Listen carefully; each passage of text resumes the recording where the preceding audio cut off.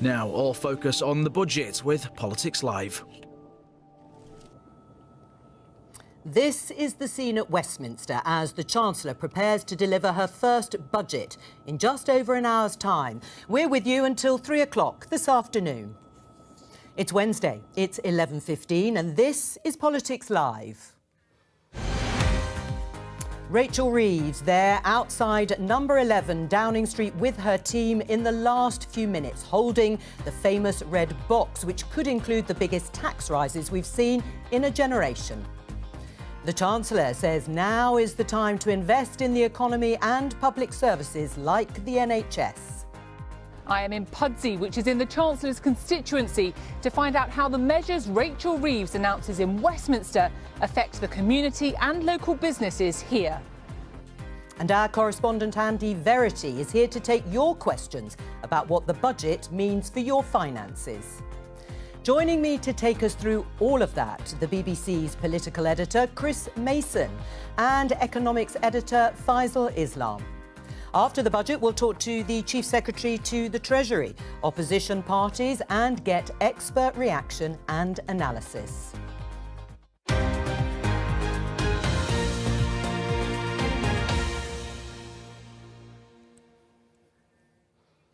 Welcome. Well, Budget Day is always a big and important occasion in Westminster for politics, for economics and for the way it could impact all of us. Now, that sense of occasion is heightened somewhat because it is the first budget by a Labour government for 14 years and the first budget to be delivered by a woman. Rachel Reeves is the first female Chancellor of the Exchequer.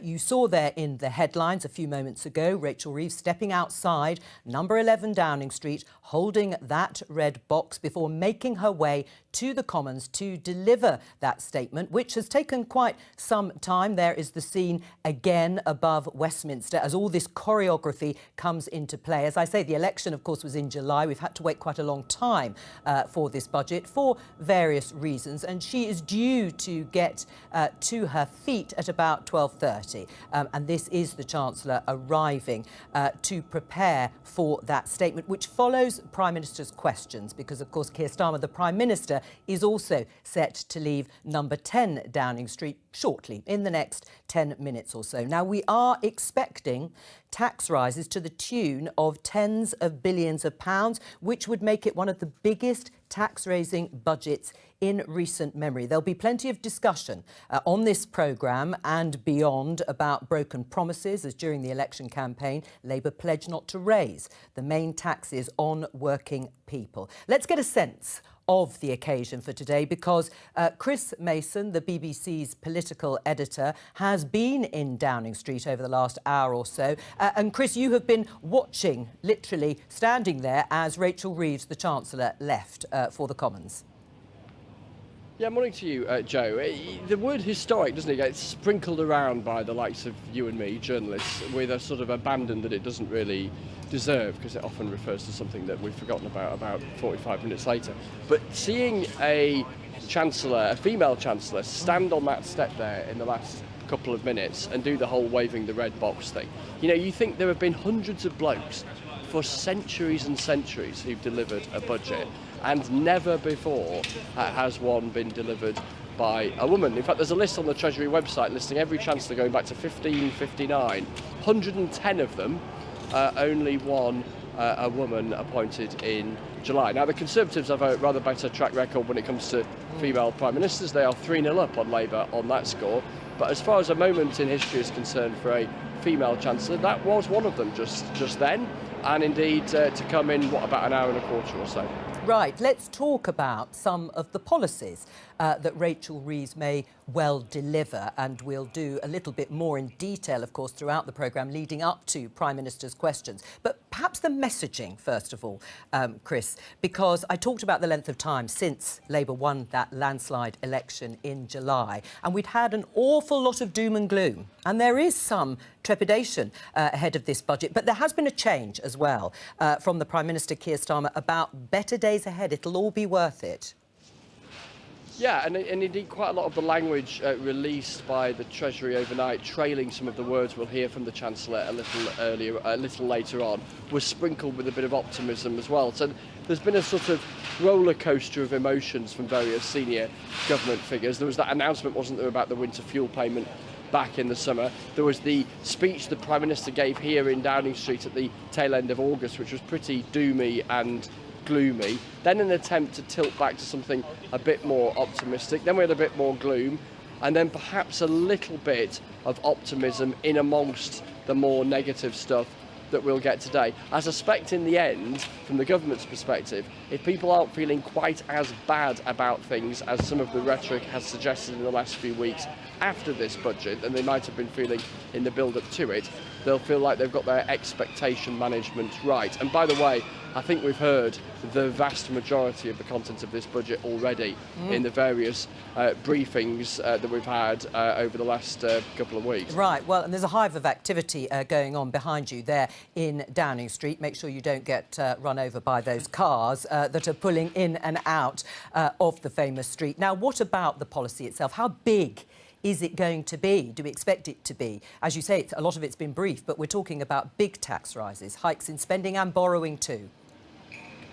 Exactly, all of those things, big borrowing, big spending, big tax rises, just big in capital letters, really. The argument the government's going to make is that it is of a scale that is commensurate with what they think the challenges are. In other words, that sense that they think the country's in a pickle, and their solution to it is to take a lot more taxpayers' money and borrow a lot more money, with the aim, they say, to use the phrase we'll hear from Rachel Reeves, to, quote, invest, invest, invest. Labour politicians in particular like that word, invest. It means spending, but the argument is you're spending on things that will hopefully have, they hope and claim, a long-term dividend. In other words, spending stuff for the longer term rather than spending for the day-to-day. But yeah, we expect tax rises, we expect that increase in employer national insurance, capital gains tax, inheritance tax too, as well as those things like the addition of VAT for private school fees that was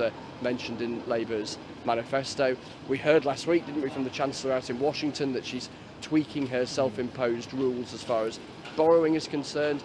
That means she'll be able to borrow billions and billions of pounds more for those investment projects that we will hear her talk about. Why did they tell us about that in advance? I think part of the reason, a big part of the reason, was about trying to reassure the markets. It's only a couple of years ago, of course, where we had that so-called mini budget of Liz Truss and Kwasi Kwarteng. It was big, it was full of surprises, and all hell broke loose afterwards. So they've tried to roll the pitch, they've tried to manage expectations in advance with announcing that in advance. There's that minimum wage increase that we were reporting last night as well. So lots of things, big policies and big points of contention to discuss and debate in the coming hours. Well, let's leave it there for now, Chris Mason. You're going to hot-foot it over to the studio and join us shortly. Faisal is here with us. In terms of those big tax rises, tens of billions of pounds we're expecting Rachel Reeves to announce. How big are they? To use Chris's words, yes, in capital letters, but in terms of context, in historic terms? Well,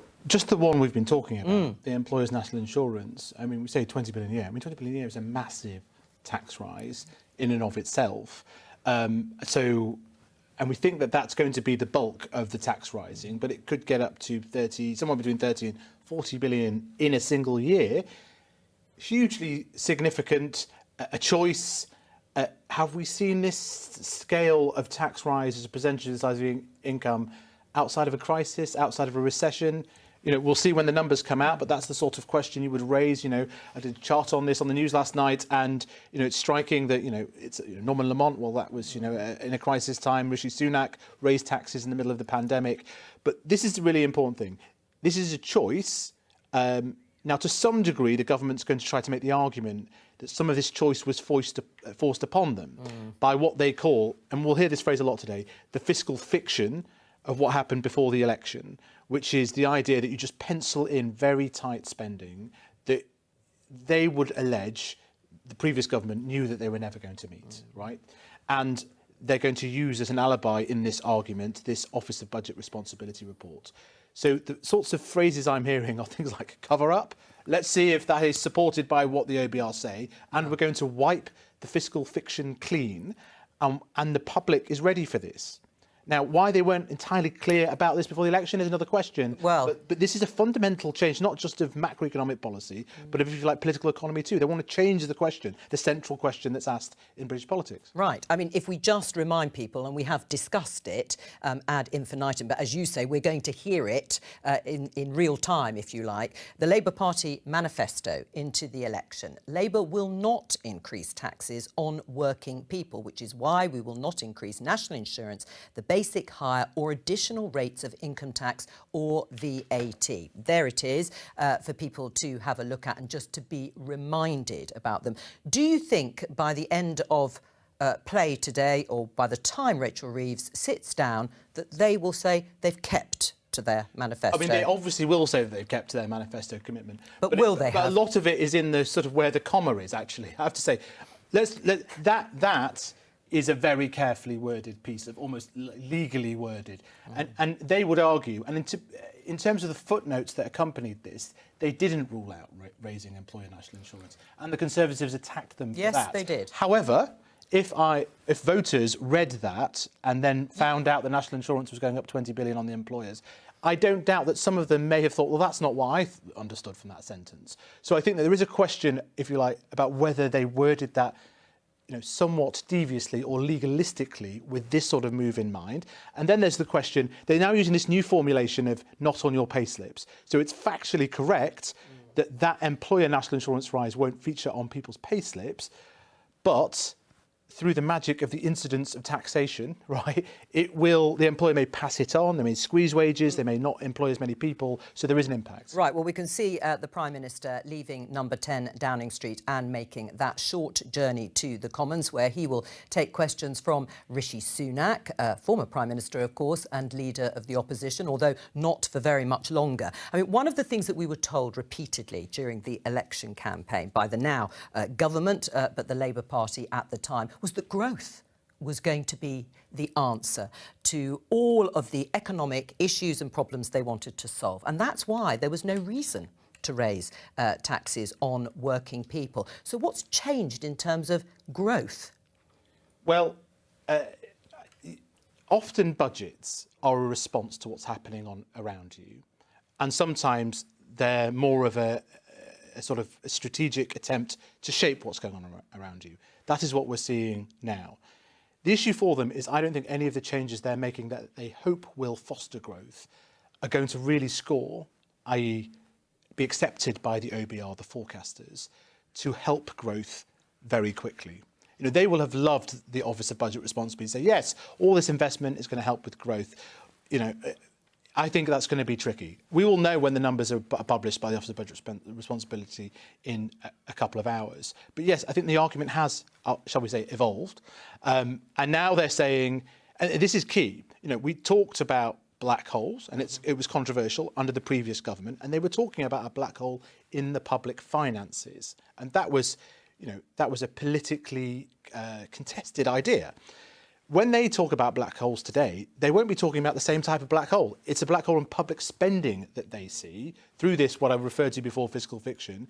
And their assessment of this is the public, when they see the country, they aren't scratching their head worrying about the deficit. They're worrying about the state of their hospitals, of crumbling schools, of town centres and the like, and that they will buy this, particularly if they can be persuaded that the tax is on other people, on businesses and on wealth. Well, and we can talk about borrowing and the release of billions of pounds, as we expect Rachel Reeves to say. Well, she's confirmed that she's changing the debt rules a little later in the programme. But we also want your questions about what you may be worried about, or what you want to find out about how the budget will affect your personal finances. And you can get in touch with us in a variety of ways. ways. I think we can show you on the screen via WhatsApp, via email and via BBC Your Voice budget. You can see all the information there, and please do get in touch because our expert economics correspondent Andy Verity is in the newsroom and he will be able to answer, I'm sure, all of your questions. Let's start with something that people have been asking about, Andy Verity, and that is about income tax thresholds. We've just been talking here in the studio about the Labour Party's pledge during the election not to raise taxes, the main taxes on working people, but those income tax thresholds, they may well stay frozen. Well, as Faisal said, Joe, it's very much the letter of the law here, because they didn't quite say that they wouldn't raise taxes on working people. They say in that passage you read out, they wouldn't raise the rates of tax. But the thing is that you can actually raise the amount you take off people without raising the rates by freezing the thresholds above which you start paying tax. This is something that was begun by Rishi Sunak back in 21. It was one of the biggest tax rises we've seen in decades. Key question, will they carry it on? And just to illustrate what it means, say you're on a minimum wage and you've just had that boost of 6.7%, you're getting paid £12.21 an hour. That works out full time, you'll be earning about £22,000. Now, if you take away the personal allowance, the tax-free personal allowance, £12,570, you'll be paying tax on about £9,500 of that minimum full-time wage. If they had raised the thresholds over the last few years in line with inflation, that allowance would be more like £15,000, so you'd only be paying tax on about £7,000 or so. The consequence of it all is that someone on that wage would now be paying £700 more than they would have done if they had kept indexing that threshold. So instead of going up in line with earnings, it's staying still. Your earnings are going up and the bit in between, which you get taxed on, is going up. That's a tax rise. In fact, the OBR said it's equivalent to a 4p in the pound rise in the basic rate of tax. Yet because it isn't strictly a rise in the rate, they can get away with it. Right. I mean, in terms of changes to national insurance, again, referring to what was said during the campaign and those manifesto commitments, we are expecting national insurance contributions to go up on employers. How will that work?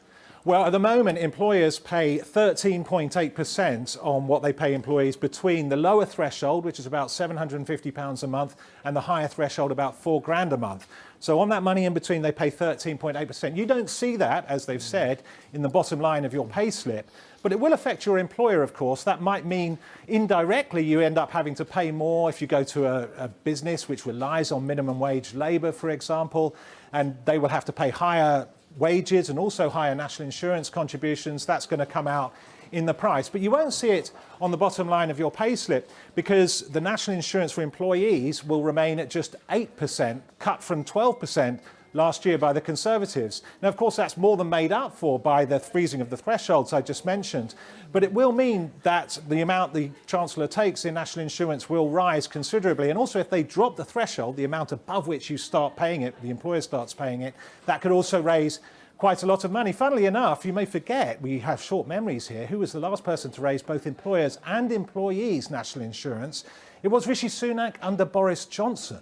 They raised it up to 15% and it was also higher for employees, up at 12% in order to pay for long-term care. Then Rishi Sunak later took that back again. So we have short memories on these things. Right, yeah, indeed. Andy, you will be there in the newsroom throughout the proceedings today to answer people's questions. And just a reminder, please do get in touch. I think we can show you once again how to do it, or if we can't now, we will show you in a few minutes' time. But you can contact Andy Verity in the newsroom with whatever you want to ask about ahead of the budget or straight after. You can see the details there at Your BBC, Your Voice budget on WhatsApp and on email. Now, let's go to Leeds because our correspondent Alex Forsyth is there talking to people and testing the temperature of how people are feeling ahead of this budget and what they want to hear. Alex. Yeah, hello, Joe. Welcome to Pudsey. Pudsey Leisure Centre, in fact, a very busy leisure centre right in the middle of Rachel Reeves's constituency. You can see why we've come here. And we've got people from a range of different sectors to try and get a sense of what they are looking out for in this budget. We can talk first to Sarah Buttigieg, who is the Director of Green Energy Switch. Sarah, thank you for being with us. So energy, of course, a huge concern when it comes to some people's bills. What are you wanting to hear from the Chancellor? Yeah, so I just want energy to actually be a focus in the budget. I think if you speak to anybody, Green Energy Switch, the company I work for, we deliver home energy visits to the most vulnerable in society. And actually, if you speak to people in society, energy bills are the thing they are most concerned about. And I'm concerned it might get missed from the budget. If you look back to 2020, pre-energy crisis, there was around 3 million people in fuel poverty. Now you're looking at 6.5, and those numbers just can't be ignored anymore. There needs to be more done. Of course, what we're hearing from the Chancellor ahead of this budget is that pressure on public finances. So while she's talking about investment in the NHS and education, we're led to believe there are going to be tough decisions across the board. Is that a point of concern?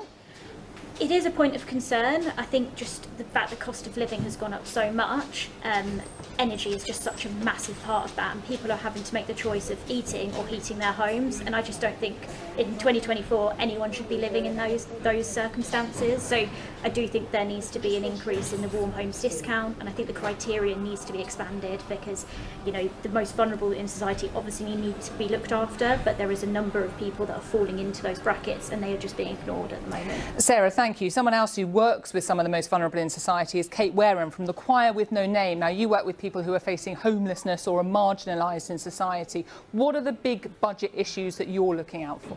So our choir members all have experience of homelessness, and we meet together every week to sing, to eat and to build community from which to make some good decisions and move forward in our lives.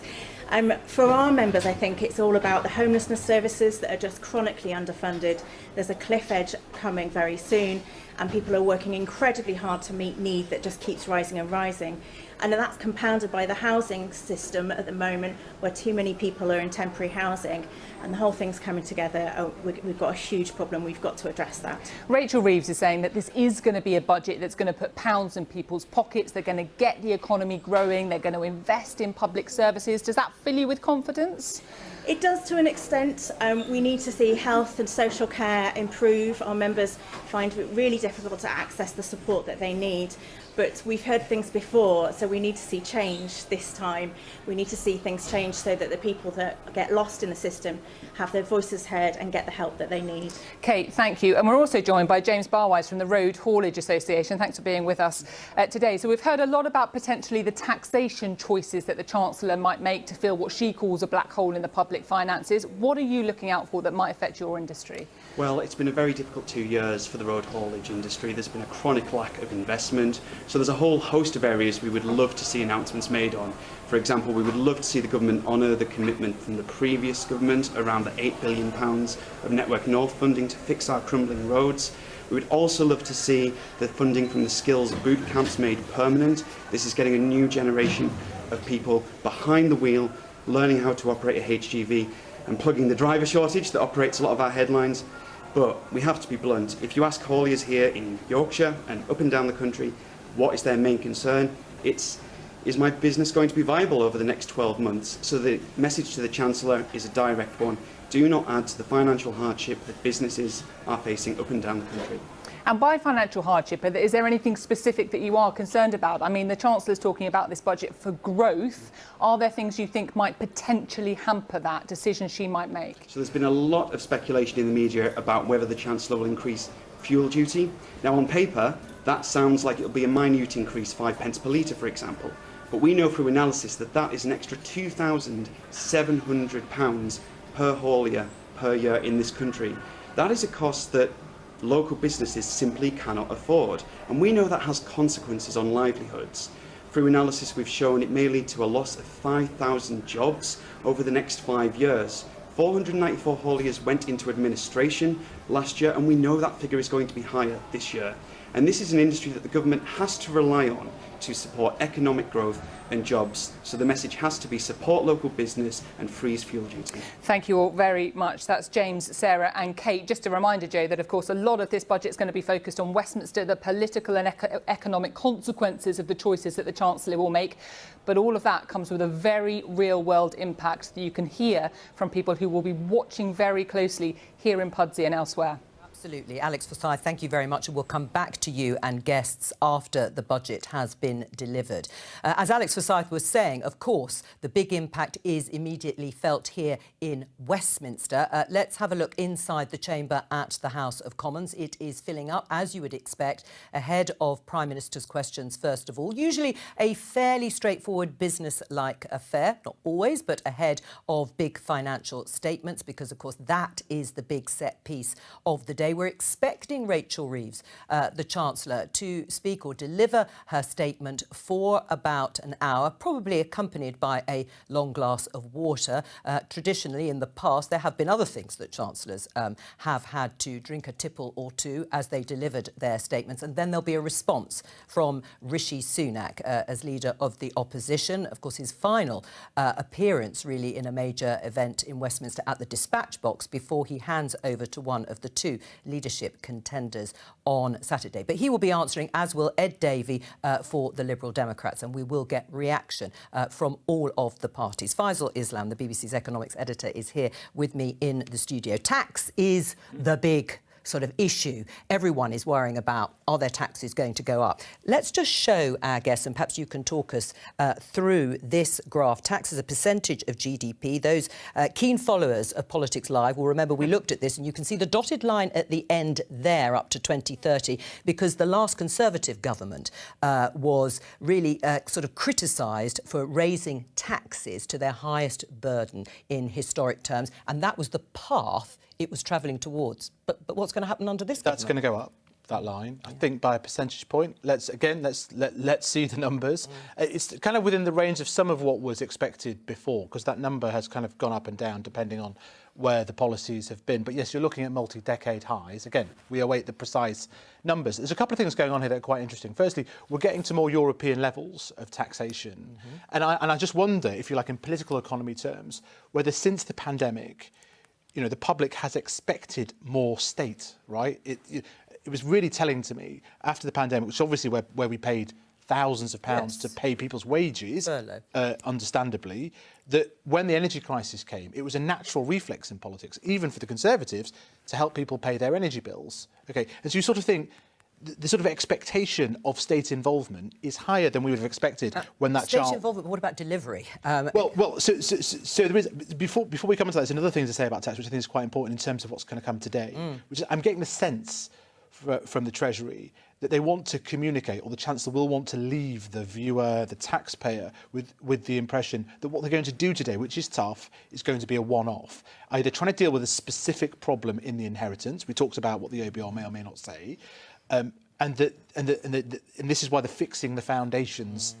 Decade of renewal and... Yeah, but you shouldn't need to fix your foundations every year. They don't want to be coming back in again and again and again. For more. So now, believe that or not, well, but that's the sort of message that we're going to get. Right, well, we can see pictures, again, of Rachel Reeves and Darren Jones, the Chief Secretary to the Treasury, and the rest of the Treasury team there outside number 11 a little bit earlier, holding that red box, the contents of which will soon be explained and delivered to all of us. But that's a very interesting point. Will it be a one-off? Will they come back for more? Because, of course, it all relies on the policies that they outlined today, so higher taxes, higher spending, more borrowing.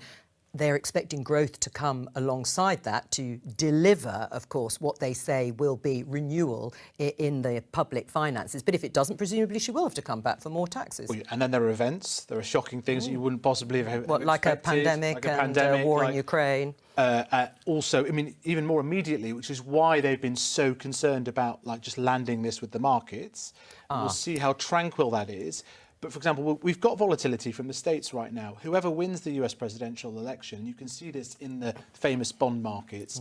You can see that trickling up because if you believe either side of the American presidential election, forgive me just diverging slightly, in theory, that's trillions of dollars of more spending in the US, when they go up, the effective interest rates paid on US debt, it affects all of us and it affects the UK more than almost any other country. Well, we've heard the view of some people in Leeds. Let's go into Central Lobby and get the views of two backbenchers, Rachel Maskell, Labour MP, and Sir John Hayes for the Conservatives. Welcome to both of you.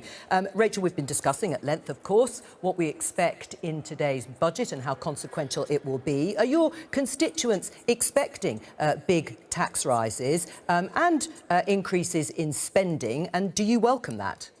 Well, we just have to think where we were just 2 years ago, and of course this budget is all about repairing the damage, where we saw mortgage rates and interest rates go through the roof, and of course the pension book just about to collapse. So of course we know we've got to put that reparation in today, but also build the stability for the future. We've had 14 years of no growth, we've had that rumbling in and out of recession, and of course today's the opportunity to give that business confidence as well, to say invest in our country, in our science and our research, and the opportunity to now grow on a stable basis, and that's what today is all about. So John Hayes, the Labour government is fixing the foundations that were broken by previous Conservative governments. Well, one of the things Rachel said is right, and quite a lot of what she said was wrong. So what she said was right was that this is about investment, and investment in making a more productive economy.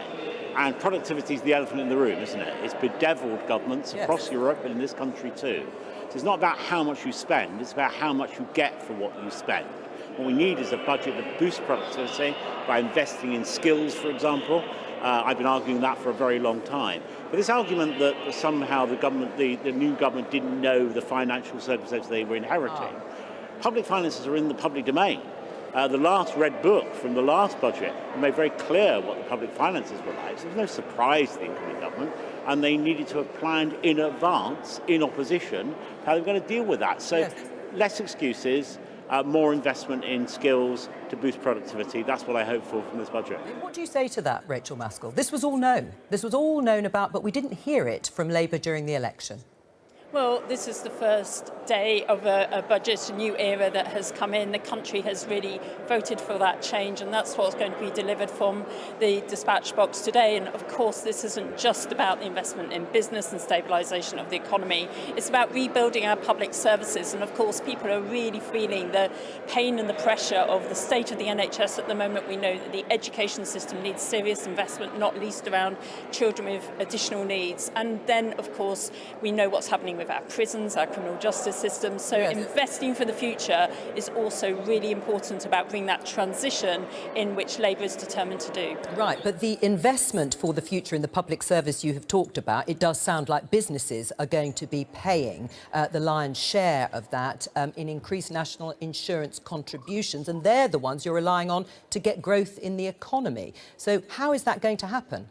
Well, Labour has always been about redistribution, and I think we will see some of that today. But not only that, we need to ensure that people have got more in their pocket. And hearing about the rise in the national minimum wage to £12.21, a 6.7% increase, is really going to help people across our communities spend more in their local communities as well, and that will help bring that economic boost that we're looking for. John Hayes, do you welcome that, the increases in the national minimum wage and the national living wage? I've always supported the idea of the less well-off being looked after by government. I actually take the view that the advantaged have a responsibility for the less advantaged. But when you tax businesses, you tax jobs. So if employers, if businesses, and we're not just talking about huge businesses, we're talking about the small businesses in my constituency and Rachel's, if you tax them more, they won't start, they won't continue, they won't grow. And that costs jobs. And in fact, the Chancellor in opposition described national insurance as a jobs tax. Now, I think if we stymie business, we will actually not get the growth we need to deliver the kind of outcomes that we both want for the less well-off. And one other thing, things like putting up bus fares, things like putting up fuel duty, I hope they're not in the budget, because they really hurt all working people. And that's not what I'm about, and I hope it's not what Rachel's about either. Well, Rachel, is that what you're about? Obviously, bus fares are going to go up, or the cap from £2 to £3 outside of London. And you've just heard what John Hayes said about what is a jobs tax, as he sees it. Well, clearly we need to see the detail in the budget, and it's not long now until the Chancellor will be making her announcements from the dispatch box. But of course I want to ensure that our businesses are strong and robust, and I believe that when people have got more and investing more in local businesses, that is the best way of building that steady growth that we need to see over the time to come. Labour is pro-business as well as pro-worker, and I think you can see by the measures we've already introduced into government, not least last night, that investment in the future of the energy sector that we will see, seeing that just transition is about ensuring good jobs for the future as well as a strong economy, and that's what I think we'll hear from the Chancellor today. But interestingly, you haven't supported everything that the government has done. You have campaigned vociferously about the government's early decision to cut the winter fuel payment to millions and millions of pensioners. You said you were going to work with the government rather than voting against them. Have you had any success in changing their minds? Well, I'm talking about the winter fuel payments, of course, because we need to protect the most vulnerable in our community. That is very much part of the Labour tradition as well. So what do you want to hear from the government on that? Well, I like to have the assurances that those worst off in our community will have the protections through their energy bills so that they won't be frightened to switch the switch this winter and will be able to keep themselves warm, because we know when people are warm they won't be putting so much pressure on our NHS, which really does need every bit of support it can get. I mean, John Hayes, is it a missed opportunity today not to have the new leader of the Conservative Party? It will be Rishi Sunak in what is probably his final outing, certainly at the dispatch box, not the new leader. Well, it's no secret that I hope the new leader will be Robert Jenrick, by the way, but let's put that to one side. That is no secret, yes. You know, one of the most difficult jobs that any leader of the opposition has, and I talked to Rachel about this earlier actually, is the budget response. I was there when David Cameron was the leader of the opposition, when Ian Duncan Smith was the leader of the opposition. It is a really tough job. Rishi, of course, because of who he is and what he's done, will be in a better position than many. So it's not a job that anyone really welcomes, the idea of responding to a budget you haven't seen until the moment it's delivered. That's a tough call for anyone, whether they're Labour or Tory. Just one last thing. I do hope we're not going to see the freezing of tax thresholds.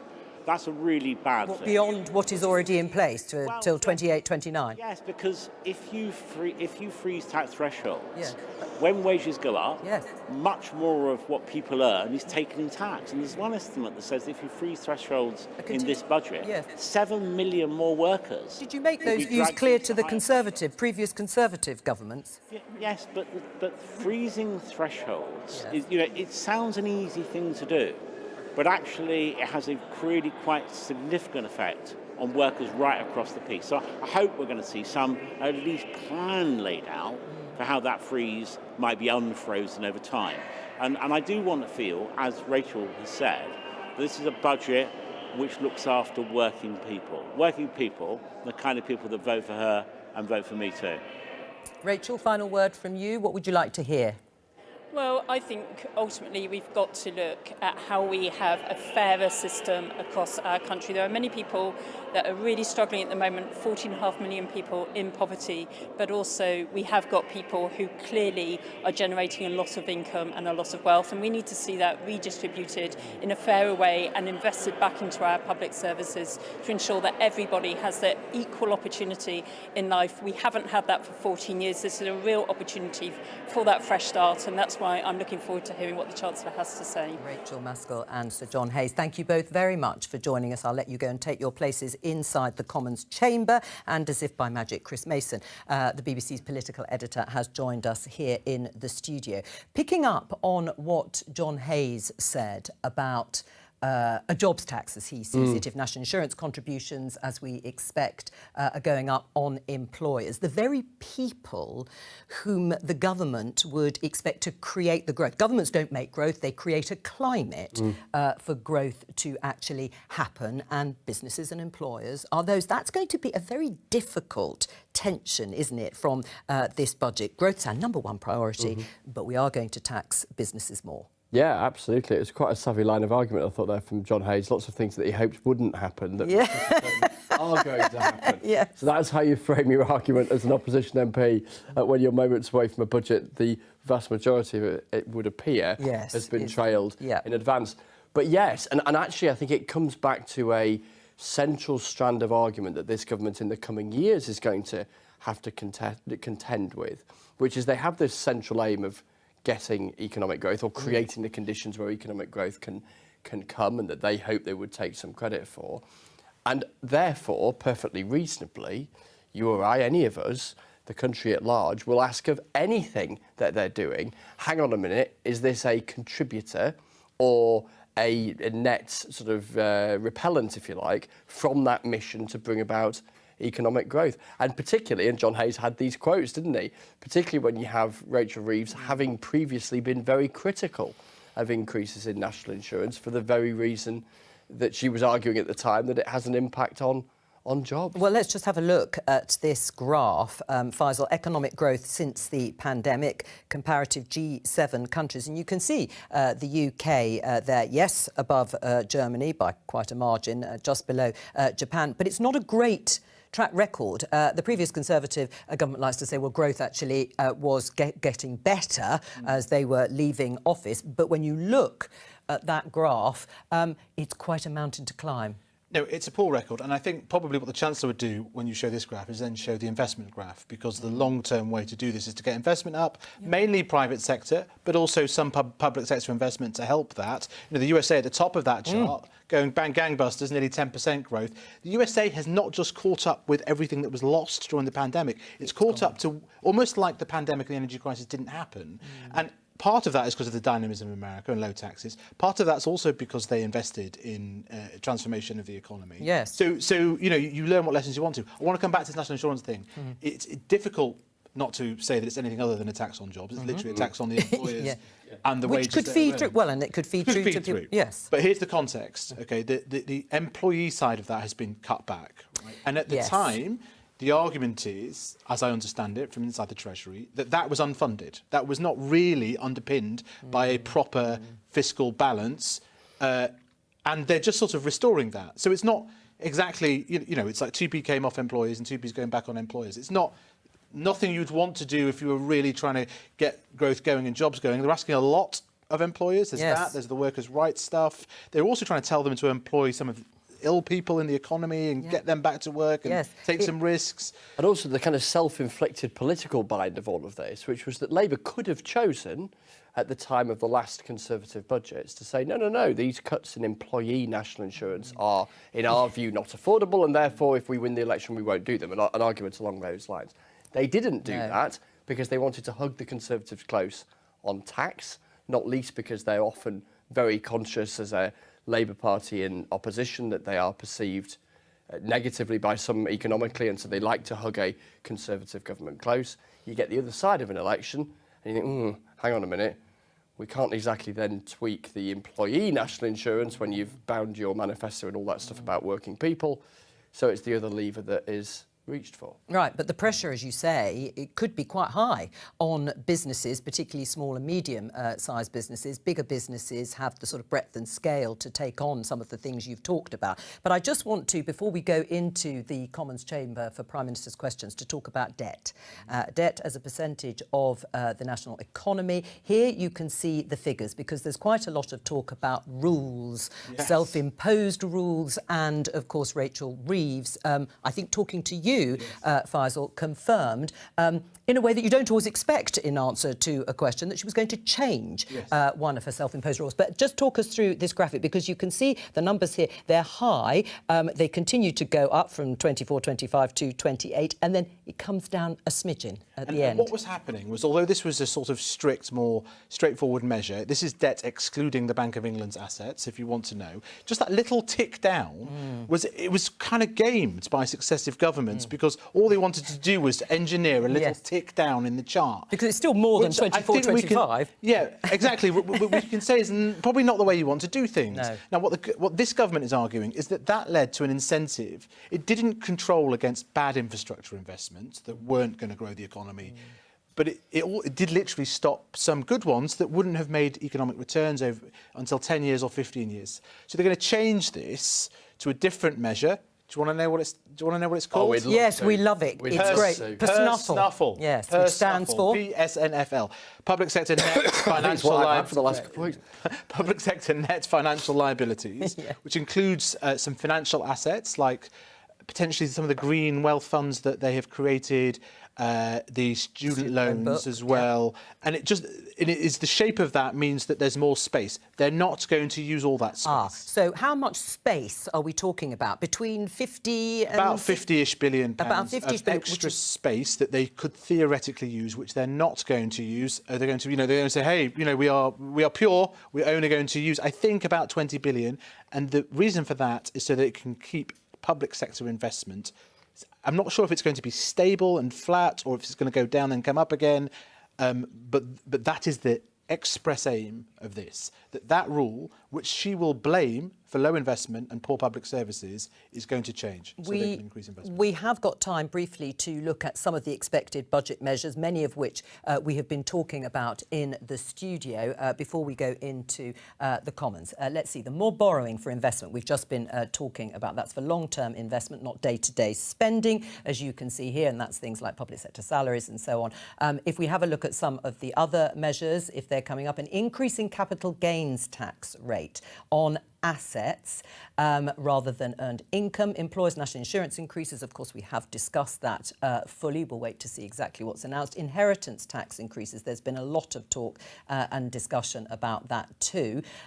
Here are some of the other measures, because we are expecting a bonanza budget. Big online companies to pay more tax.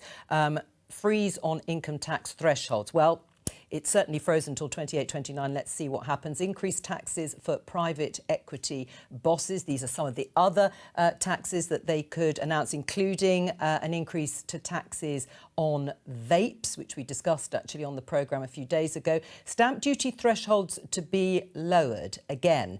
Also has been talked about as a way of getting some more money into the exchequer. Let's see what else we could be expecting. Energy profits levy due to rise to 38%. It was already in the 30s, but she could possibly make it higher. The VAT on private school fees, one of the few tax rises that we did know about and have known about for quite some time, which is due to come in, I think, in January. The minimum wage increases we've heard about by 6.7% to the national minimum wage and living wage. State pension rise of 4.1% in April. We may not get through all of these because I can see the Speaker, Lindsay Hoyle, probably doing his opening 2 PMQs, but betting and gaming duties also to rise. Let's just continue while I keep an eye on him in the Speaker's chair.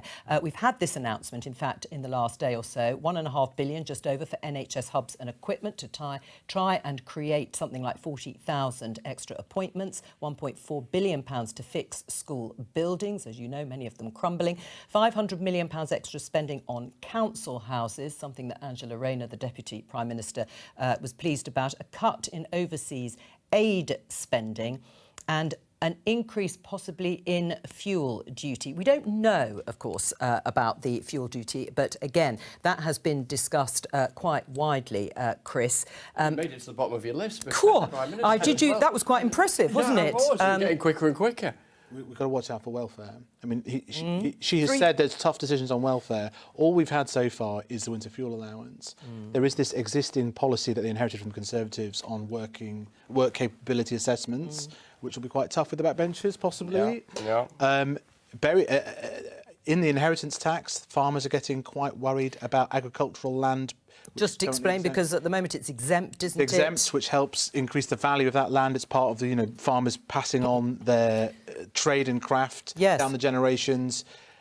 Some say that it's been used as a loophole. There's also a special stock market that's hugely benefited. Could that be impacted? Well, then, just as a general point, Chris, there has been this sort of growing sense of fear. As people worry about, gosh, what's going to affect me directly? There's so much that could potentially happen in this budget, more than previous ones recently anyway. Yeah, and it's big, and in that sense it's going to affect more people, I think, than perhaps some have recently. And I think as an acknowledgement of that, we're going to see quite a bit more of the Chancellor in the next few days than perhaps has sometimes been the case. So we'll see her out on Sunday morning at the end of a budget week talking to Laura Kuenssberg and others, as opposed to at the beginning of a budget week, which tended to happen in the past as that unpacking continues well into the weekend. Can I just also ask a general question about public spending? Because public spending it looks like the NHS is going to do well, broadly speaking, but not every department might do as well, particularly those unprotected departments. And Rachel Reeves very keen to say there will be no return to austerity. Well, I think that last sentence is the sort of operating thought. We are going to get a one-year spending review, a mini spending review for next year, which kind of really should have been done earlier. Yes. They've been left in the dark. So they're going to fill in the gaps there. There's some tough elements to that. Then we'll get the outlines. All right, the next 3 or 4 let's go years. in for Prime Minister's questions. Thank you, Mr. Speaker. I wish everyone celebrating in the UK and around the world a joyful Diwali, a time to come together to celebrate and focus on a brighter future. Last Diwali, the leader of the opposition and his family lit the Deers outside 10 Downing Street. It was a significant moment in our national story. The first British Asian Prime Minister is a reminder that this is a country where people of every background can fulfil their dreams, and it makes us all proud to be British. Mr. Speaker, as you've just referenced, as this is our last exchange across the dispatch boxes, I wanted to take this opportunity to thank the Leader of the Opposition for his service. Now, of course, we've had political disagreements, ideological differences. We've argued at some length. But I want to thank him for his hard work, for his commitment, and for his decency in everything that he has done. And I, too, wish him and his family the very best for whatever the future may hold for them. Mr. Speaker, this morning I had meetings with ministerial colleagues and others. In addition to my duties in this House, I shall have further such meetings later today. Katrina Merrick. Thank you, Mr. Speaker, and I'd like to associate myself with the remarks made by the Prime Minister.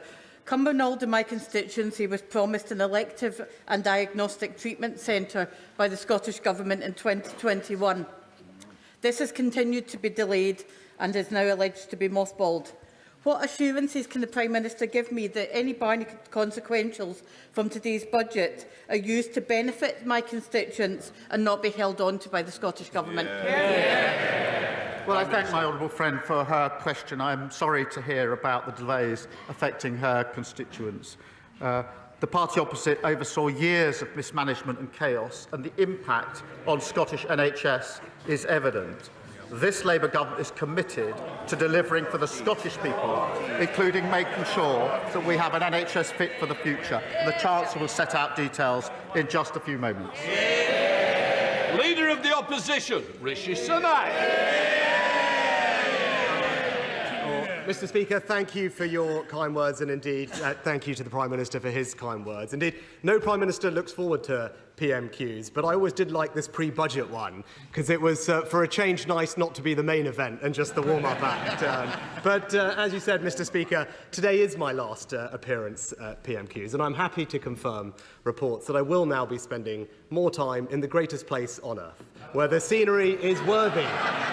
The scenery is indeed worthy of a movie set, and everyone is a character. That's right, Mr. Speaker. If anyone needs me, I will be in Yorkshire. So, and as an adopted Yorkshireman, I'm particularly looking forward to doing the coast-to-coast walk that runs through my constituency and many others. Since 2015, we've made significant progress with a campaign to make it a national trail, and indeed, Natural England are close to concluding their work. So, can I ask the Prime Minister to ensure that the coast-to-coast does indeed become Britain's greatest national trail, and in preparation for my return to the backbenches, would he meet with me to discuss it?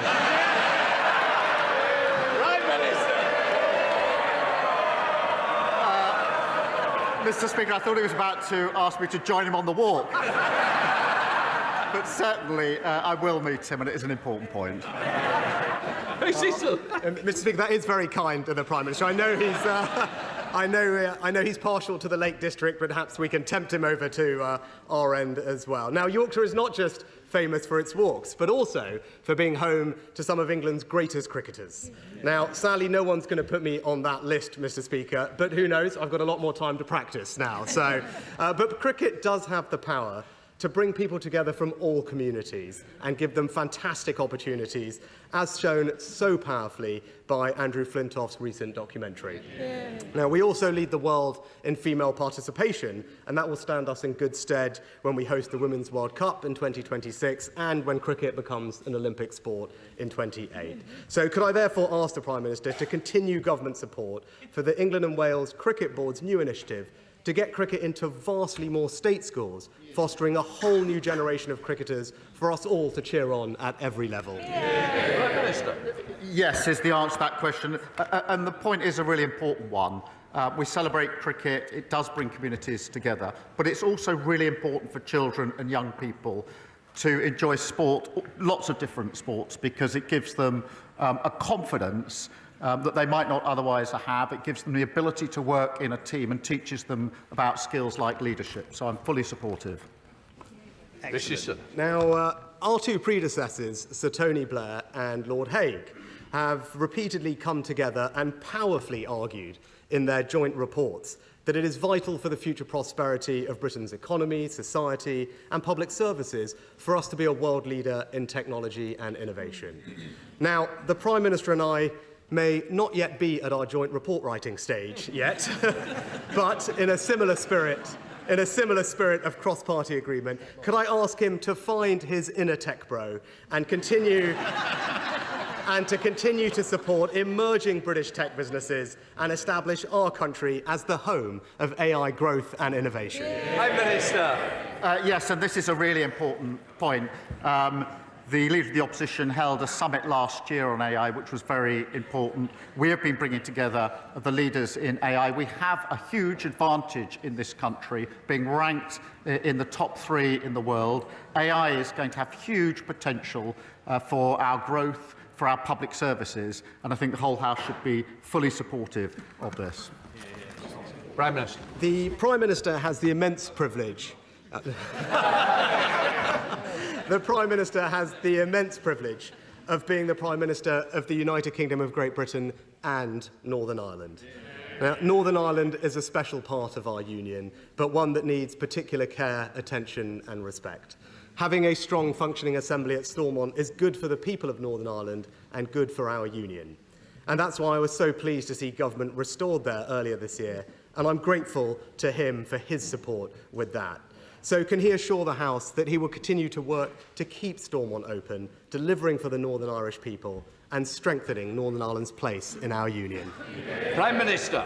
Yes, and again, this is a really important point and one that matters to me personally. I worked for 5 years in Northern Ireland on some of the proposals under the Good Friday Agreement, in particular the transformation of the RUC into the Police Service of Northern Ireland. I worked with both communities there. It was for 5 years. It was very important to me, had a huge impact on me, and so I care deeply about Northern Ireland, and I absolutely agree that the institutions government needs to be up and running and want to give all support I can to the further development in Northern Ireland. Now, as Prime Minister, he will be acutely aware of the threats that our United Kingdom faces from an axis of authoritarian states, Iran, North Korea, Russia and China. And in particular, I'm proud of the way that this House has united in standing up to Russian aggression in Ukraine. And I know that we will never waver in our commitment to the Ukrainian cause. Now, I will always be grateful for the support that he gave me when we were the first country to send Ukraine Western battle tanks, long-range missiles, and the first to offer security assurances to Kyiv. So in light of the threats that we face, can I urge him to always maintain the strength of the transatlantic alliance and ensure that NATO remains the bedrock of Western security, with the United Kingdom playing a leading role? Yes, and NATO is, in my view, as important today as the day in which it was created, in light of the challenges that we face. And it was a Labour government that was the proud co-founder of NATO, and we've repeatedly said we support NATO to the hilt. Rishi Sunak.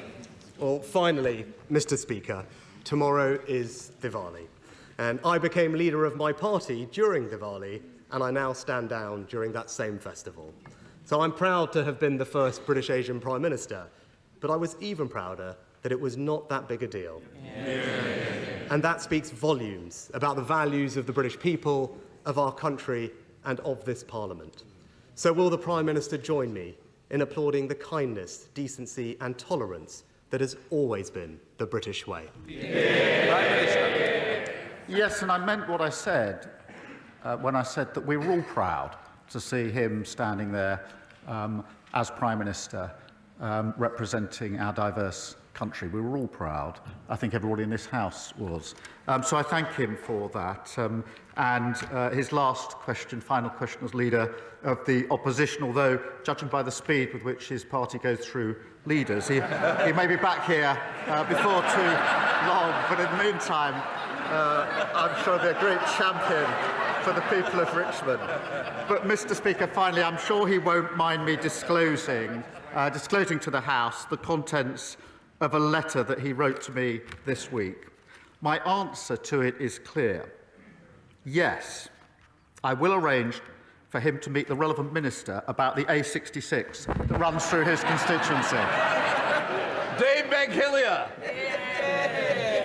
Thank you, Mr. Speaker. Mr. Speaker, in Hackney, nearly 4,000 children who could fill 8 primary schools are in temporary accommodation, many outside London. This is bad for their future opportunities. It's ripping apart our communities.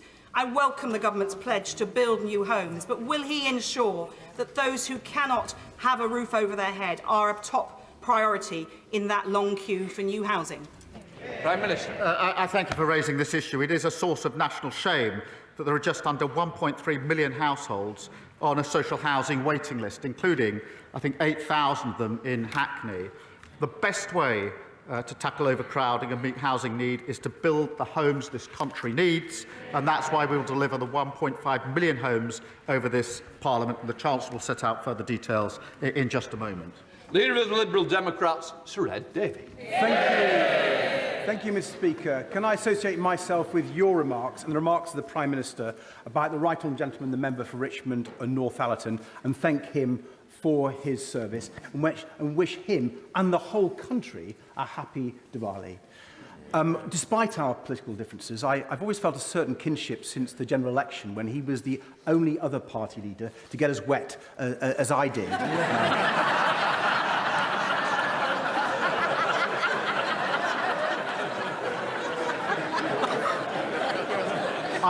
I'm looking forward to debating the budgets with him and the Chancellor shortly, but can I wish him and his family all the best for the future.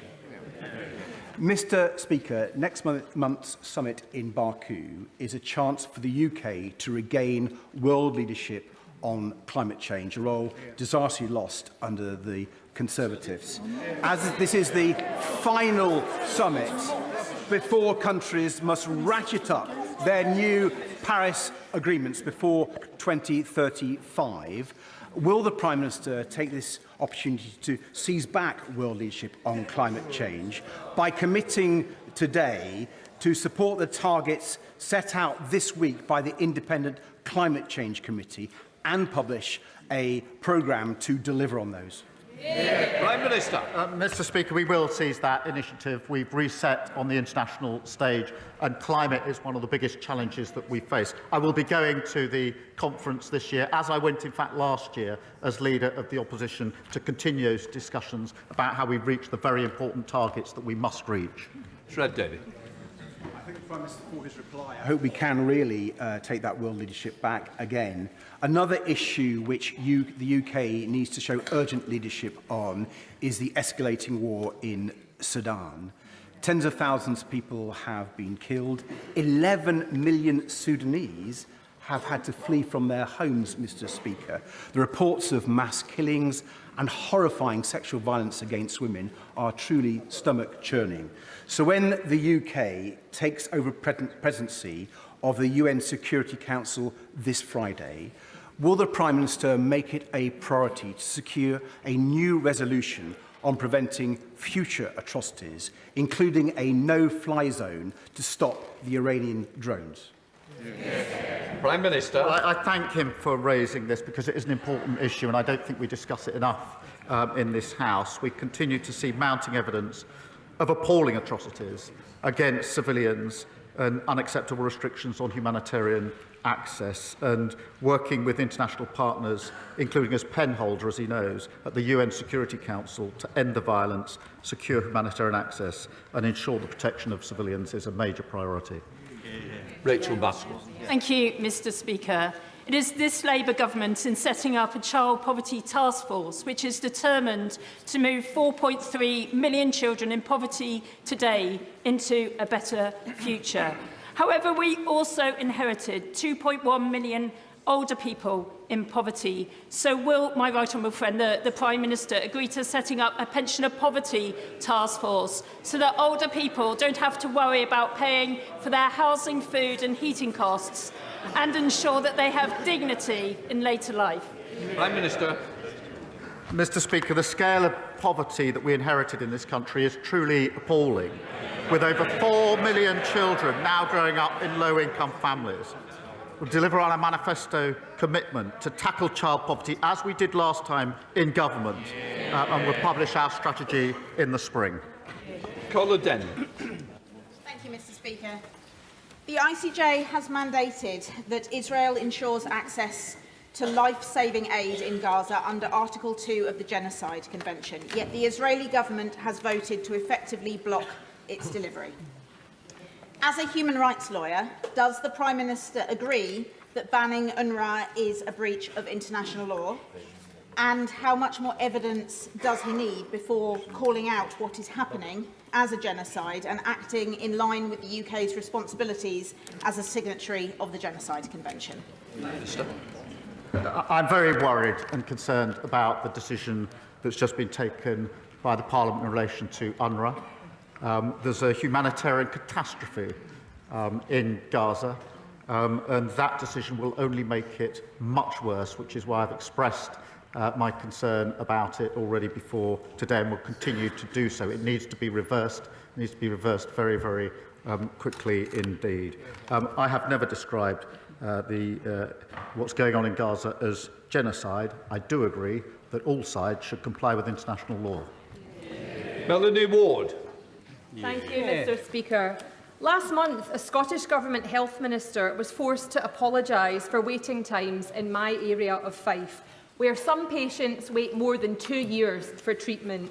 My constituents deserve so much better than this. Does the Prime Minister agree that the SNP must take responsibility for 17 years of failure? And if today's budget delivers a bigger block grant to Scotland, they must sort out the mess they have made of Scotland's precious NHS. Well, Mr. Speaker, this is the second time this has come up this afternoon in Prime Minister's questions. I hope the SNP are listening good and hard, because I'm sorry to hear her constituents have been waiting so many years for their medical treatment that they need. We are committed to the NHS, and the Chancellor will have a lot more to say about that in just a moment. Richard Tice. Thank you, Mr. Speaker. The government's own independent reviewer of terrorism legislation, Jonathan Hall Casey, has said repeatedly recently that it is important in incidents of terrorism that the authorities put out more information sooner in order to prevent an information gap. Does the Prime Minister agree? Prime Minister. Mr. Speaker, obviously I'll tread carefully in answering this question for the very reasons that you yourself set out at the beginning of this session. I think it's very important, first and foremost, that in all cases, including the particularly difficult case that the Speaker mentioned earlier, that the police and prosecutors are able to do their difficult job. And all of us in this House have a choice to make, including both candidates to be the next Tory leader. They can either support the police in their difficult task, or they can undermine the police in their difficult task. And I know which side I'm on. Rachel Blake. Thank you, Mr. Speaker. Minutes from here, in the communities of Victoria, Pimlico, Paddington and Covent Garden, there is an unprecedented rise in the number of people sleeping rough after 14 years of the Tory government. Will the Prime Minister Minister update this House on the cross-departmental homelessness strategy? And does he agree with me that this Labour government has a once-in-a-generation opportunity to end rough sleeping for good? Prime Minister. Homelessness levels are far too high in this country. And we are developing a long-term strategy, working with mayors and local leaders to end homelessness once and for all. And taking action to tackle the root causes, Mr. Speaker, which is delivering the biggest increase in social and affordable house building in a generation. And we, of course, have picked up where the party opposite failed by abolishing no-fault evictions, preventing many renters ending up homeless. Good job. Thank you. Thank you, Mr. Speaker. First, we had the embarrassment of the Labour Party being sued by the Trump campaign. Then we had the national capitulation of... Let me hear the rest of the question, please. Thank you, Mr. Speaker. Then we had the national capitulation of the government over the sovereignty of the Chagos Islands. And now we have had the personal humiliation of the Prime Minister at the Commonwealth Heads of Government Summit. All of which begs the question, Mr. Speaker, how on earth does a Foreign Secretary still have the full confidence of the Prime Minister? Mr. Speaker, I was intending to say that he was an upgrade on his predecessor. Of course, drove up thousands of pounds in mortgages, but I withdraw that now. Thank you, Mr. Speaker. When the Prime Minister and the Chancellor discuss the importance of supporting working families, I think of the dedicated farmers in South Norfolk. The Prime Minister has constantly acknowledged the critical role of food security and the need for farmers to have certainty to plan. Can the Prime Minister confirm what action our government will be taking to back British farming in constituencies like mine? Prime Minister. Mr. Speaker, I welcome my honourable friend to his place. And talking of predecessors, no one did more damage to rural constituencies than his nearby predecessor, whose disastrous mini-budget crashed the economy and hurt his constituents. I do note that she's been tweeting the approval of the current Shadow Chancellor's attacks on the independent OBR, just showing the party opposite have learned absolutely nothing. Over 1,000 farmers have been forced out of business due to Tory neglect, and we will turn that around, and you'll hear more about that in the budget in just a minute. Helen Morgan. Thank you very much, Mr. Speaker. The Robert Jones and Agnes Hunt Hospital in Oswestry in my constituency is home to the Veterans Orthopaedic Service, and that's by far the largest provider of veterans hospital care in the country. It's a fine example of what you can build when the NHS and the local authority work together. It costs no extra public money to set it up, but because of NHS changes in the way ICBs charge each other, it's been left with a funding shortfall. Will the Prime Minister come and visit this fantastic facility in beautiful North Shropshire and see for himself why it's so important we keep it going? Minister.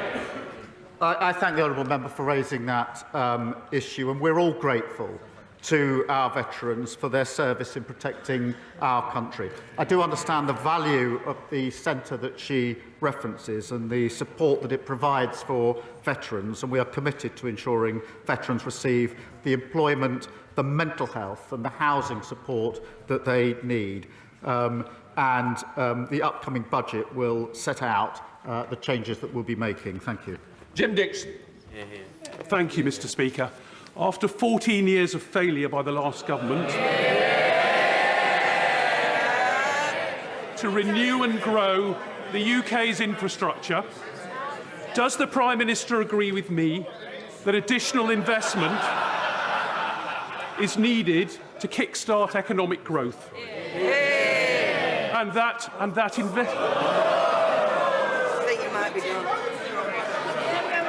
Mr. Speaker, this is the important bit. And then investing in a new Lower Thames crossing to relieve Dartford residents from gridlock caused by overcapacity at the Dartford crossing, thereby boosting the North Kent and UK economy by £40 billion would be an excellent project to start with. Prime Minister. Minister. Mr Speaker, I'm really pleased that under this government, Britain has already secured £63 billion worth of investment, which we've measured in tens of thousands of jobs. Our number one mission is growth. You'll be hearing a lot more about that in just a few minutes' time. David Bandel. My constituents, Colin and Mandy Mackey's 18-year-old son, Greg, died as a result of having a soft drink spiked shortly after he went to college. They welcome the fact that this government is going to continue with the legislation proposed by the previous government. But can the Prime Minister assure them that they and other campaigners will work with ministers and officials, not only in bringing forward that legislation, but to ensure that awareness is raised of this abhorrent practice and its potentially fatal consequences? Prime Minister. Can I thank the Right Honourable Member for raising that tragic case? And I join him in paying tribute to Greg's parents. Their tireless work to raise awareness of spiking, to support victims and call for changes in the law is inspiring, given what they've been through. This government will act. We will make spiking a specific criminal offence to better protect victims and support the police in tackling these crimes. Thank you. Alex Baker. Thank you, Mr Speaker. In Farnborough, our leisure centre was knocked down by the Conservative Council, who made empty promises to replace it with an expensive civic hub with no viable plan to pay for it. Will the Prime Minister help secure the funding that Rushmore Council needs to rebuild our leisure centre so that Labour can start delivering change after years of Tory failure? Prime Minister. Can I welcome my honourable friend to her place? I think she's the first female, first Labour MP for Aldershot ever. And she's doing a superb job for her constituents. Rushmore Borough Council was left with a shortfall of over £19 million over the last 4 years. And the running down of local services has been one of the most painful features of the last 14 years. We will work hand in hand with councils, including multi-year funding settlements, and with local leaders to develop and make sure the services that are needed are there. Final question, Mark Francois. Thank you, sir. Prime Minister, you mentioned veterans a few minutes ago. As we approach Remembrance Tide, one group of veterans we all owe a great debt to are those who served during the Troubles in Northern Ireland. Hundreds were killed. Thousands were maimed by both Republican and so-called Loyalist bombs. Many of those veterans now in the autumn of their lives. And yet you're proposing to repeal the Northern Ireland Legacy Bill, which was designed in part to protect them from endless investigation and reinvestigation. Why, sir, are you throwing those veterans to the wolves to pander to Sinn Féin? Can I just say, the honourable member's been here for a long time. You is not me. I don't want it to be me. Please, Prime Minister. I'm not.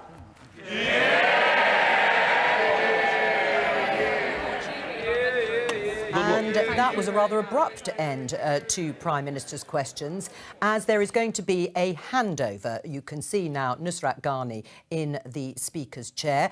She is one of the Deputy Speakers and she presides over the budget, the delivery of those finance measures that are coming from Rachel Reeves shortly, the Chancellor. And as is tradition, she will be there throughout all of the debate afterwards. Well, while that continues and while we await for Rachel Reeves to stand up, let me welcome back my colleagues Chris Mason and Faisal Islam. What was striking about that Prime Minister's questions was it was really all about Rishi Sunak, wasn't it, Chris? It was, and it's a reminder of the humans at the heart of politics. Yeah. That it is possible. We've seen it a few times since the general election, for people who are implacably opposed on so much politically to just have a public exchange where they acknowledge their kind of common humanity and that they're both doing, one of them's doing a job that the other one did. It was quite striking, actually. The Conservatives have said before that Rishi Sunak was going to focus on things that were close to his heart. What was there? Yorkshire. Yes. Cricket. Yes. Northern Ireland And there's one other thing, actually. I can't remember what the other thing was. No, but as you say, they were all his sort of personal passions, if you like. Yeah,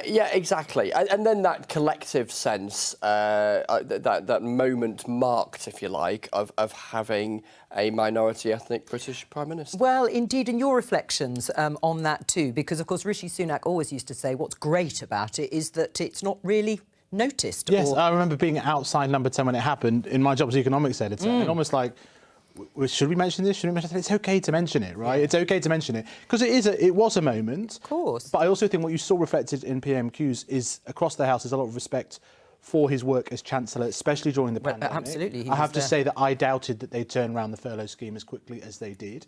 And that has had a huge impact on millions of people. I mean, he hasn't checked out politics entirely, but this is the end of frontline public service for now. I guess for now, that's an interesting question. Yeah, it'll be interesting. He's still a young man, isn't he? Yeah, he's 44, isn't he? It'll be interesting to see what he does next. And I think there's a broad-based respect within and beyond his own party that he worked blooming hard at the various jobs he did. Now, people will have arguments forever, of course, about whether he did a good job. That's a separate question. And called an election earlier than and most all of of that, and yes. all of that. But I think there's a genuine sort of recognition that he sort of really put his sort of back into it and is seen as a decent chap. Well, because we've spoken a lot today about thirsts. First Labour budget for 14 years, the first female Chancellor, and this is lasts for Rishi Sunak, not leaving Parliament as yet, but yes, last major appearance at the dispatch box. And of course he made the joke, quite rightly, that he enjoyed the Prime Minister's questions ahead of a budget because it wouldn't be him that would be the sort of main event. But he is answering, of course, today. Yeah, and so he has this last moment, and there's been some argument within the... Oh, is it about to start? Here we go.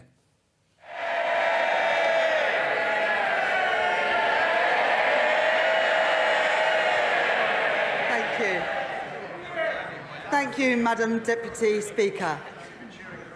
On July the 4th, the country voted for change. Yeah. This government was given a mandate to restore stability to our economy and to begin a decade of national renewal. Yeah. To fix the foundations and deliver change through responsible leadership in the national interest. That is our task, and I know that we can achieve it. My belief in Britain burns brighter than ever, and the prize on offer is immense. As my right honourable friend, the Prime Minister, said on Monday, change must be felt. More pounds in people's pockets, an NHS that is there when you need it.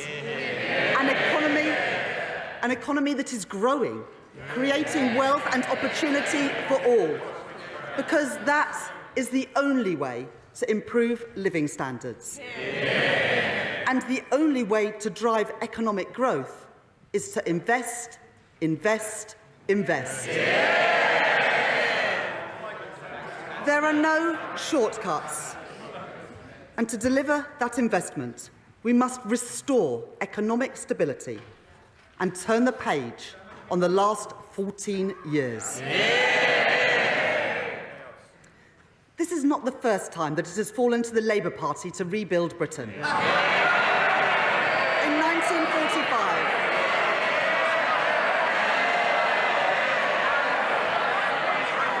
1945, it was the Labour Party that rebuilt our country from the rubble of the Second World War. In 1964, it was the Labour Party that rebuilt Britain with the white heat of technology. And in 1997, it was the Labour Party that rebuilt our schools and hospitals. Today, it falls to this Labour Party, to this Labour government, to rebuild Britain once again. And while this is the first budget in more than 14 years to be delivered by a Labour Chancellor, it is the first budget in our country's history to be delivered by a woman. I am deeply proud to be Britain's first ever female Chancellor of the Exchequer. To girls and young women everywhere, I say, let there be no ceiling on your ambition your hopes and your dreams. And along with the pride that I feel standing here today, there is also a responsibility to pass on a fairer society and a stronger generation to the next generation of women. Madam Deputy Speaker, the party opposite failed our country. Their austerity broke our National Health Service. Their Brexit deal harmed British businesses. And their mini-budget left families paying the price with higher mortgages. The British people have inherited their failure. A black hole in the public finances. Public services on their knees. A decade of low growth and the worst parliament on record for living standards. Let me begin with the public finances. In July, I exposed a £22 billion black hole at the heart of the previous government's plans. A series of promises that they made but had no money to deliver. Covered up from the British people, covered up from this House. The Treasury's reserve, set aside for genuine emergencies, spent 3 times over just 3 months into the financial year. Today, on top of the detailed document that I have provided to the House in July, the government is publishing a line-by-line breakdown of the £22 billion black hole that we inherited. It shows hundreds of unfunded pressures on the public finances this year and into the future too. The Office for Budget Responsibility have published their own review of the circumstances around the spring budget forecast. They say that the previous government, and I quote, did not provide the OBR with all the information to them.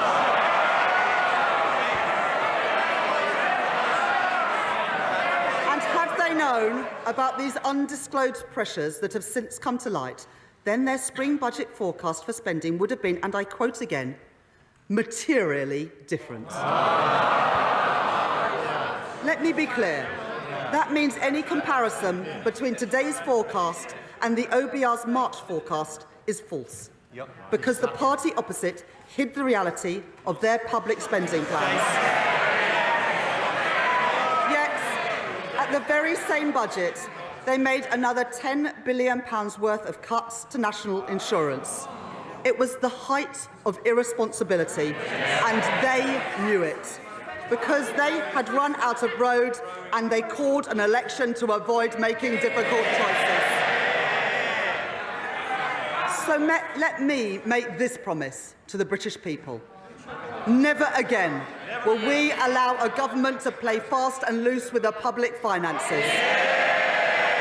And never again will we allow a government to hide the true state of our public finances from our independent forecaster. That's why today I can confirm that we will implement in full the 10 recommendations from the Independent Office for Budget Responsibilities review. But the country has inherited not just broken public finances, but broken public services too. The British people can see and they can feel that in their everyday lives. NHS waiting lists at record levels. Children in porter cabins as school roofs crumble. Trains that do not arrive, rivers filled with polluted waste, prisons overflowing, crimes which are not investigated, and criminals who are not punished. That is the country's inheritance from the party opposite. But they had no plan to improve our public services. And they had no plan to put our public finances on a stable footing. Quite the opposite. Since 2021, there have been no detailed plans for departmental spending set out beyond this year. And their plans relied on a baseline for spending this year, which we now know was wrong because it did not take into account the £22 billion black hole. The previous government also failed to budget for costs that they knew would materialise. That includes funding for vital compensation schemes for victims of 2 terrible injustices.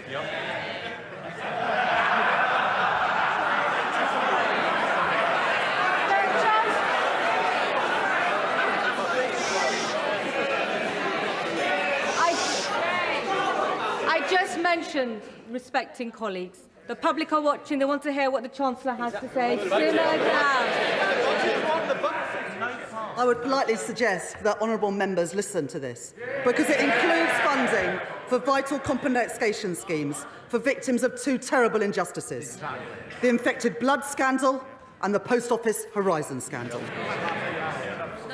The Leader of the Opposition rightly made an unequivocal apology for the injustice of the infected blood scandal on behalf of the British state. But he did not budget for the costs of compensation. Today, for the very first time, we will provide specific funding to compensate those infected and those affected in full. With £11.8 billion in this budget. And I am also today setting aside £1.8 billion to compensate victims of the Post Office Horizon scandal. Redress that is long overdue for the pain and injustice that they have suffered. Madam Deputy Speaker, the leadership campaign for the party opposite has now been going on for over 3 months. But in all that time, not one single apology for what they did to our country. Because the Conservative Party has not changed. But this is a changed Labour Party, and we will restore stability to our country once again.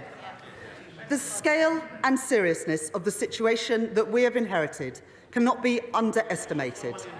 Together, the hole in our public finances this year, which recurs every year, the compensation schemes that they did not fund, and their failure to assess the scale of the challenges facing our public services means that this budget raises taxes by £40 billion. Any Chancellor standing here today would have to face this reality. And any responsible Chancellor would take action. That is why today I am restoring stability to our public finances and rebuilding our public services. As a former economist at the Bank of England, I know what it means to respect our economic institutions. I want to put on record my thanks to the Governor of the Bank, Andrew Bailey, and to the Independent Monetary Policy Committee.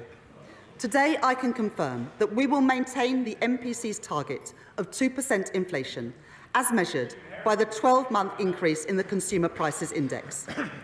I want to thank James Bowler, the Permanent Secretary to the Treasury, and my team of officials. Madam Deputy Speaker, I would also like to thank my predecessors as Chancellor of the Exchequer for their wise counsel as I have prepared for this budget. In particular, I would like to thank the former Right Honourable Member for Spelthorne for his invaluable advice in this weekend's papers, where he concluded that his mini-budget, and I quote, wasn't perfect. Well, for once, Madam Deputy Speaker, I think him and I are in absolute agreement. Finally, I want to thank Richard Hughes and his team at the Office for Budget Responsibility for their work in preparing today's economic and fiscal outlook. Let me now take the House through that forecast. The cost of living crisis under the last government stretched household finances to their limit, with inflation hitting a peak of above 11%. Today, the OBR say that CPI inflation will average 2.5% this year, 2.6% in 2025, then 2.3% in 2026, 2.1% in 2027, 2.1% in 2028, and 2.0% in 2029. Next, I move on to economic growth. Today's budget marks an end to short-termism. So I am pleased that for the first time, the OBR have published not only 5-year growth forecasts, but a detailed assessment of the growth impacts of our policies over the next decade too. And the new Charter for Budget Responsibility, which I am publishing today, confirms that this will become a permanent feature of our framework.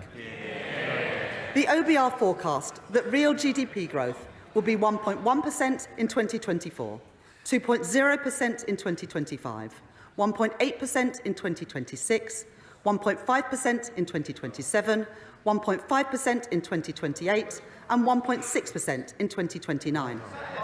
And the OBR are clear. This budget will permanently increase the supply capacity of the economy, boosting long-term growth.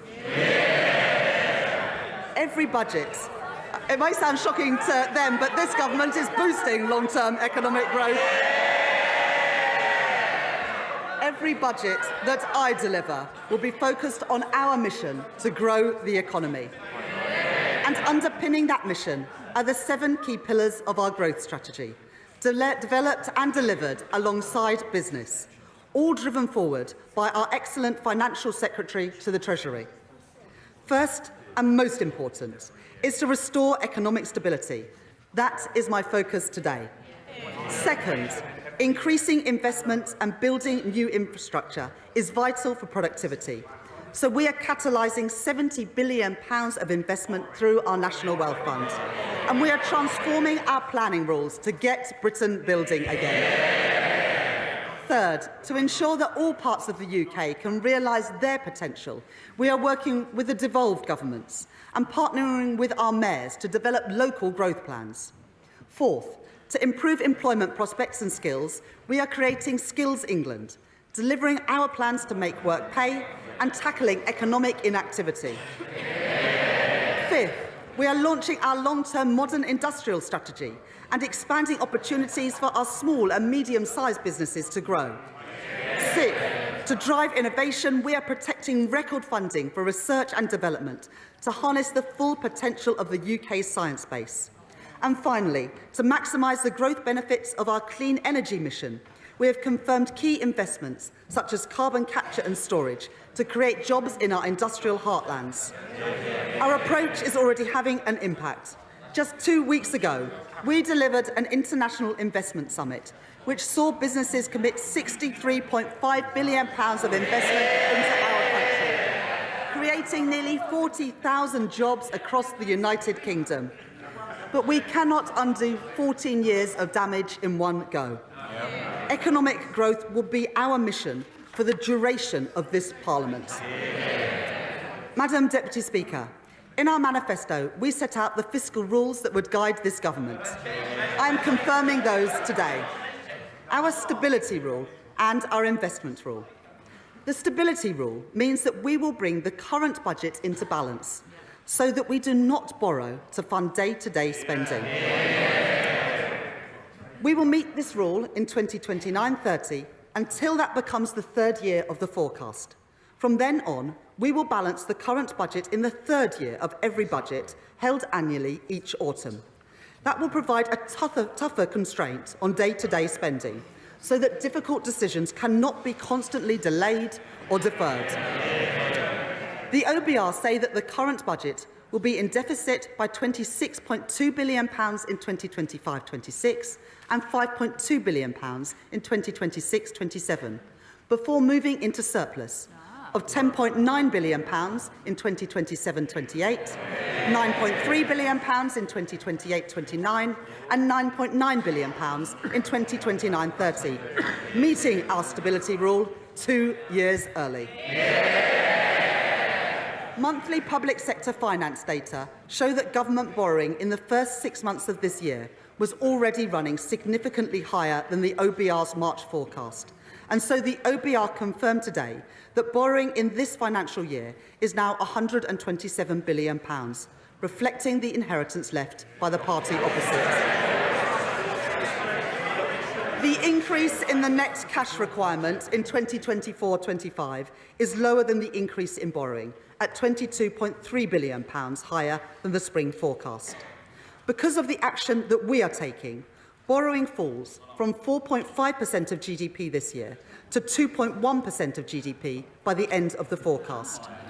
Public sector net borrowing will be £105.6 billion in 2025-26, £88.5 billion in 2026-27, £72.2 billion in 2027-28, £71.9 billion in 2028-29, and £70.6 billion in 2029-2030.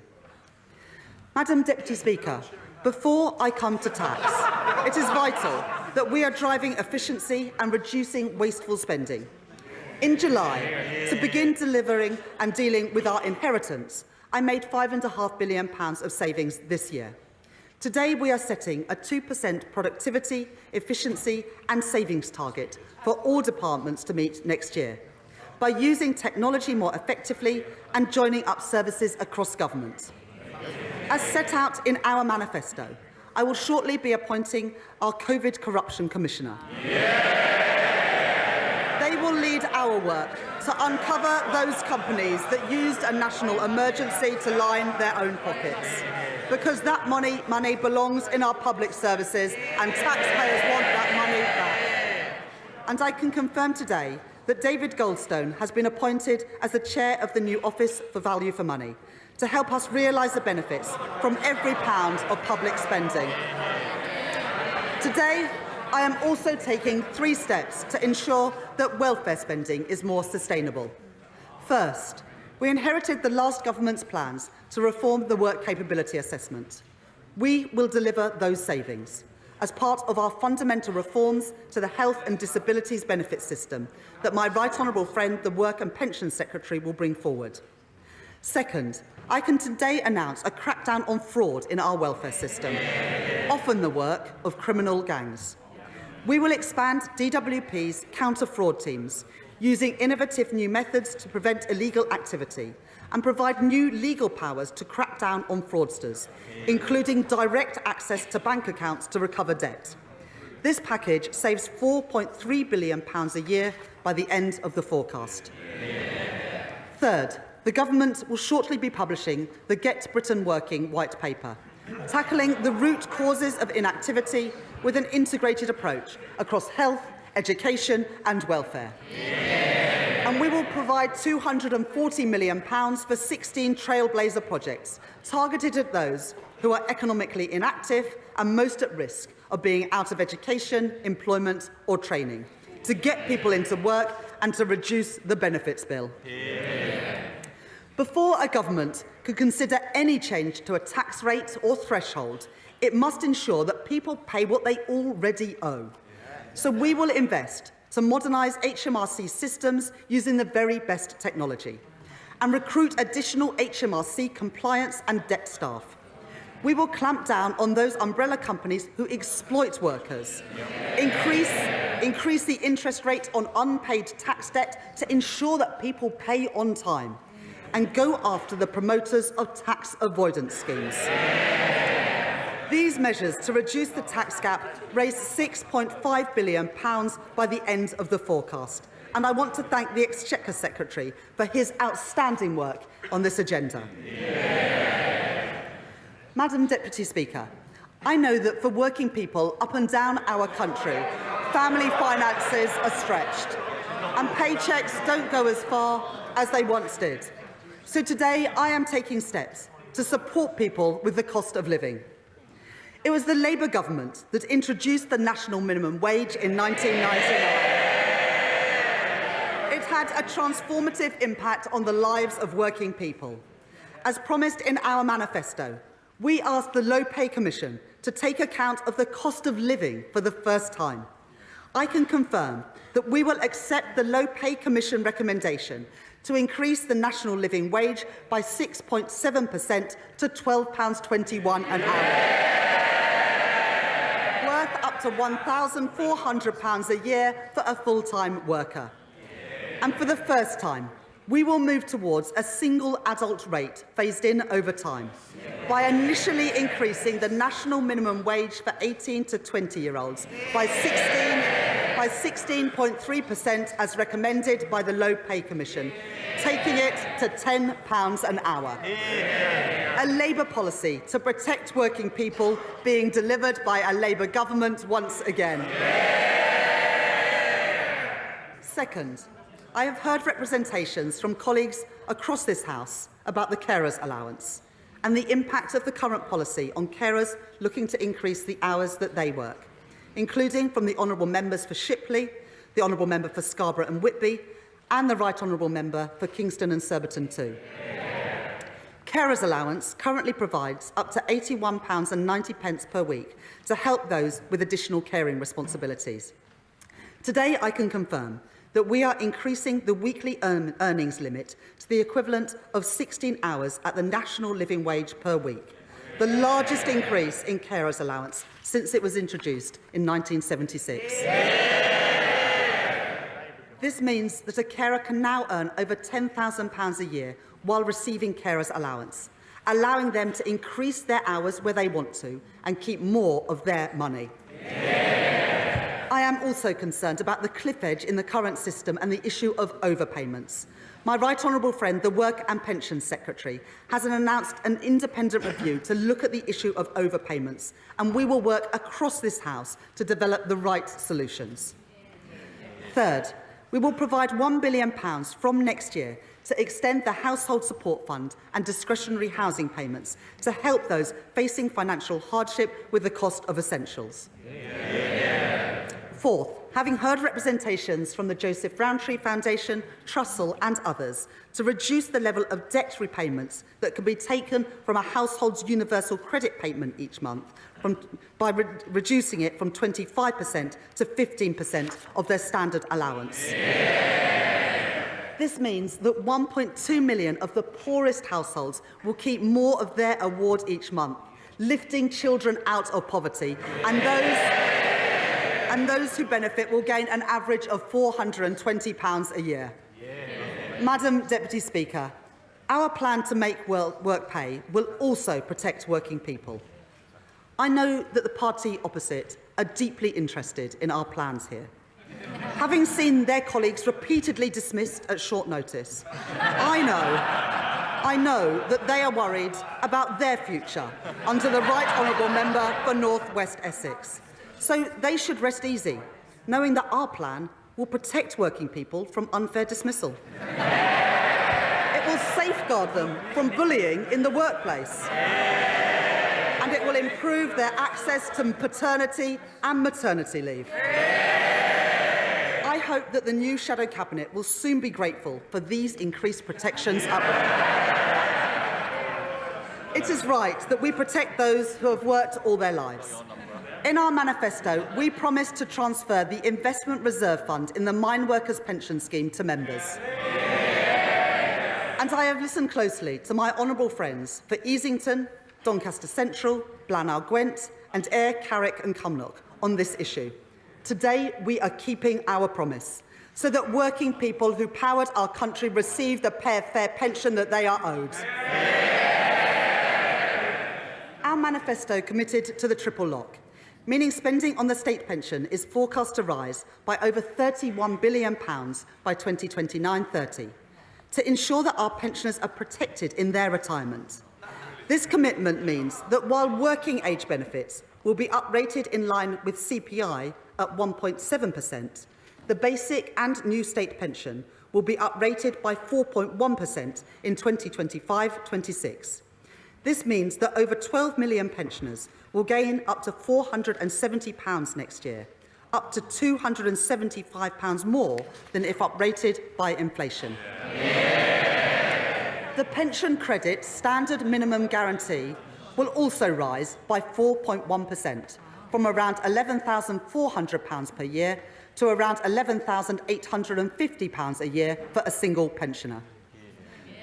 While I have sought to protect working people with measures to reduce the cost of living, I've had to take some very difficult decisions on tax. I want to set out my approach to fuel duty. Baked into the numbers that I inherited from the previous government is an assumption that fuel duty will rise by RPI next year, and that the temporary 5p cut will be reversed. To retain the 5p cut and to freeze fuel duty again would cost over £3 billion next year. At a time when the fiscal position is so difficult, I have to be frank with the House that this is a substantial commitment to make. I have concluded that in these difficult circumstances, while the cost of living remains high, and with a backdrop of global uncertainty, increasing fuel duty next year would be the wrong choice for working people. It would mean fuel duty rising by 7p per litre. So I have decided today to freeze fuel duty next year, and I will maintain the existing 5p cut for another year too. There will be no higher taxes at the petrol. There will be no higher taxes at the petrol pumps next year. Madam Deputy Speaker, the last government made cuts of £20 billion to employees and self-employed national insurance in their final 2 budgets. These tax cuts were not honest. No. Because we now know that they were based on a forecast which the OBR say would have been materially different. It would have been materially different had they known the true extent of the last government's cover-up. Since July, I have been urged on multiple occasions to reconsider these cuts, to increase the taxes that working people pay and see in their payslips.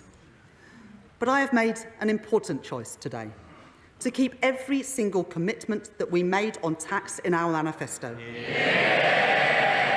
So I say to working people, I will not increase your national insurance, I will not increase your VAT, and I will not increase your income tax. Working people will not see higher taxes in their payslips as a result of the choices that I am making today. That is a promise made and a promise fulfilled. But any responsible Chancellor would need to make difficult decisions today, to raise the revenues required to fund our public services and to restore economic stability. So in today's budget, I am announcing an increase in employers' national insurance contributions. We will increase the rate of employers' national insurance by 1.2 percentage points to 15% from April 2025. And we will reduce the secondary threshold, the level at which employers start paying national insurance on each employee's salary, from £9,100 a year to £5,000. This will raise £25 billion per year by the end of the forecast period. I know that this is a difficult choice. I do not take this decision lightly. We are asking businesses to contribute more, and I know that there will be impacts of this measure felt beyond businesses too, as the OBR have set out today. But in the circumstances... Order, Chancellor! Order! Our constituents are watching. They need to be able to hear the Chancellor. Simmer down. Chancellor. But in the circumstances that I have inherited, it is the right choice to make. Successful businesses depend on successful schools. Healthy businesses depend on a healthy NHS. And a strong economy depends on strong public finances. If the party opposite chooses to oppose this choice, then they are choosing more austerity, more chaos, more instability. This is the choice that our country faces too. As I make this choice, I know it is particularly important to protect our smallest companies.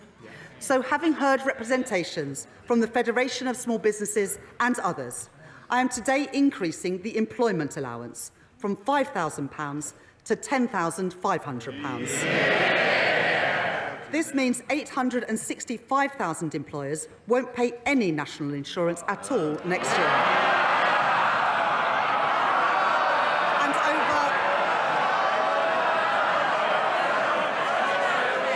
And over 1 million will pay the same or less than they did previously.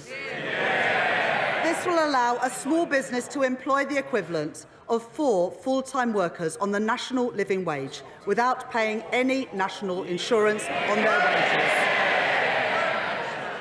Madam Deputy Speaker, let me now come to capital gains tax. We need to drive growth, promote entrepreneurship and support wealth creation, while raising the revenue required to fund our public services and restore our public finances. Today, we will increase the lower rate of capital gains tax from 10 to 18% and the higher rate from 20 to 24%, while maintaining the rates of capital gains tax on residential property at 18 and 24% too. This means the UK will still have the lowest capital gains tax rate of any European G7 economy.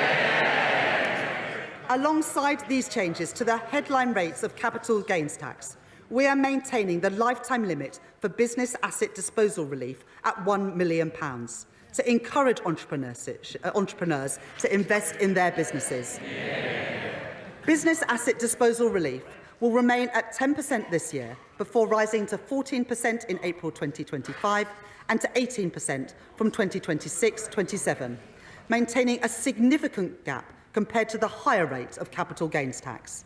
Together, the OBR say that these measures will raise £2.5 billion by the end of the forecast.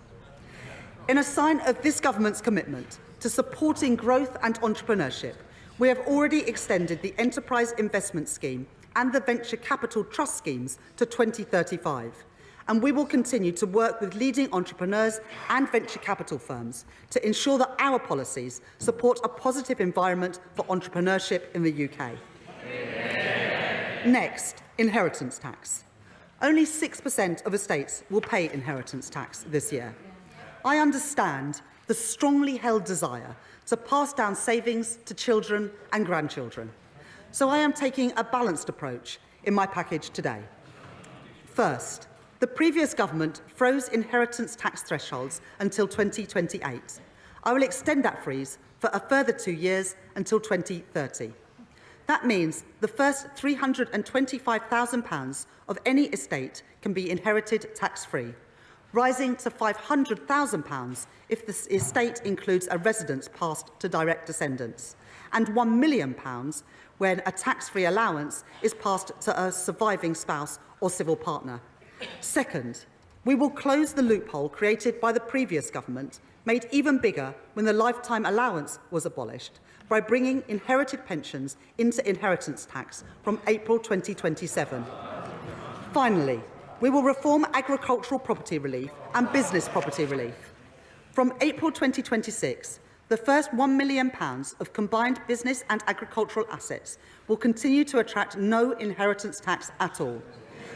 But for assets over £1 million, inheritance tax will apply with a 50% relief at an effective rate of 20%.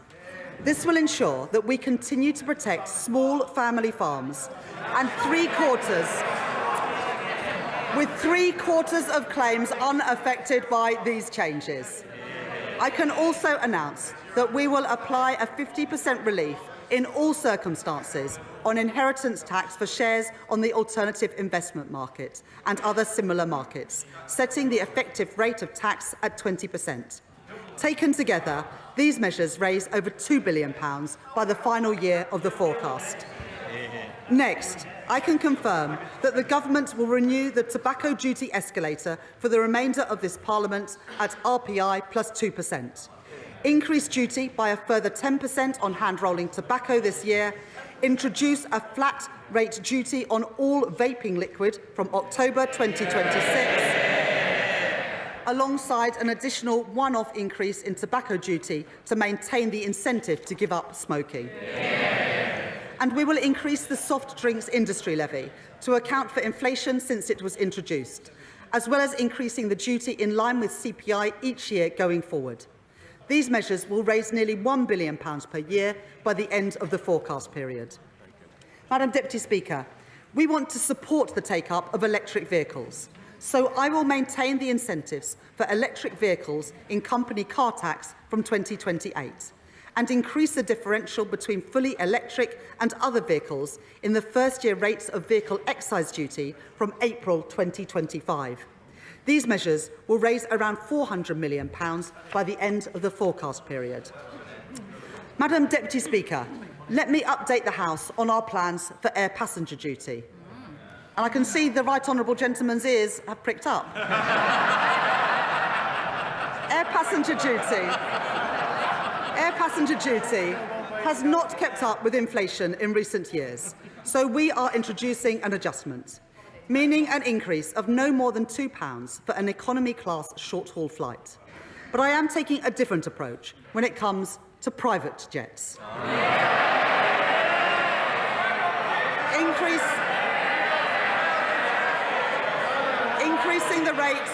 Increasing the rate of air passenger duty by a further 50%.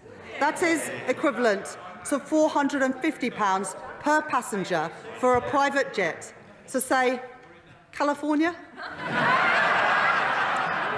Madam Deputy Speaker, let us now turn to our high street businesses. I know for them a major source of concern is business rates. From 2026-27, we intend to introduce 2 permanently lower tax rates for retail, hospitality and leisure properties, which make up the backbone of our high streets across the country. And it is our intention that it is paid for by a higher multiplier for the most valuable properties. But the previous government created a cliff edge next year as temporary reliefs end. So I will today provide 40% relief on business rates for the retail, hospitality and leisure industry in 2025-26, up to a cap of £110,000 per business. Alongside this, the small business tax multiplier will be frozen next year.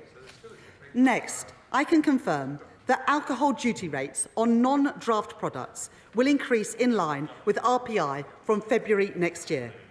But nearly 2/3 of alcoholic drinks sold in pubs are served on draft. So today, instead of uprating these products in line with inflation, I am cutting draft duty by 1.7%.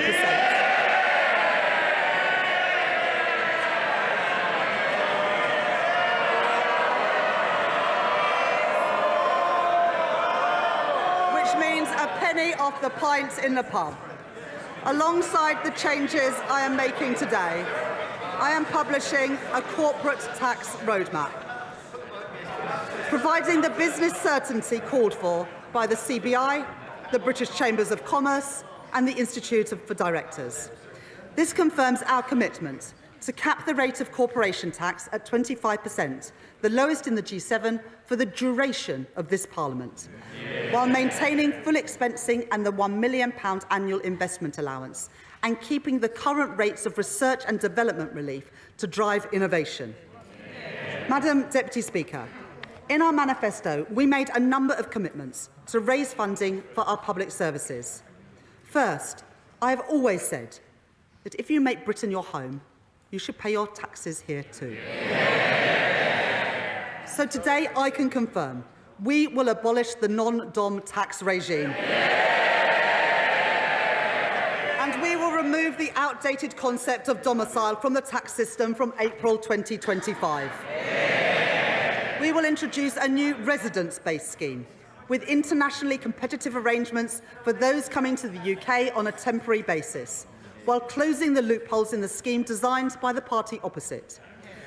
To further encourage investment into the UK, we will also extend the temporary repatriation relief to 3 years and expand its scope, bringing billions of pounds of new funds into Britain. The Independent Office for Budget Responsibility say that this package of measures will raise £12.7 billion over the next 5 years.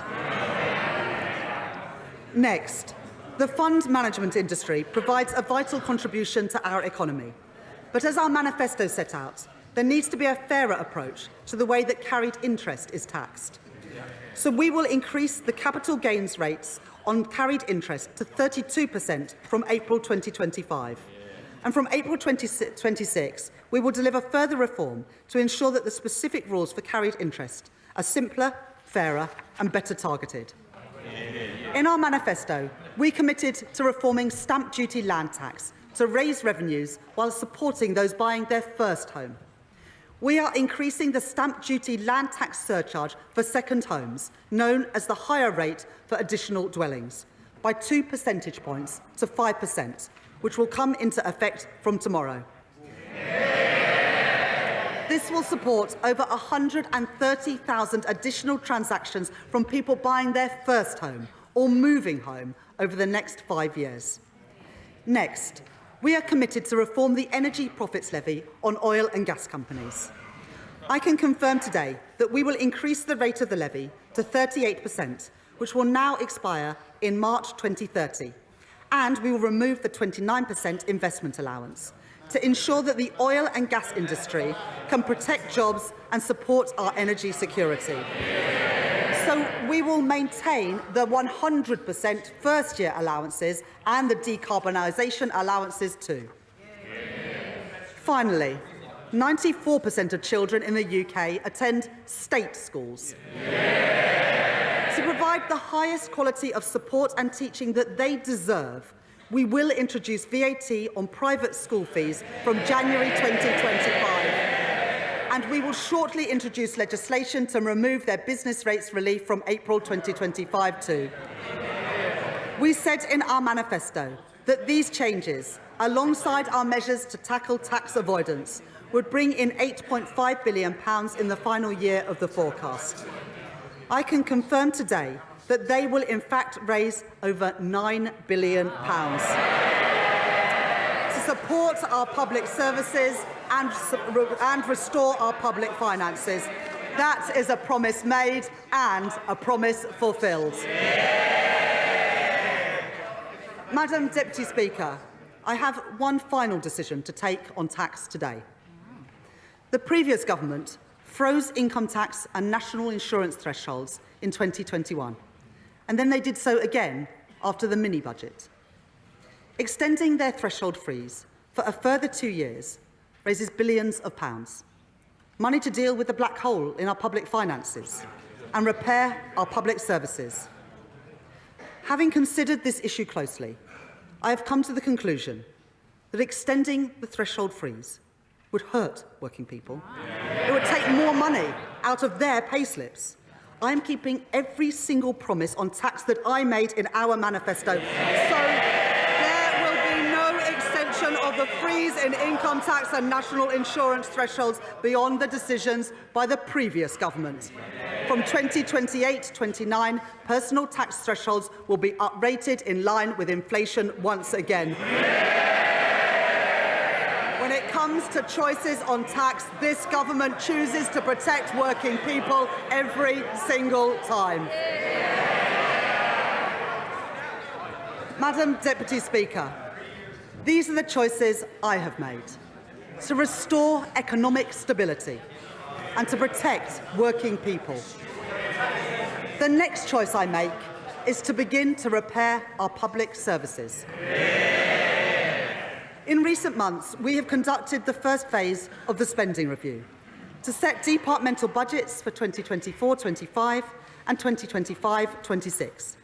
And I want to thank my right honourable friend, the Chief Secretary to the Treasury, for his tireless work with colleagues from across government. Because I have taken difficult decisions on tax today, I am able to provide an injection of immediate funding over the next 2 years to stabilise and to support our public services. The next phase of the spending review will report in late spring, and I have set the overall envelope today. Day-to-day spending from 2024-25 onwards will grow by 1.5% in real terms. And today, departmental spending, including capital spending, will grow by 1.7% in real terms. At the election, we promised there would be no return to austerity. Today, we deliver on that promise. But given the scale of the challenge that we are facing in our public services, that means there will still be difficult choices in the next phase of the spending review. Just as we cannot tax and spend our way to prosperity, nor can we simply spend our way to better public services. So we will deliver a new approach to public service reform, using technology to improve public services and taking a zero-based approach so that taxpayers' money is spent as effectively as possible, and so we focus on delivering our key priorities. In the first phase of the spending review, I have prioritised day-to-day funding to deliver on our manifesto commitments. I want every child to have the very best start in life and the best possible start to the school day too. And I know my right honourable friend, the Education Secretary, shares my ambition.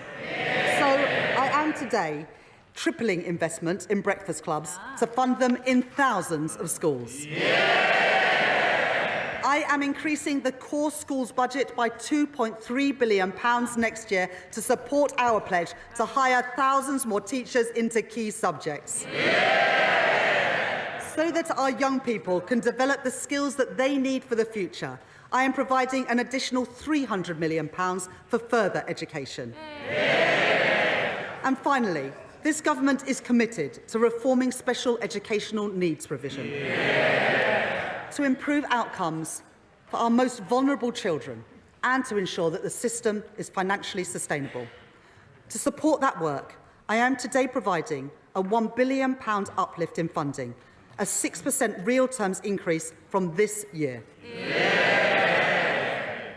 There is no more important job for government than to keep our country safe, and we are conducting a strategic defence review to be published next year.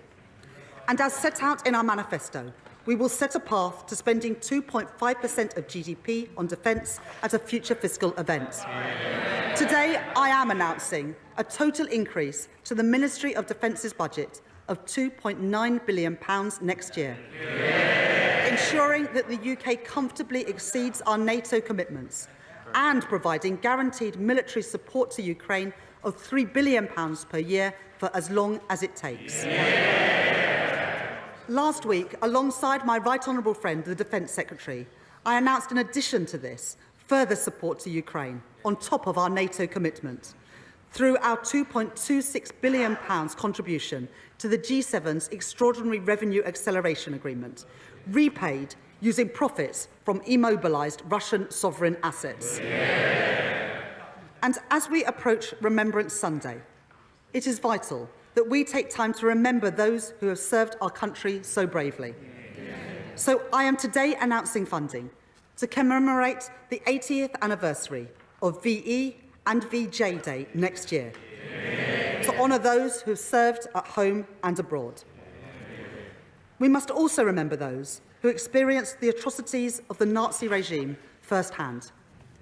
I would like to pay tribute to Lily Ebert, the Holocaust survivor and educator who passed away aged 100 earlier this month.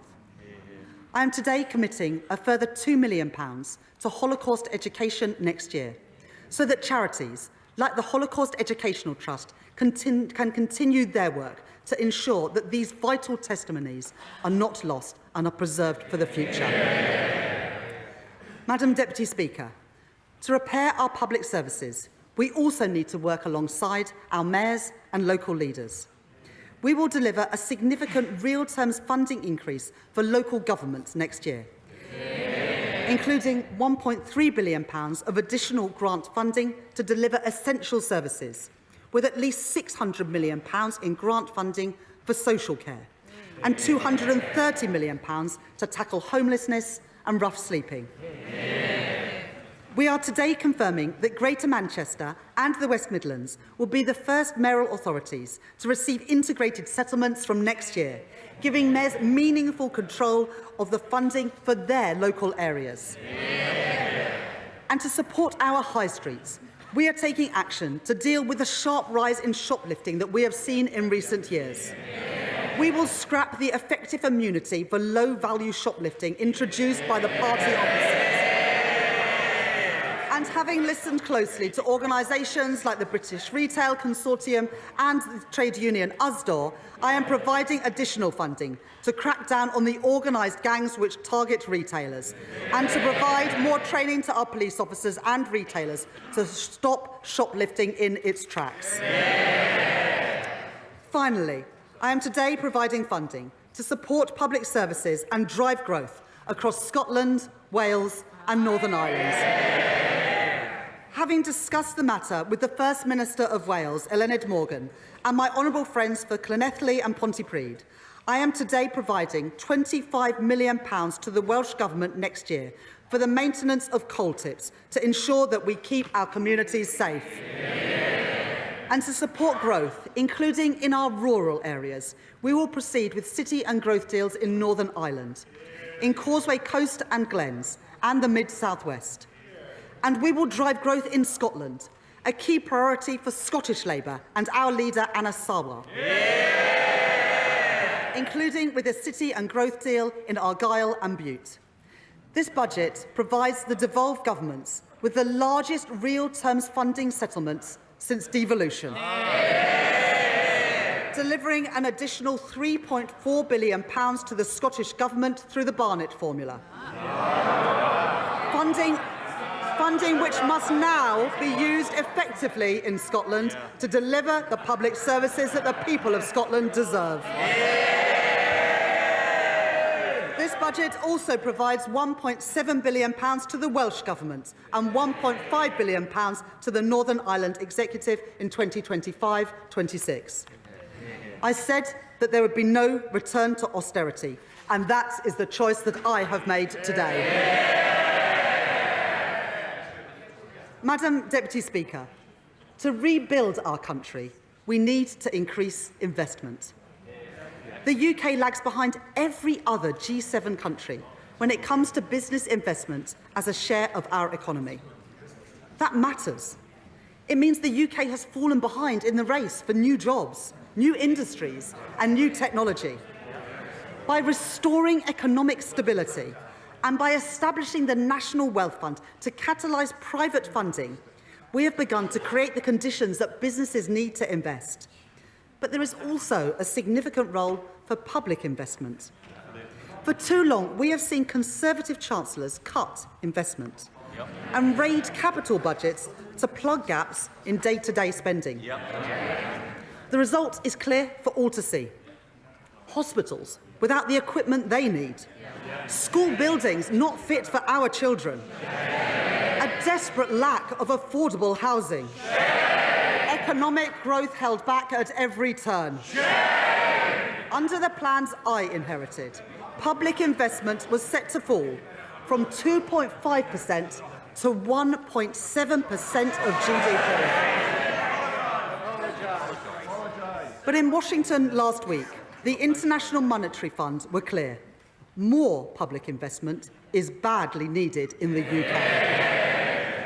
So having listened to the case made by the former Governor of the Bank of England, Mark Carney, former Treasury Minister Jim O'Neill, and the former Cabinet Secretary Gus O'Donnell, among others, I am confirming our investment rule. As set out in our manifesto, we will target debt falling as a share of the economy. Debt will be defined as public sector net financial liabilities, or net financial debt for short, a metric that has been measured by the Office for National Statistics since 2016 and forecast by the Office of Budget Responsibility since that date too. Net financial debt recognises that government investment delivers returns for taxpayers. By counting not just the liabilities on a government's balance sheet, but the financial assets too. This means that we count the benefits of that investment, not just the costs. And we free up our institutions to invest, just as they do in Germany, France and Japan. Like our stability rule, our investment rule will apply in 2029-2030, until that becomes the third year of the forecast. From that point onwards, net financial debt will fall in the third year of every forecast. Today, the OBR say that we are already meeting our target 2 years early, with net financial debt falling by 2027-28, with £15.7 billion of headroom in the final year. So that we drive the right incentives in government investments, we will introduce 4 key guardrails to ensure capital spending is good value for money and drives growth in our economy. First, our portfolio of new financial investments will be delivered by expert bodies like the National Wealth Fund, which must, by default, earn a rate of return at least as large as that on gilts.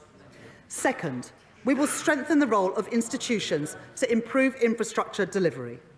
Third, we will improve certainty setting capital budgets for 5 years and extending them at every spending review every 2 years. Finally, we will ensure that there is greater transparency for capital spending, with robust annual reporting of financial investments based on accounts audited by the National Audit Office and made available to the Office for Budget Responsibility at every forecast.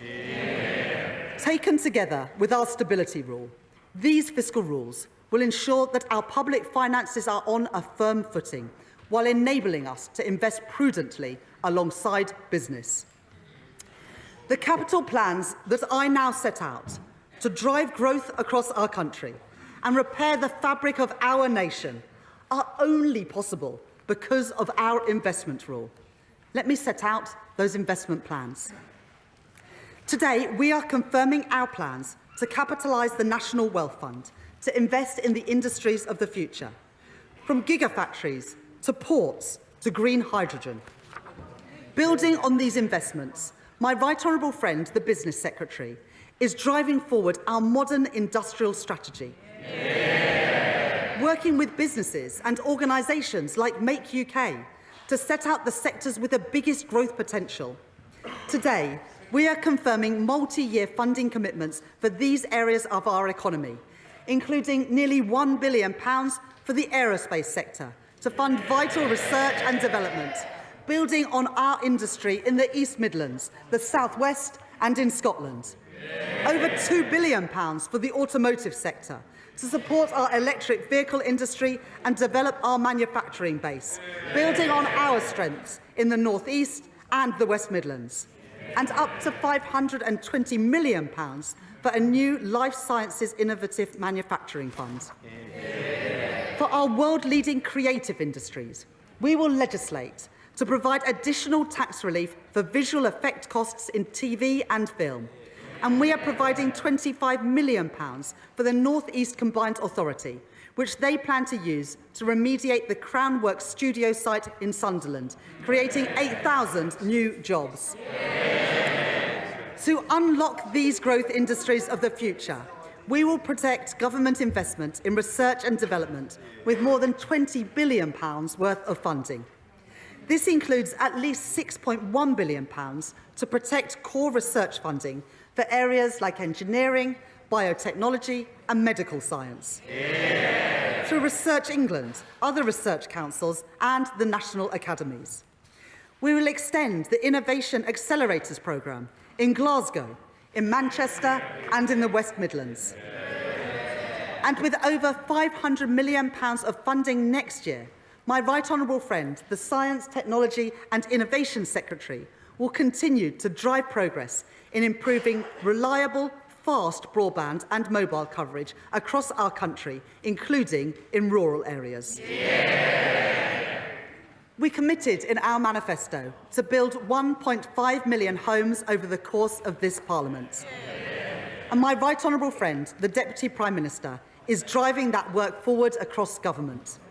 Today, I am providing over £5 billion of government investment to deliver our plans on housing next year. We will increase the Affordable Homes programme to £3.1 billion, delivering thousands of new homes. We will provide £3 billion worth of support in guarantees to boost the supply of homes and support our small house builders. And we will provide investment to renovate sites across our country, including at Liverpool Central Docks, where we will deliver 2,000 new homes, and funding to help Cambridge realise its full growth potential. Alongside this investment, we will put the right policies in place to increase the supply of affordable housing.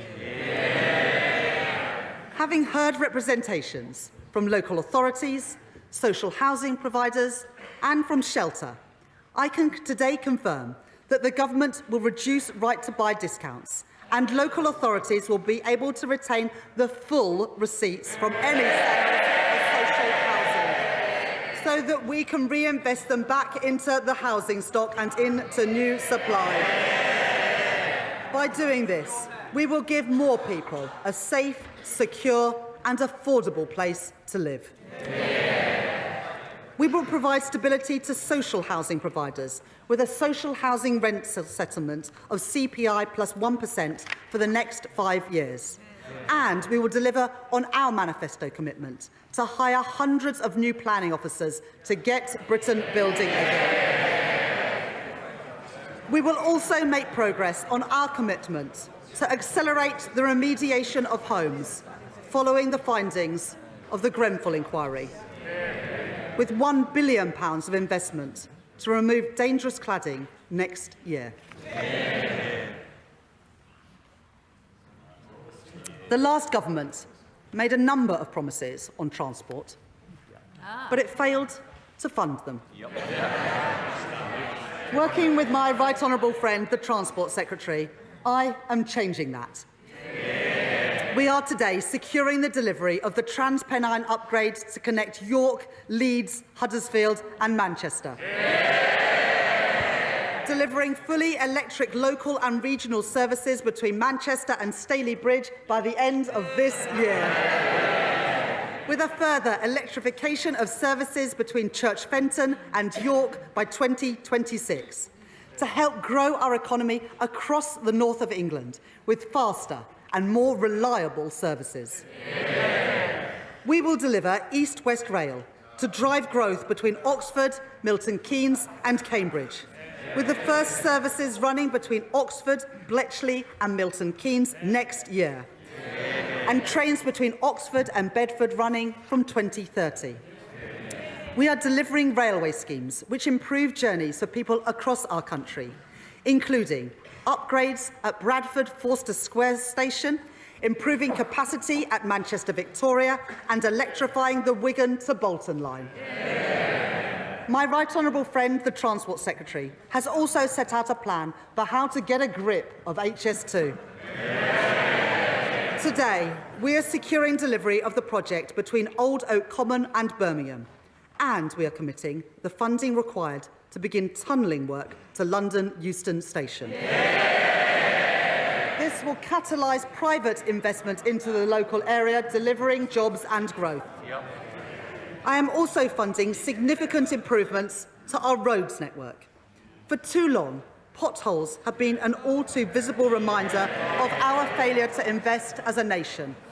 Today, that changes, with £500 million increase in road maintenance budgets next year, more than delivering on our manifesto commitment to fix an additional 1 million potholes each year. We will provide over £650 million of local transport funding to improve connections across our country, in towns like Crewe and Grimsby, and in our villages and rural areas from Cornwall to Cumbria. And while the previous government's policy was for the bus fare cap to end this December, we understand how important bus services are for our communities. And so we will extend the cap for a further year, setting it at £3 until December 2025. Finally, we will deliver £1.3 billion of funding to improve connectivity in our city regions, funding projects like the Brierley Hill Metro extension in the West Midlands, the renewal of Sheffield Supertram, and the West Yorkshire Mass Transit, including in Bradford and Leeds. Madam Deputy Speaker, to bring new jobs to Britain and to drive growth across our country, we are delivering our mission to make Britain a clean energy superpower, led by my right honourable friend, the Energy Secretary. Earlier this month, we announced a significant multi-year investment between government and business into carbon capture and storage, creating 4,000 jobs across Merseyside and Teesside. Today, I am providing funding for 11 new green hydrogen projects across England, Scotland and Wales.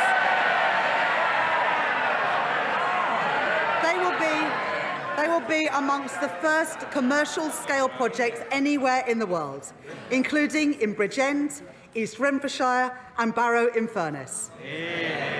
We are kick-starting the Warm Homes Plan by confirming an initial £3.4 billion over the next 3 years to transform 350,000 homes, including 250,000 low-income and social homes.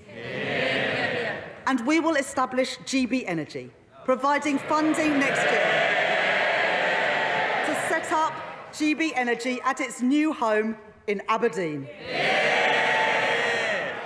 Overall, we will invest an additional £100 billion over the next 5 years in capital spending, only possible because of our investment rule. The OBR say today that this investment will drive growth across our country in the next 5 years, and in the longer term, increase GDP by up to 1.4%. It will crowd in private investment, meaning more jobs and more opportunities in every corner of the UK. That is the choice that I have made, to invest in our country and to grow our economy. Today, I am setting out 2 final areas in which investment is so badly needed to repair the fabric of our nation.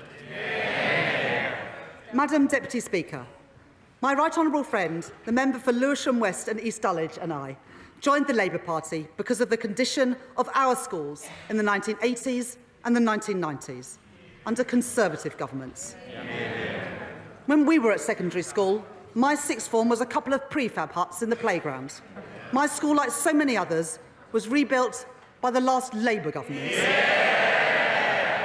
But today, after 14 years of Tory government, progress has gone backwards. School roofs are crumbling, and millions of children are facing the same backdrop as I did. I will be the Chancellor that changes that.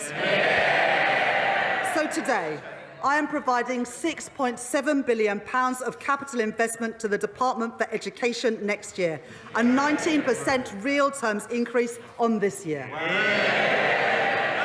That includes £1.4 billion to rebuild over 500 schools in the greatest need, including St Helens Primary School in Hartlepool and Mercia Academy in Derby, and so many more across our country.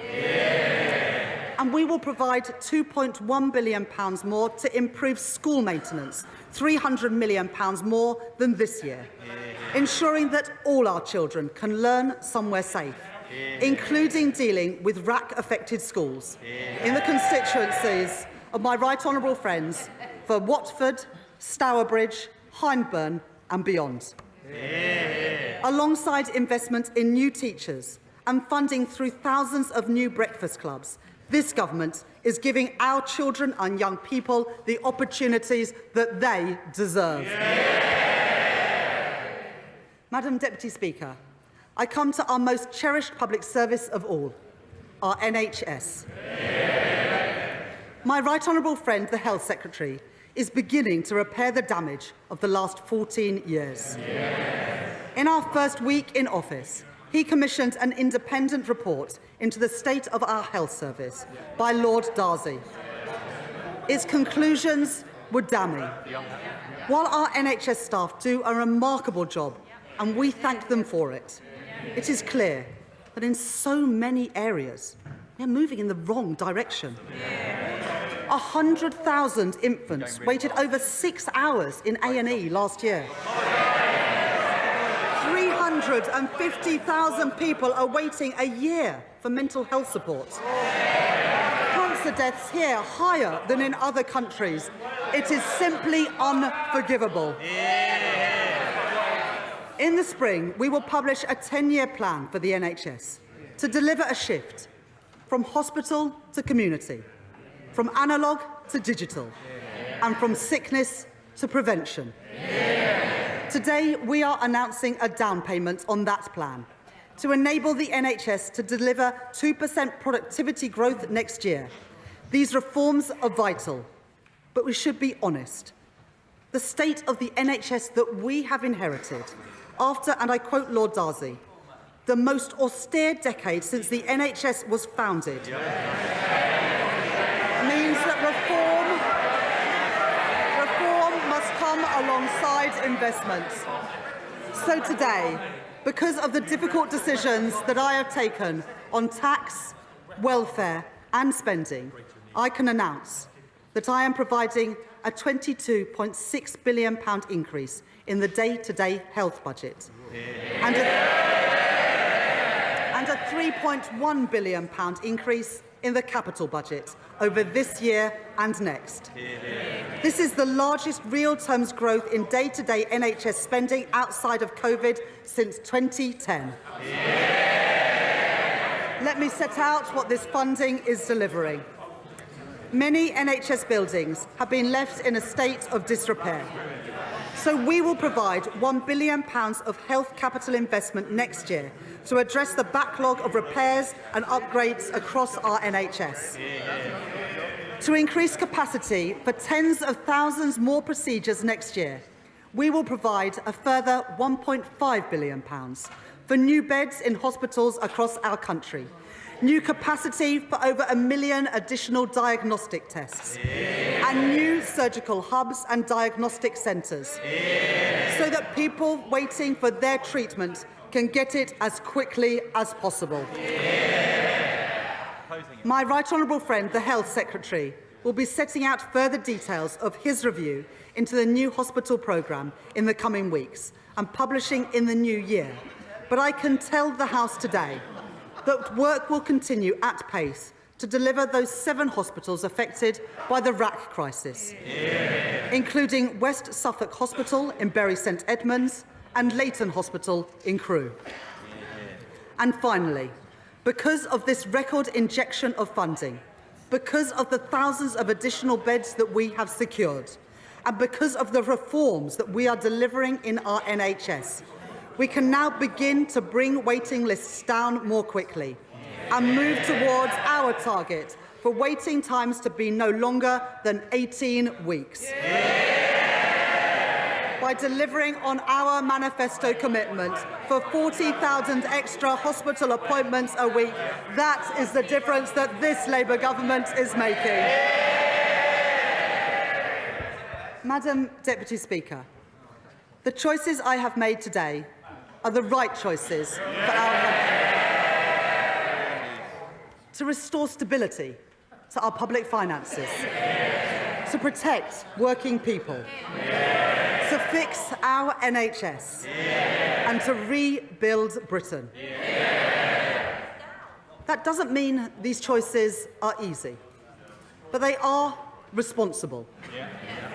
If the party opposite disagrees with the choices that I have made, then they must answer.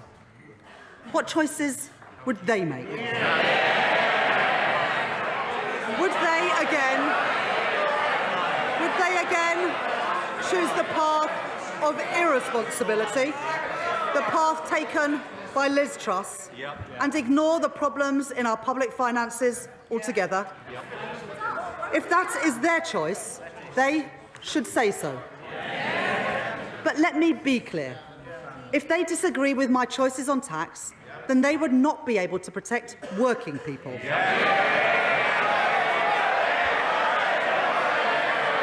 they disagree with our plans to fund public services, then they would have to cut schools and hospitals.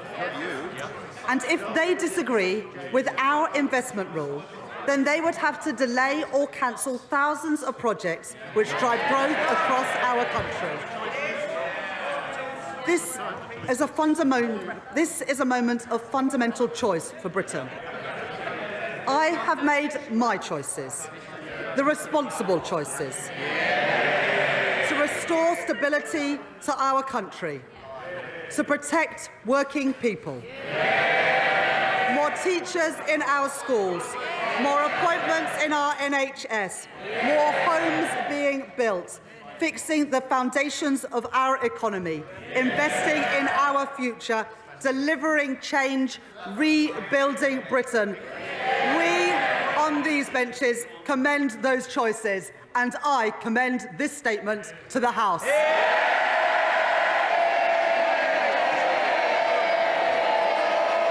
Rachel Reeves, the Chancellor, sitting down next to the Prime Minister, who is congratulating her after what was a commanding performance in the House of Commons.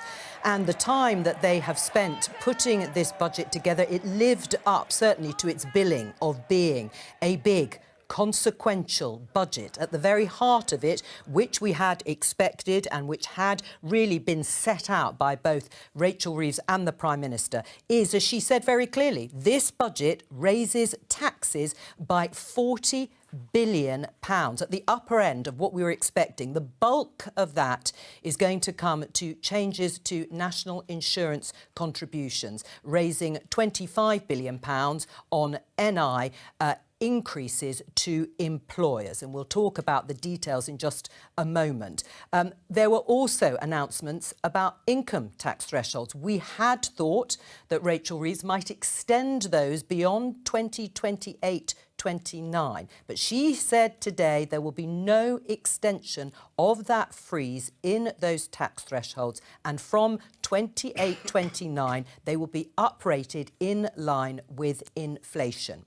She also talked about tax rises across the board in terms of capital gains tax, in terms of inheritance tax loopholes, and stamp duty as well, all raising in the region of £9 billion. And on public services, she said that there would be an increase in spending, but not much more than had already been earmarked, 1.5%. But broadly, she said that she had made choices to fix the foundations, and she really pinned this whole budget in the hour and 20 minutes she was standing up to say that it was an inheritance, a dire inheritance, that she had been given by the party opposite, by the Conservatives, and that is why she had to make what she called these difficult choices. We'll also be looking at some of the market reaction, because she talked about the change that she is making to the investment rule. But here is Rishi Sunak with his response.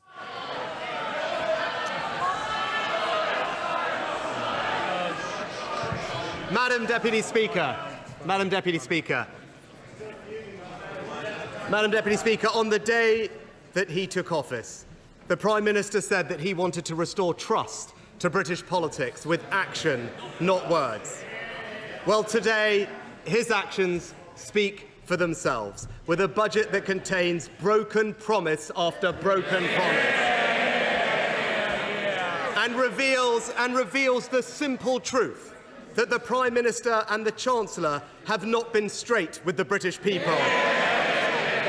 Time and again, we Conservatives warned Labour would tax, borrow and spend far beyond what they were telling the country. And time and again, they denied they had such plans. But today, the truth has come out. Proof that they planned to do this all along. Because, Madam Deputy Speaker, today's budget sees the fiscal rules fiddled, borrowing increased by billions of pounds, inflation-busting handouts for the trade unions, Britain's poorest pensioners, Britain's poorest... Order!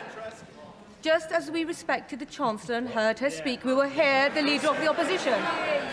Speaker, Britain's poorest pensioners squeezed, welfare spending out of control, and a spree of tax rises they promised the working people of this country they would not do. National insurance, up. Capital gains tax, up. Inheritance tax, up. Energy taxes, up. Business rates, up. First-time buyer stamp duty, up. Pensions tax, up. They have fiddled the figures. They don't like it, Mr. Speaker. They don't like it, Madam Deputy Speaker.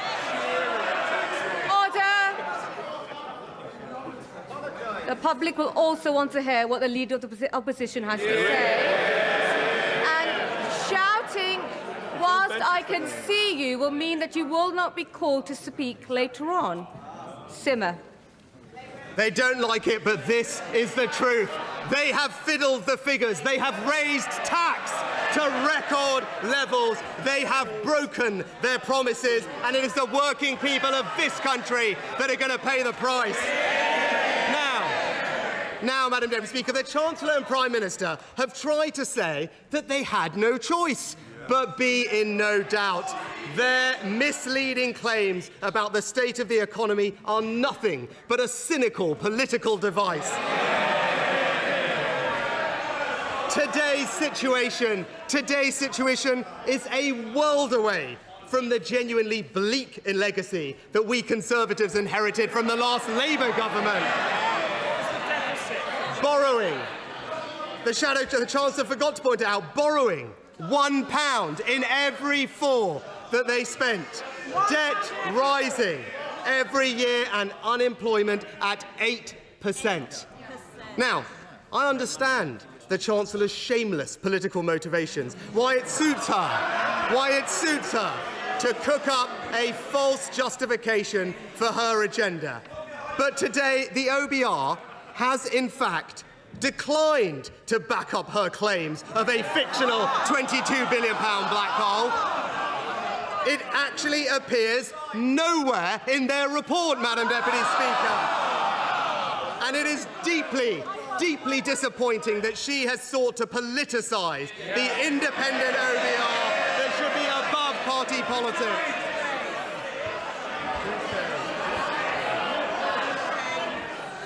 But as she now knows, her playing politics has done real damage to our economy. She talked about being a Bank of England economist. Well, as the Bank of England's former chief economist has said, Labour's approach has generated fear and foreboding and uncertainty amongst consumers, businesses and investors. The rhetoric of this Chancellor and this Prime Minister damaging the British economy for political purposes. Now, you only need to look at the facts to see that the Chancellor's claims about her economic inheritance are nonsense. Labour inherited an economy with inflation back at its 2% target, mortgage rates being cut and unemployment low. And, Madam Deputy Speaker, when we left office, the United Kingdom was the fastest growing advanced economy in the world. And when it comes to the public finances, not once has the Chancellor acknowledged that we took the right decision to spend £500 billion to protect the British people from the impact of COVID and Putin's war.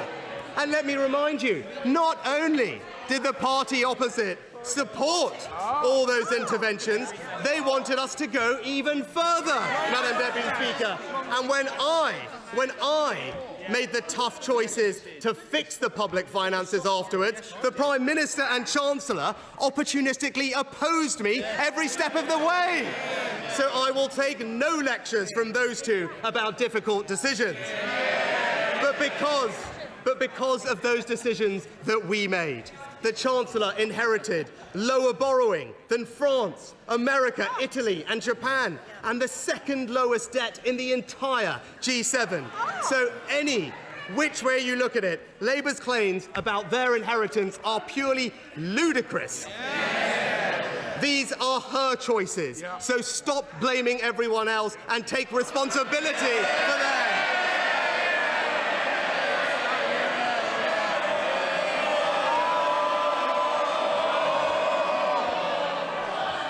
Now, let me turn to the substance of those choices.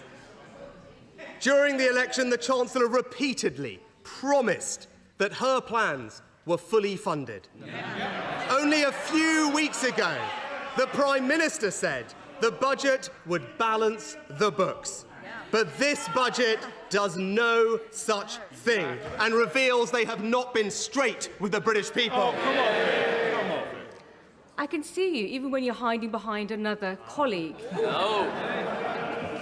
Yelling across the chamber is not on. The public and our constituents are watching. I know emotions are high, and I expect some noise, but have the confidence to shout closer and I will definitely call you out. Leader of the Opposition. A few weeks ago, the Prime Minister said the budget would balance the books. But this budget does no such thing and reveals that they haven't been straight with the British people, because today the Chancellor has launched an enormous borrowing spree, saddling our children and grandchildren with billions upon billions pounds more debt, pushing up interest rates, leaving our economy more exposed to future shocks, and leading the OBR today to now forecast higher inflation in every year of the forecast. And her decision to let borrowing rip make a total nonsense of her claims on the state of the public finances. Because if they truly were in such a dire strait, as she has said, what we should have seen today is a significant reduction in borrowing to repair them, not the splurge that she's just unleashed, Madam Deputy Speaker. Instead, what we see today, borrowing higher in every year of the forecast, debt higher in every year of the forecast. Now she has tried to cover up that splurge by fiddling the fiscal rules. According to the Institute of Fiscal Studies, the new measure will not actually even be a constraint on the amount she can borrow. And it is hard to escape the suspicion, they say, that the government is attracted to this change by the fact that it would allow for significantly more borrowing without any need for tough choices elsewhere. Fiscal fiddling is what they have called it. And the Chancellor herself actually agrees, because she specifically told the British people she wouldn't change the debt target. Because, and I quote, she said, "I'm not going to fiddle the figures to get better results." But that is exactly what she has done. She has gone back on her word and fiddled the figures so that she can borrow billions more. Broken promise after broken promise, and working people will pay the price. Now, the reason the Chancellor has increased borrowing and increased taxes is because she has totally failed to grip public spending. First, she has no meaningful plan. First, she has no meaningful plan to deliver the £20 billion worth of savings available if the public sector returned simply to its pre-pandemic levels of productivity. Instead, one of the first things the Chancellor did was to hand out inflation-busting pay rises to the unions without getting any productivity-enhancing reforms in return. The Chancellor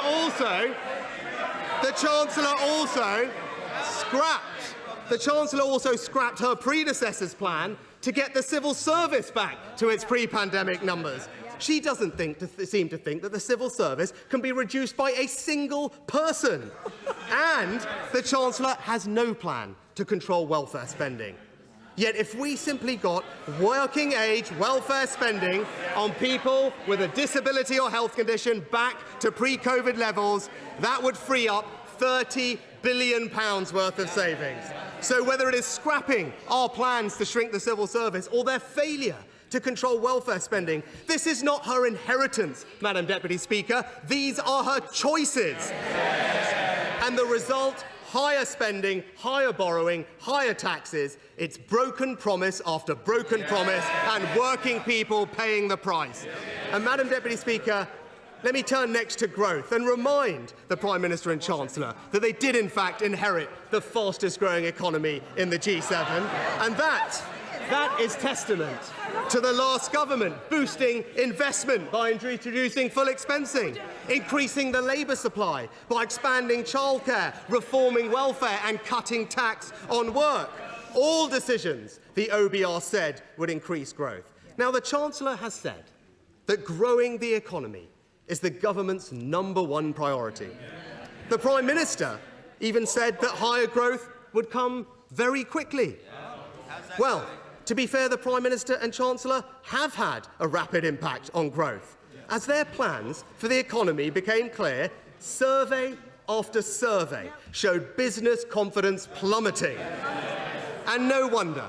The government's own assessment says its French-style labour laws will impose a £5 billion... Well, they will be explaining it to the businesses in their constituency that their labour laws, by their own assessment, will impose a £5 billion direct cost on business, disproportionately hitting smaller businesses. And as business group after business group has pointed out, the tax rises on jobs and enterprise in today's budget will hobble growth. A poll tax on business is what they've called it. But despite these record-breaking tax rises, despite fiddling the figures, despite letting borrowing soar, today the OBR has forecast growth is going to be lower under this government than it was forecast to be under the Conservatives. That's the change they have brought. But, Madam Deputy Speaker, this is what happens when the Labour Party is led by people who have no experience of business and enterprise.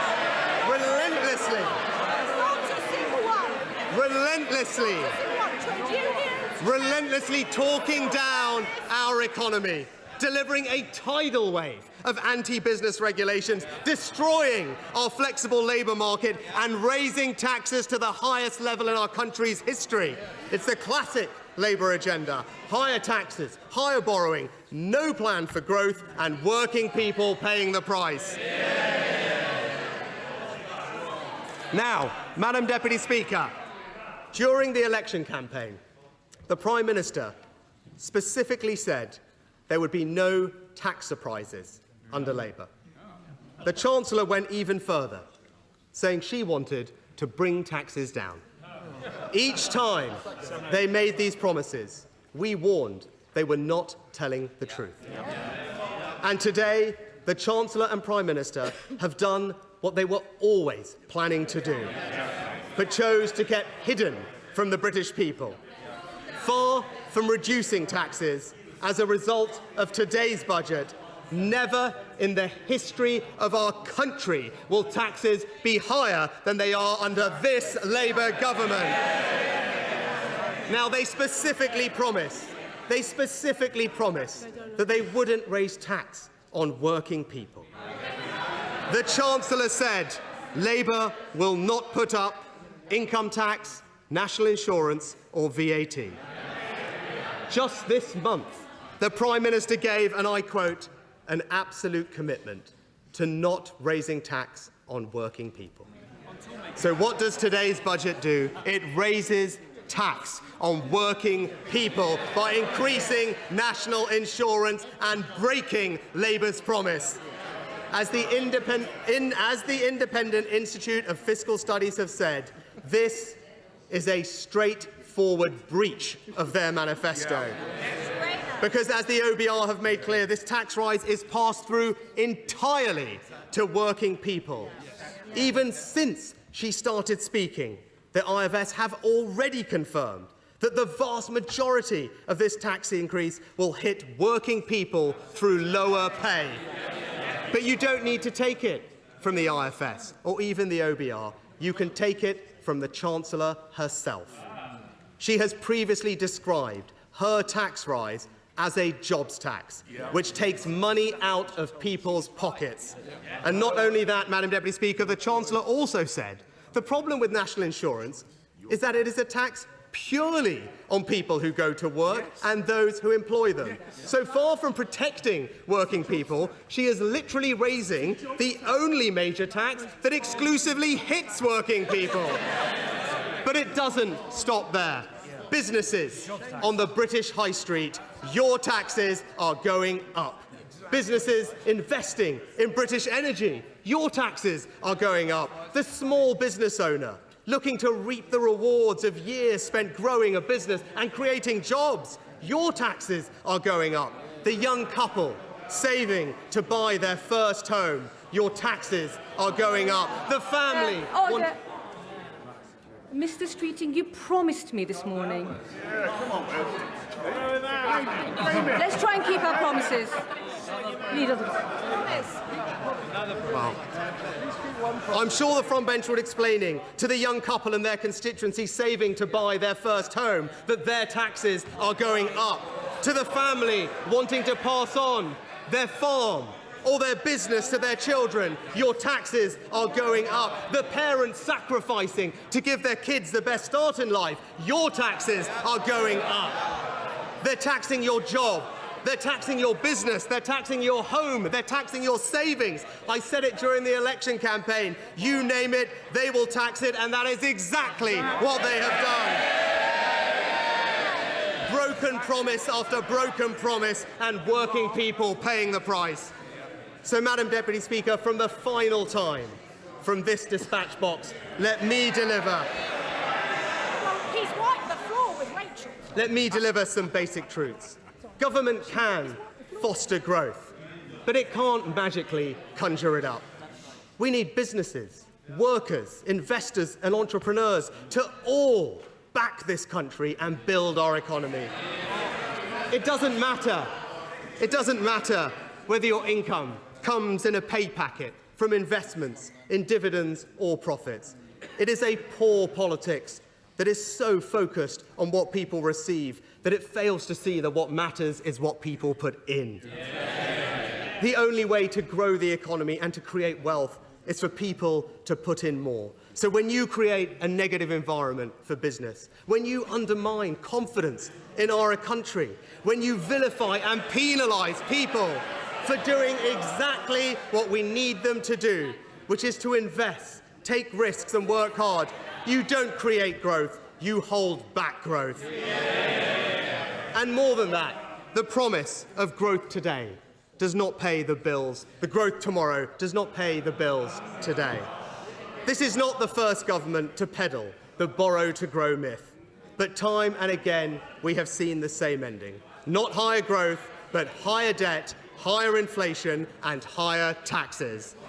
But, Madam Deputy Speaker, whatever you think about the economic arguments around today's budget, there is a more fundamental point that I want to conclude with. The Prime Minister has talked relentlessly about trust. Yet today's budget reveals, above all, that the Labour Party... Today's budget reveals, above all, that the Labour Party did not tell the truth. They said they wouldn't fiddle the figures. They have. They said they wouldn't increase borrowing. They have. They said they wouldn't raise taxes on working people. They have. Broken promise after broken promise, and it is the working people of this country that will pay the price.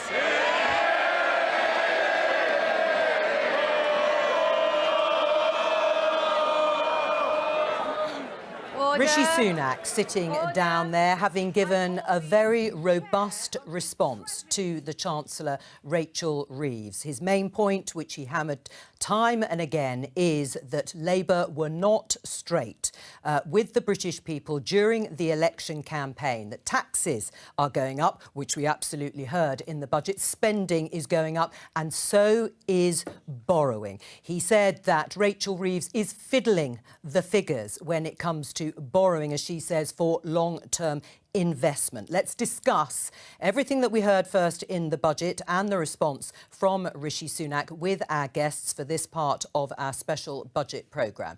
Delighted to say we have the Chief Secretary to the Treasury, Darren Jones, and Vicky Young has joined us as the BBC's Deputy Political Editor. The BBC's Economics Editor, Faisal Islam, is still here, and we've been joined by Paul Johnson from the Institute for Fiscal Studies. First of all, Paul Johnson, before we get to Darren Jones, the figures were quite extraordinary in the budget that Rachel Reeves outlined, particularly on the level of taxes and how much they are going to increase. What was your reaction?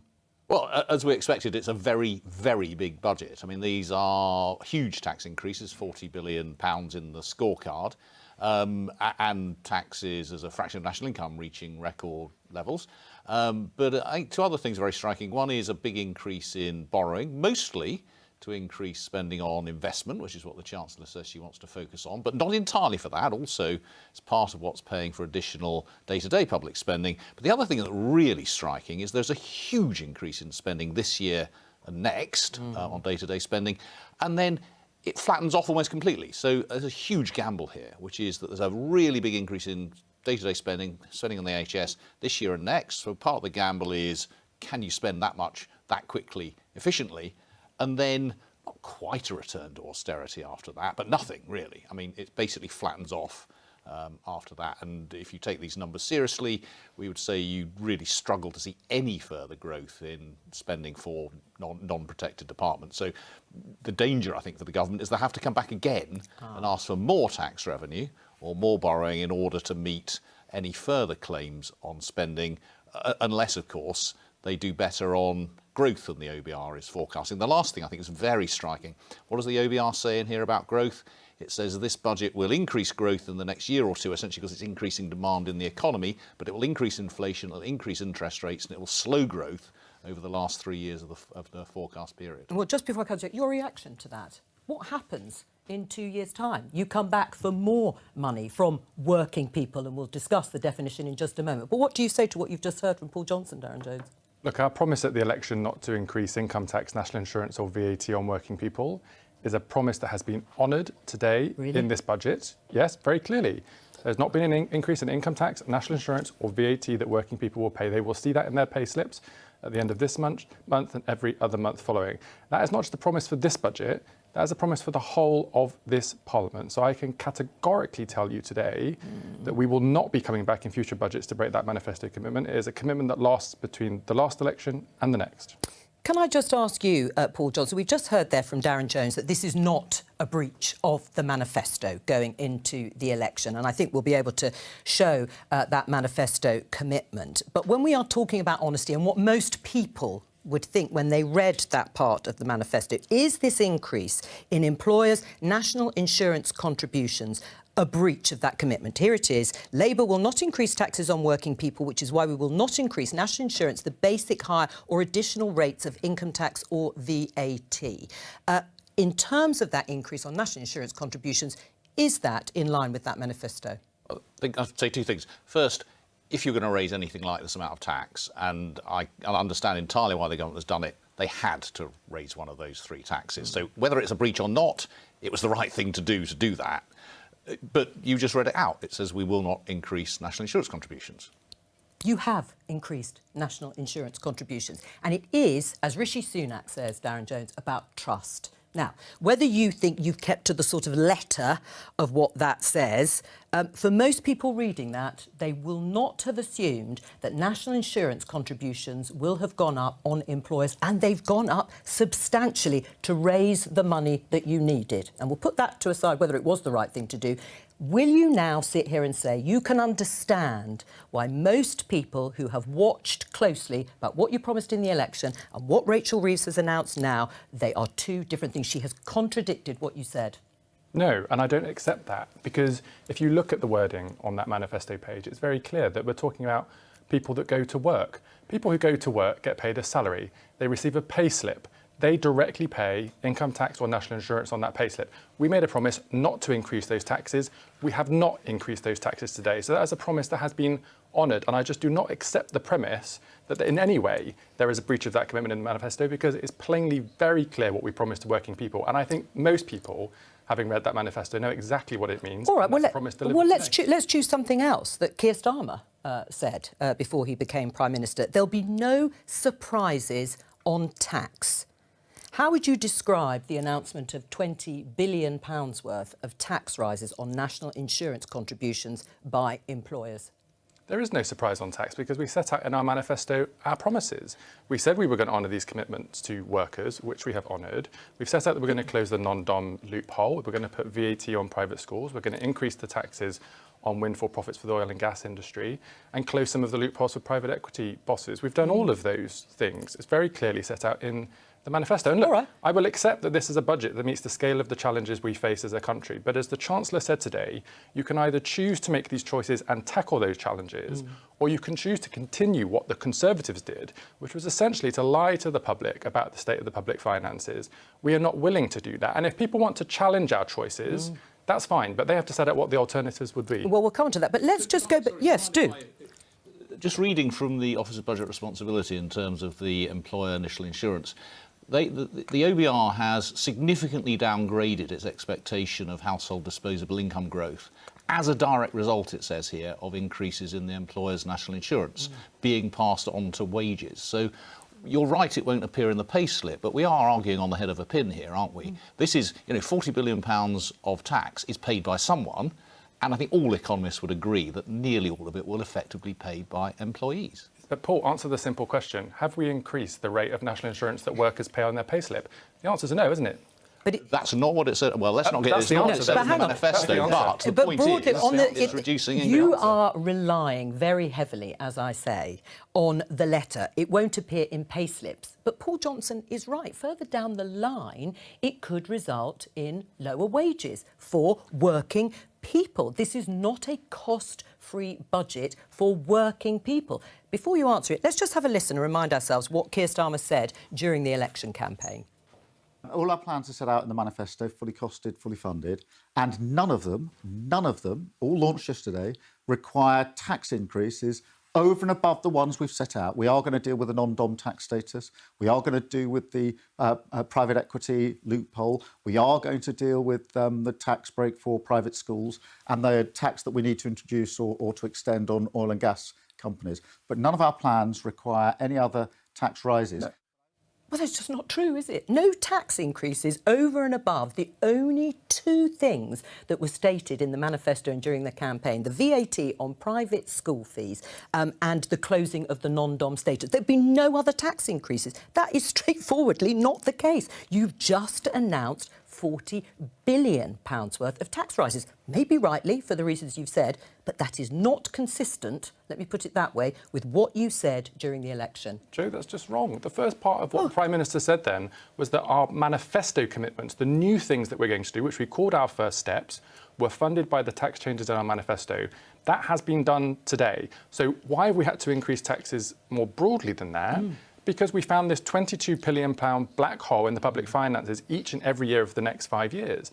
And as the Chancellor said, you've got a choice. Are you either going to cut public services and spending by £22 billion to get a grip of that, or are you going to actually put that money into stabilising our public services so that we can get on with reform and growth? That's the choice we've taken today. Well, let's talk about growth, and then I will invite my colleagues here to ask some questions too. Let's talk about growth. Growth is the #1 priority. It's your #1 mission.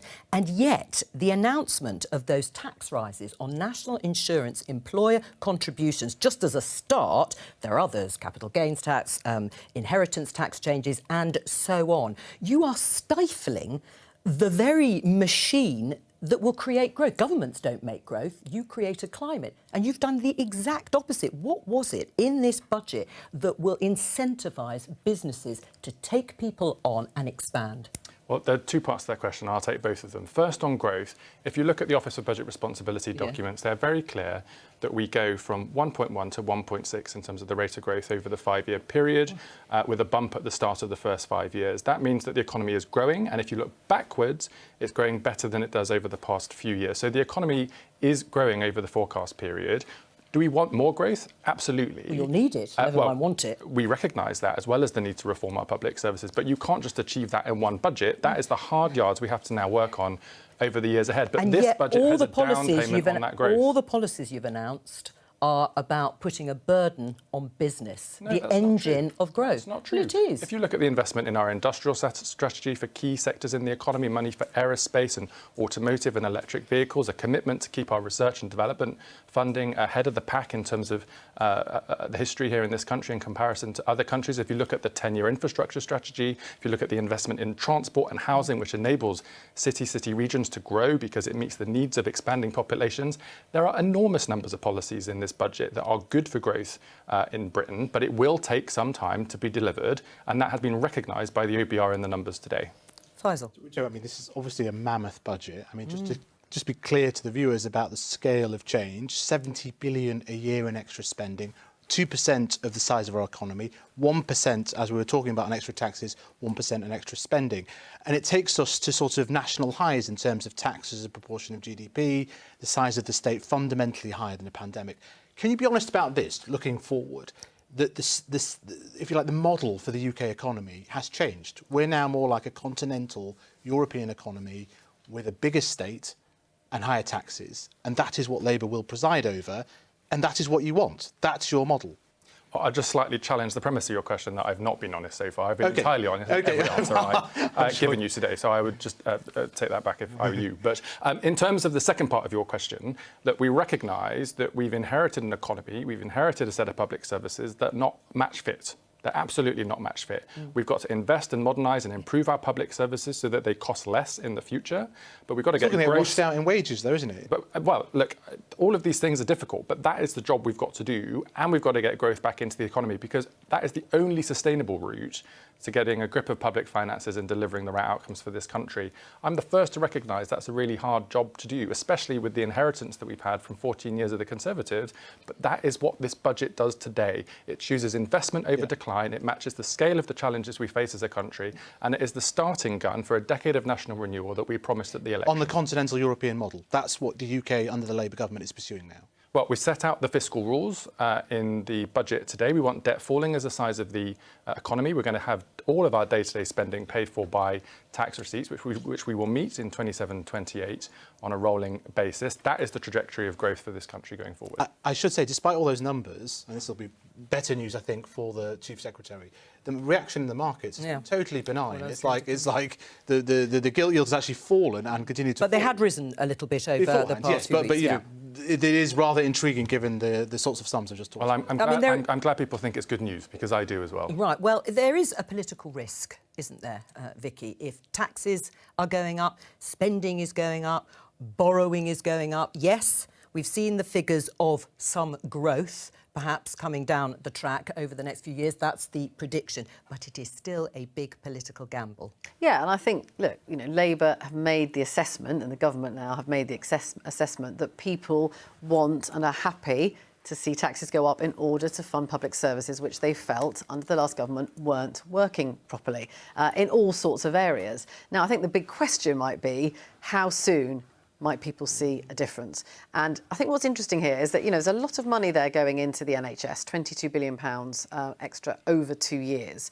During the election, Wes Streeting talked a lot about it not really being about more money. He talked about it being about reform. And yet a huge chunk of those tax rises seem to be going towards the NHS. And I'm just interested whether you think people will start to see a change very quickly or not, and what that change might be, not just in the NHS, but elsewhere as well. Because if, you know, Paul's right, the money's going in quickly and early and then tails off, how soon can those changes be seen?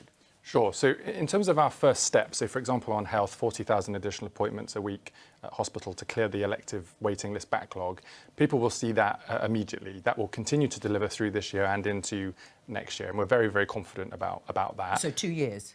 We will deliver our first steps, yes, within those 2 years, without question. There's clearly a lot more to do, but that was the first step we set out in our manifesto. Capital investment into new scanners and technology and hospital buildings and dealing with, you know, RAC, and, you know, that takes time to order and install and build and get off the ground. Of course it will, and that will take time to get there. But Wes is the first person to recognise that he has to reform the National Health Service, not just for its own purposes, but because it is the engine of opportunity and growth in our country when so many people are off work sick and unable to be in gainful employment. So there's Isn't it strange to put the money in before the 10-year plan for the NHS? I mean, that's not coming till the spring, is it? And, you know, there was no mention much about social care, but, you know, that plan is coming, and yet you're putting in billions of pounds now before we've got that. So we have two problems. One was this black hole in the NHS that we inherited from the Conservatives. They had tons of bills coming in with no money put aside to pay for them. We've prioritised money to pay for those bills, to maintain the activity that the NHS is currently able to perform to get junior doctors back into the hospitals and off of strikes. That's a decision that we took, yes. But actually the 10-year strategy will align with this second phase of our spending review now coming out of the budget, where we'll allocate the funding that Rachel has announced today over the years ahead and confirm that in the spring. But again, the Prime Minister said there will be no more money for the NHS without reform. Yep. And you are doing the money first. I know, but the reform has to come. I mean, it's together. It's not one or the other. There's money, but there is reform. But again, he was very clear, no more money. And now there's billions, and rightly maybe, going into the NHS before we've seen the reform. Well, no, and an absolute expectation that reform starts immediately. There's no question of that, both in health and education and other areas of public services. Well, you can't just keep on this trajectory of more money without reform. It's a non-negotiable. Except you have just done that. We have had a number of years where that has been the case. I mean, the reform that other, the previous government have asked for. There's been chat of reform, but not delivery. Well, we haven't seen the delivery yet, but we'll take what you say. Well, that's the problem. How much time? I mean, Paul Johnson, while we're talking about public services, Rachel Reeves was very keen to emphasise there will be no return to austerity. Has she met that commitment? Well, over the next 2 years with knobs on, I mean, this is an enormous increase in spending this year and next. But as I understand it, the increase between 2025, 26 and the end of the forecast period is 1.5% a year. That is barely enough, and on some definitions probably not enough, because we know that National Health Service will get a lot more than that, Defence will get more than that, and so on. So you might just about be able to hold non-protected departments constant in real terms over that period. You certainly wouldn't be able to get them going up in line with national income. So it might be just about enough, but it's pretty close. But it is worth saying after a great big increase this year and next. Even with all these tax increases? Well, the big tax increases to a large extent are paying for the big increases that we're seeing this year and next. And of course, they'll follow through. So total spending 5 or 6 years down the line will be a lot higher than under what the OBR called fictional plans of the last government. This government's absolutely right. I mean, the last government was planning big cuts in day-to-day spending, huge cuts in investment spending. Cuts almost certainly wouldn't have occurred, or if they had, would have been a big return to austerity. So this government's moved away from that. But it has really front-loaded its spending plans, and it's going to be really tight after next year. Right, so there could be a return to almost austerity for unprotected, as we called them, departments. And we've already seen the state of our prisons with early release schemes and the need to build more prison places. What will happen in 2 years' time to the court system, to prisons? Yep, so there won't be a return to austerity, but Paul is totally right. The reason you get a big bump now is because we're wiping the slate clean from the inheritance we got from the Conservatives. We're filling in those black holes, we're settling public sector pay, we're setting the new honest baseline of public spending for public services, and then we build from there around reform and growth. So the second phase of the spending review will be difficult. There is no denying that, and we will work through that over the coming months. But you're right, there are issues across the whole of the public sector estate, whether it's the criminal justice system, health we've talked about, SEND in education, looked after children, social care. There are lots of areas that we need to roll up our sleeves and get on with reforming. And that's now the hard yards and the work that we have to do as the government in the years ahead. Can I say, you made a claim at the beginning about how it's going to have a one-off, like you don't intend to come back for further tax rises. But if this picture of public spending doesn't work out, if the spending pressures require more top-ups, surely you will have to come back for more tax rises later in the Parliament. Well, as I say, our promise in the manifesto about not increasing income tax, national insurance or VAT on working people, and our corporation tax rate for business is a promise that we will honour for the whole time that we are in government before the next election. So that's a non-negotiable. The second point is, of course, this reform and growth agenda we have to get right. That is the big challenge for us in government, and that's the challenge that we're accepting today, that we have to prioritise. Can I ask you, there's a big claim made that the OBR has, if you like, helped you blame the previous government for this black hole. It's not quite like that in terms of the OBR review, is it? They don't really point the finger. They don't say that the forecast changes would have breached the fiscal rule, for example. Well, what they do say is that they didn't have all the information that they should have had from the last government, and had they had that information, the forecast that they produced in March for the last Conservative budget would have been, quote, materially different, which has an impact in terms of the forecast that comes out today for this budget. But not a £40 billion raising impact. But still materially different, to use the language of the OBR. The OBR is not political, it's independent, as you know, and it's been very clear about that. In the way but you might have gold-plated what the OBR have said to make to justify the 40 billion in tax rises. It's not about justifying a choice, it's about dealing with the reality as we find it. And as I say, I recognise this is a budget that matches the scale of the challenges we face, but that's the choice that we've Except, taken. as you know, and in fact I think the IFS have said before, the books were open. Darren, there was everything Joe, was there for you for you to look at. But again, it's about trust. People have agree. got to trust you, and you know the polls recently have seen trust really take a dip.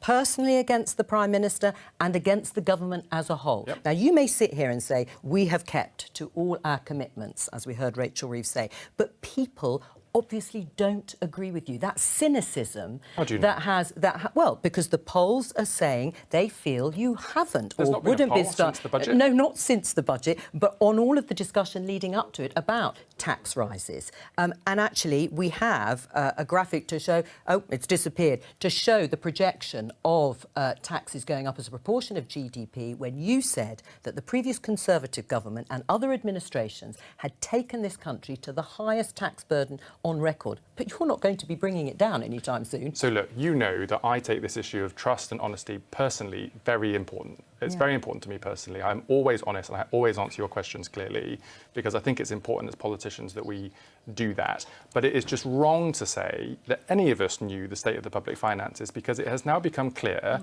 He said there was a fiscal fiction the whole way through and you should have, But Paul we could have had a better debate before the election, I'll put it like that. But let's be clear, Paul and the IFS did not know about the state of the reserve. The OBR didn't know about it, the public didn't know about it, Parliament didn't know about it, and the Labour Party didn't know about it. The only people that did were Conservative ministers who failed to tell the country. We've committed today to recommendations from the OBR to make sure that never happens again because we will always be transparent about the state of the public finances. I'm being told very firmly we have to let you I'm go. sorry about that. Darren Jones, Chief Secretary to the Treasury, thank you very much. And I understand you have to go too, but Paul Johnson, thank you very much for joining us today. I'm just going to take you through the many key budget measures from today, from Rachel Reeves's statement. Employers' national insurance increases to raise £25 billion. That was the biggest figure as part of the 40 billion of tax rises. End to income tax threshold freeze coming in 28-29. Fuel duty frozen for another year. There had been discussion that might go up, but that's being frozen, as is the 5p cut that has been in place. Capital gains tax rates increased at the lower and the higher rate. Pensions will be subject to inheritance tax. They had been outside the inheritance tax estate, but they will now come inside it.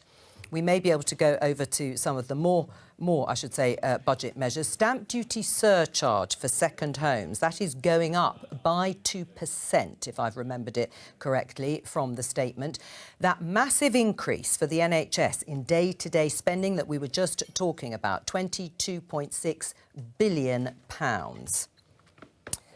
Just over £6.5 billion for education capital spending. There is also more money going to cover breakfast clubs that had been talked about during the election campaign from some of the money raised. £5 billion in house building investment. Again, something that Angela Rayner, the Deputy Prime Minister, will be very pleased about. And all part of the massive increase in spending. The defence budget increased to £2.9 billion.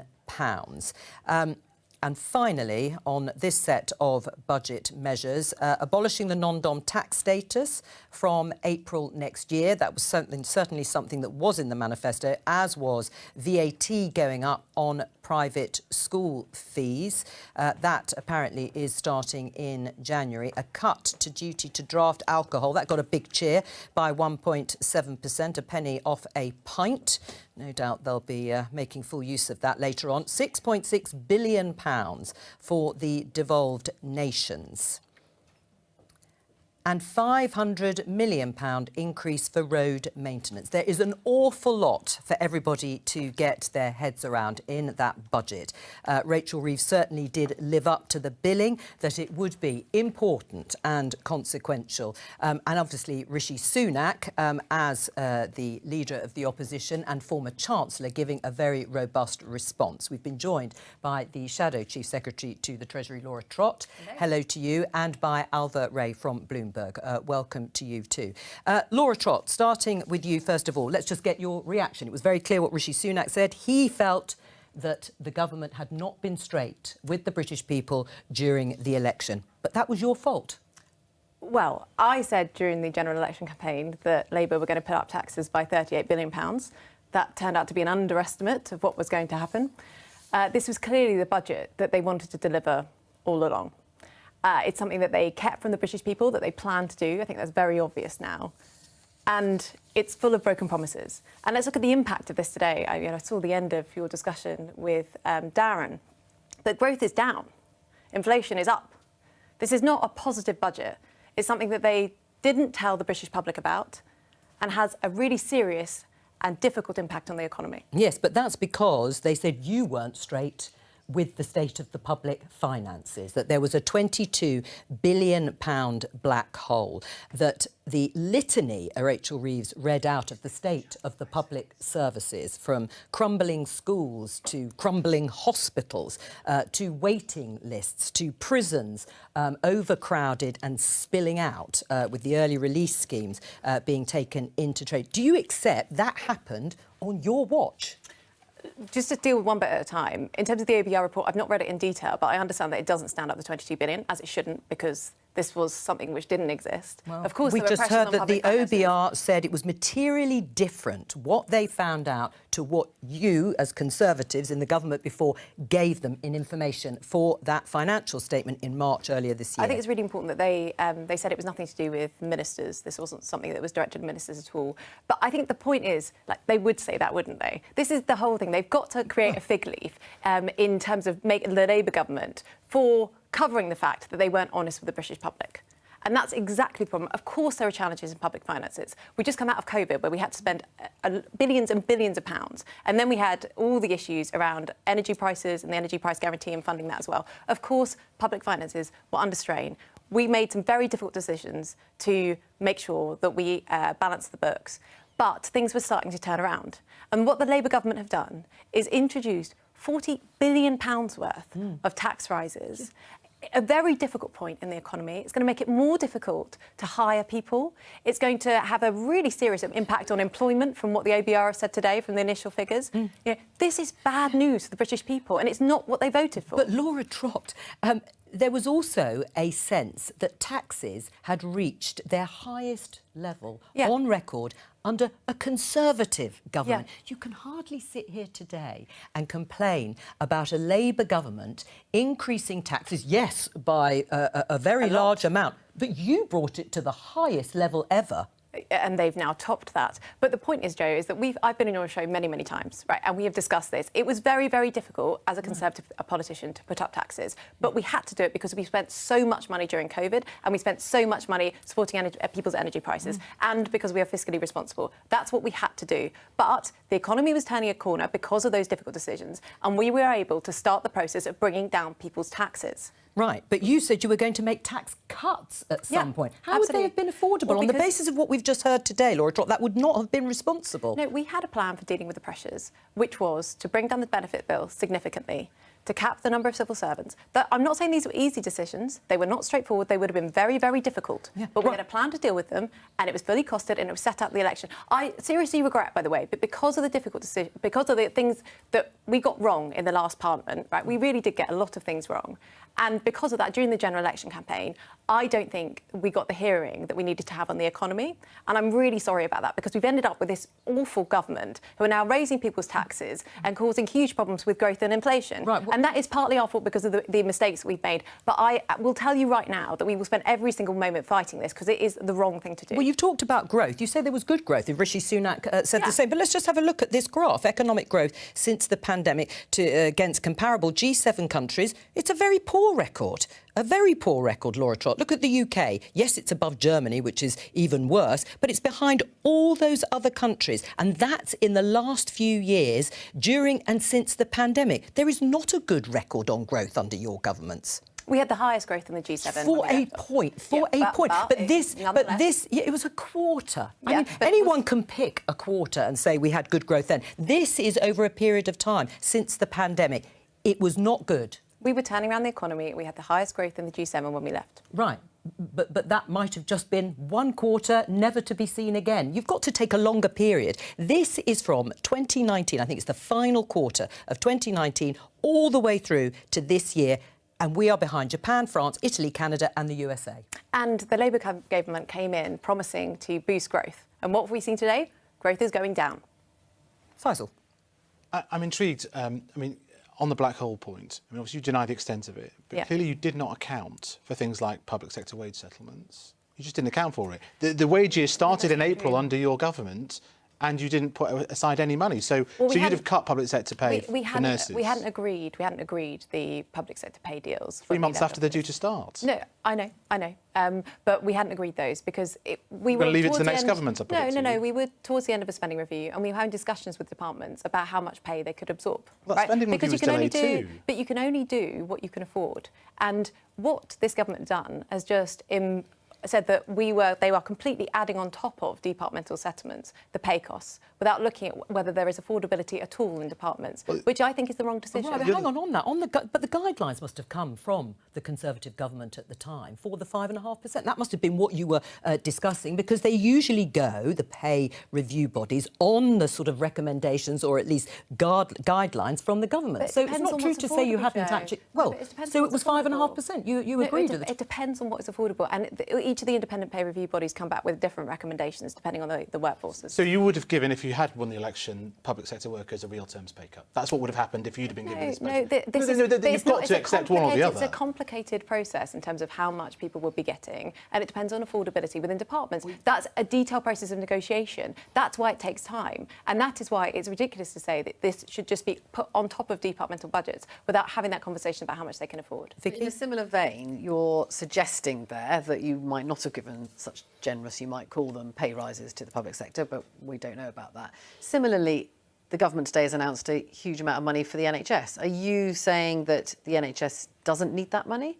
I think the point is that we hadn't done a spending review yet. This is something that they've done.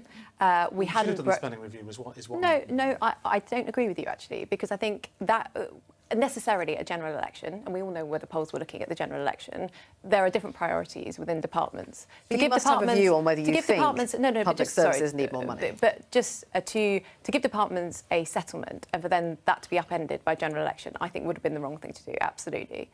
We'd set out our fiscal framework of the 1% over the next Parliament, which, by the way, is very interesting today because Rachel Reeves says that she's ending austerity. She's halving the rate of departmental increases that we had in the last. But we had a 3% increase a year in the last Parliament. She's talking about a 1.5% now. But you had a 1% earmarked. But I'm saying over the last Parliament we increased. Yeah, but looking ahead, by 3%. And yes, you're no longer in government, but you can see today there's a huge amount of money gone into the NHS.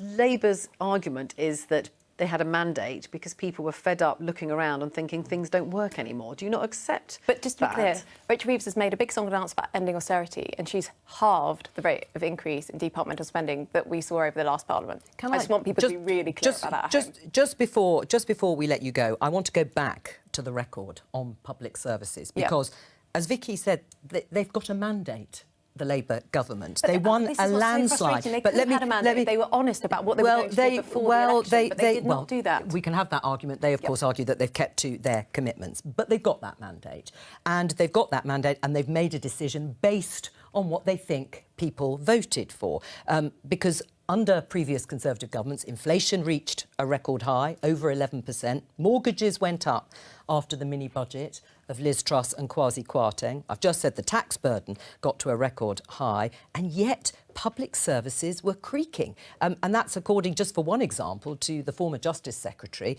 Alex Chalk. Prisons overcrowded, councils going bust, endless strikes, NHS waiting lists went up. And we will judge the Labour government on these things too. But do you accept, as you said, you made mistakes during the campaign, no one's going to listen to you when it comes to public services? Well, I think also the point is around inflation, which you mentioned there, Joe. We took really, really tough decisions, including on public sector pay, by the way, to bring inflation down. Inflation is going back up again. That will have serious impacts for every household across the country. And everybody needs to know that because of the decisions that this government is taking, their cost of living are going to go up. Now, of course, as I said before, we had some very difficult decisions to make because we had to pay back the money that we spent during COVID and support people with their energy prices. That cost money we needed to balance the books. Jojo, can I just ask Laura one quick thing? During the election That's campaign, always dangerous to be okay. During the election campaign, you did, we gave Darren Jones a hard time about the manifesto commitments, but you did acknowledge that employers' national insurance was left open by the Labour manifesto. And do you know what Darren's response was? This was a list of things that Labour isn't doing. That was his response. But you did accuse them of wanting to do this in the election campaign. Exactly. Okay. And he said that that's what that Labour aren't doing. That's what he said. Thank you very much for joining us, Shadow Chief Secretary to the Treasury. And I think we have to say goodbye to Faisal Islam at some point. You don't have to rush off just now, but we are going to Leeds to join Alex Forsyth, who is there with people either that she's spoken to who are watching the budget and getting a reaction to it. Alex, over to you.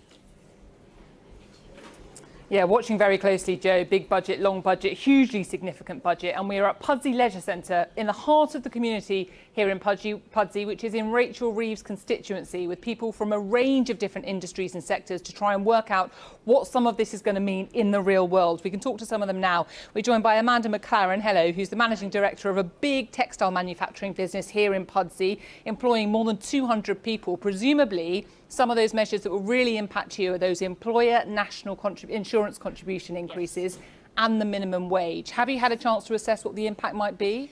Yeah, I mean, we've got to work through the financial impact of this budget, but without doubt, it feels like employers have taken, a very big hit of the 40 billion, with almost half of it going to employers. I think the national minimum wage impact, once again, is hard hitting after 3 successive increases in prior years that were also quite hefty.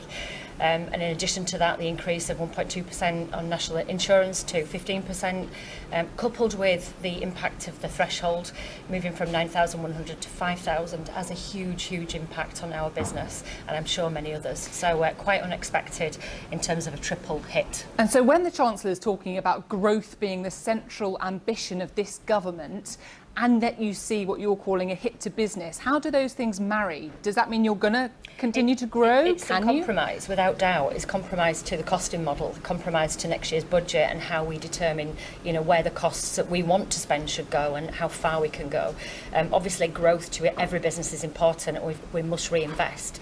Some of the positives I heard was reference with Make UK and the institutions and bodies within manufacturing in the UK that will be looking to support perhaps capital investments or research and development and innovation. So we have to give that commitment, but equally there's some constraint when you hit with the increases that we've seen today. Also here is Max Shepherd from the Yorkshire Building Society, which has got its headquarters in Bradford, so not far from where we are here in Pudsey. Max Shepherd, thank you very much for being here. Again, back to that point, the government keeps talking about growth, saying that the focus of its budget, the way to get investment in public services, is to grow the economy. Are you convinced that what Rachel Reeves announced today is going to realise that ambition? It's been a really interesting budget, hasn't it? Because on the one hand, you've got the 40 billion of tax increases to, go towards the public service increase in spending. But on the other hand, you've also got that £100 billion commitment in capital investment, which will directly stimulate the economy going forwards over the next 5 years. So it's very difficult to tell from an economic perspective, but she certainly has a plan in it. And, that what she's laid out certainly will stimulate the economy from a capital investment point of view. So there were a lot of conversations pre-budget about whether or not the relaxation of some of the fiscal rules, particularly around borrowing, might send a shiver through the market. So are you getting any sense yet of what the impact of this budget is going to be? Yeah, so the initial market reaction actually hasn't been, there's not been any spook moment. It looks pretty stable. So interest rate expectations have stayed pretty stable throughout the day, throughout the morning. So no, there's not been anything as of yet. And this is really because Reeves is saying a lot of this increase in borrowing is all down to that. It's going to go on capital investment. Yeah. Also here is James Barwise from the Road Haulage Association. James, we spoke a little bit earlier about what you might be looking out for in this budget. There was a bit of good news for your sector, which is that 1 year at least freeze in fuel duty. What's the likely impact of that? Well, this is fantastic news for hauliers, not just here in Yorkshire, but up and down the country. It's something we at the Road Haulage Association have been campaigning for in the run-up to the budget. And we know through analysis this will save the average haulier across the country at least £2,000 a year. That is an incredible relief for hauliers who, the last couple of years, have really been feeling the pinch in the perfect storm of financial conditions. But we also know that over the next 5 years, if the proposed hike of 5 pence per litre had gone up, it would cost UK GDP 430 million. So it's really encouraging that the Chancellor is starting to think about these measures, not just in terms of the benefit for the industry, but the wider economic benefit that the relationship between freight and logistics has in growing the UK economy. And back to the point that we heard right at the very beginning about the impact of this budget on business. What's your thoughts? Well, this is just for the first year, and there's lots of measures we still need to see. For example, there's a huge conversation to be had about the relationship between road building schemes, freight and logistics, and how you grow the economy. We didn't hear much from the Chancellor today about schemes such as the A66, the dualling of the A1 up in Northumberland, or of course Lower Thames Crossing. The decision on that has been postponed. So there's an ongoing dialogue the industry needs to have with the government about how we can support them achieve their economic aims. But in the short term, huge relief for hauliers up and down the country. Quick thought from you, Max Shepherd. Was there anything that wasn't in the budget you really would have liked to have seen? Yeah, so one thing we would have liked is an extension of the increase in the stamp duty thresholds. So now from April 2025, any home mover purchasing a house over £125,000 will be subject to stamp duty. So if you were buying an average home of £280,000 in the UK, you will now pay £4,000 in terms of stamp duty as opposed to £1,500 before this budget. So that is one of the concerns we have for the housing market. And Amanda, final one to you. Again, a lot of talk pre-budget about the potential impact on consumer confidence and business confidence when it comes to investment. It always takes a while to digest the detail of a budget, but from what you've seen from the Chancellor today in that 80 minutes or so that she stood up, what is your sense about the confidence of business in the current economic climate that she's set out? I think there'll be a cautious approach at the beginning to understand, tangibly what is actually changing and see that happening. I think there's some sense of optimism. I do think there are, outlooks of growth and certainly potential for businesses. I just think that we need, balanced support. That means whether it be capital investment through grant support for businesses, consideration to investment for growth generally. I think that's going to be really important, and businesses are going to be looking for that support. Thank you all very much. So some reaction from across industry and different sectors here in Pudsey, the Chancellor's constituency. As ever, the full details of the budget are going to emerge over the next few hours and days, Joe. But I think what's very clear is that people are already considering what is going to be the real world impact of this very significant first budget from a Labour government and from Rachel Reeves. Alex Forsyth there. Yes, thank you very much. It does always take a little bit of time to not just look at the small print, but digest the numbers and the scale of this budget, because it was big in every sense. So let's get a flavour of that in terms of reaction and analysis from the BBC's economics correspondent Andy Verity, because £40 billion of tax rises is a big number, Andy Verity, and people have been writing into you to say national insurance on employers going up. That makes up the vast majority, probably, of those tax rises. But what about the rest? Yes, it's about 25 billion out of the 40 billion tax rises, Joe. And when you break it down per employee, so they're lowering the threshold at which the employer starts paying 15% national insurance contributions, not 13.8 as it was. If you lower that threshold, it means £615 is extra per employee, and that's before you start levying the amount beyond that threshold. So it's a substantial extra cost for employers, and as you say, it's big. So if you look at the big numbers here, we're talking about an additional tax burden of about 25 billion next year, 24 billion, rising to 41 billion in 2029 to 30. But the spending numbers are even bigger. So spending rises by 25 billion this year, 63 billion next year, going up to 74 billion additional amounts. That's all because of the measures to support public services. In a way, this is a very traditional Labour budget. We've looked at the distributional analysis as well, and there's a document there, Treasury's distributional analysis suggests that the top 10th of earners will be the ones who are hardest hit. Everybody else will benefit. What questions are our viewers sending you? Well, we've had various questions talking about capital gains tax, for example. What could the government do about capital gains tax is one question that's come in, and well, we know now what they've done is they've raised the lower rate that you pay if you're a basic rate taxpayer from 10% to 18%. The higher rate, if you pay 40%, has gone up from 20 to 24%, and that takes it closer to the sort of tax rates that you'll pay on income, in the income from work. Also, inheritance tax. Farmers won't like this budget much because it means if they pass on the farm to their children, then in excess of £1 million, they'll pay a rate of about 20%. They have benefited from higher exemptions.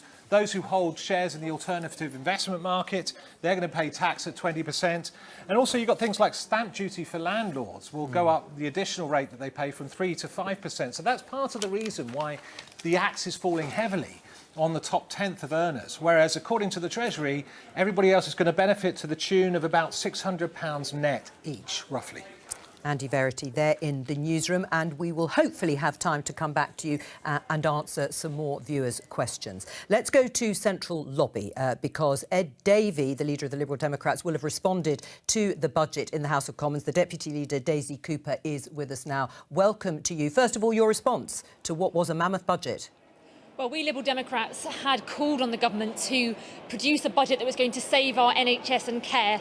And so we welcome the fact the government is going to invest in our NHS. But we know, and they know, that our NHS will remain on life support until they really get to grips with the social care crisis. So we are very disappointed that the government have not addressed the social care crisis through this particular budget. And we're also concerned that the burden of the tax rises will undoubtedly fall on small businesses and family farms as well. Right, and on that, yes, you opposed that increase to employer national insurance contributions, and you said that Labour should have gone further in raising taxes on big businesses. Of course, they are increasing the levy on oil and gas, I should say, companies. But the Institute of Fiscal Studies said your manifesto tax pledges weren't victimless. All taxes on businesses are ultimately felt by real people and some combination of shareholders, including wages and people's pensions. Do you accept that?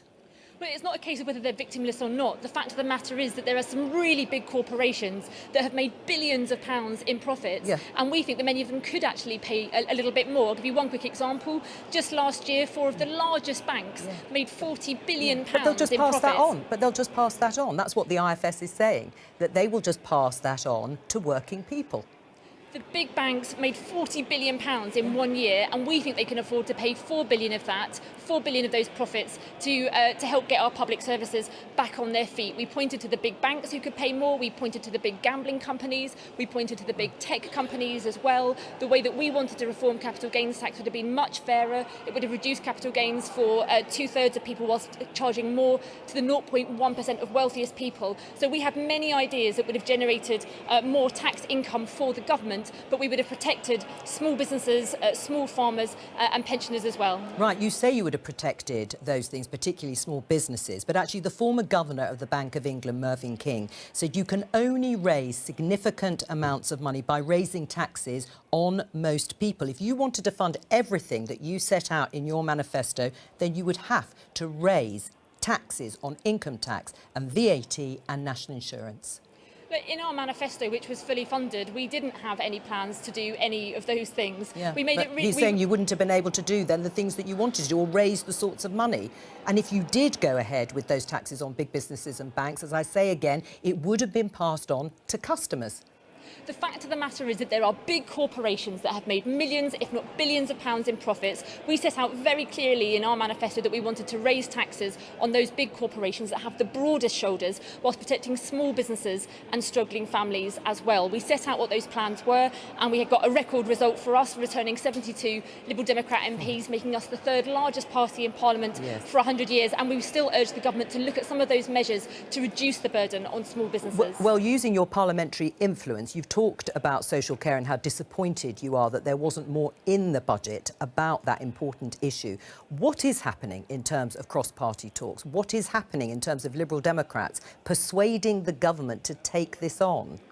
Well, as part of the budget today, you will have heard the Chancellor, Rachel Reeves, talking about the fact that they are going to actually raise the allowance for carers. Yes. And that is a direct result of, and she even name-checked our party leader, Ed Davey, that is a direct result of Liberal Democrat influence over the last few weeks. We've also managed to get the government to agree to do a review of the cliff edge, which has resulted in many carers overpaying by a few pounds and then being penalised for thousands of pounds by the Department for Work and Pensions. So we are already having an impact on the government and their thinking, but we are urging the government to go much, much further. They haven't reached out to us to ask about cross-party talks yet, and they know and we know we have got to get to grips with the social care crisis. The Labour government cannot think that social care is a second-term issue. Daisy Cooper for the Liberal Democrats there in Central Lobby. Thank you very much. Let's get some more reaction and analysis from our guests here in the studio. We've been joined by Alva Ray from Bloomberg and Caroline Wheeler, the political editor of the Sunday Times. First of all, to you, Caroline, because there was an announcement. We knew that it was going to be met about compensation for two big scandals, as Rachel Reeves talked about. One of them you've been directly involved in.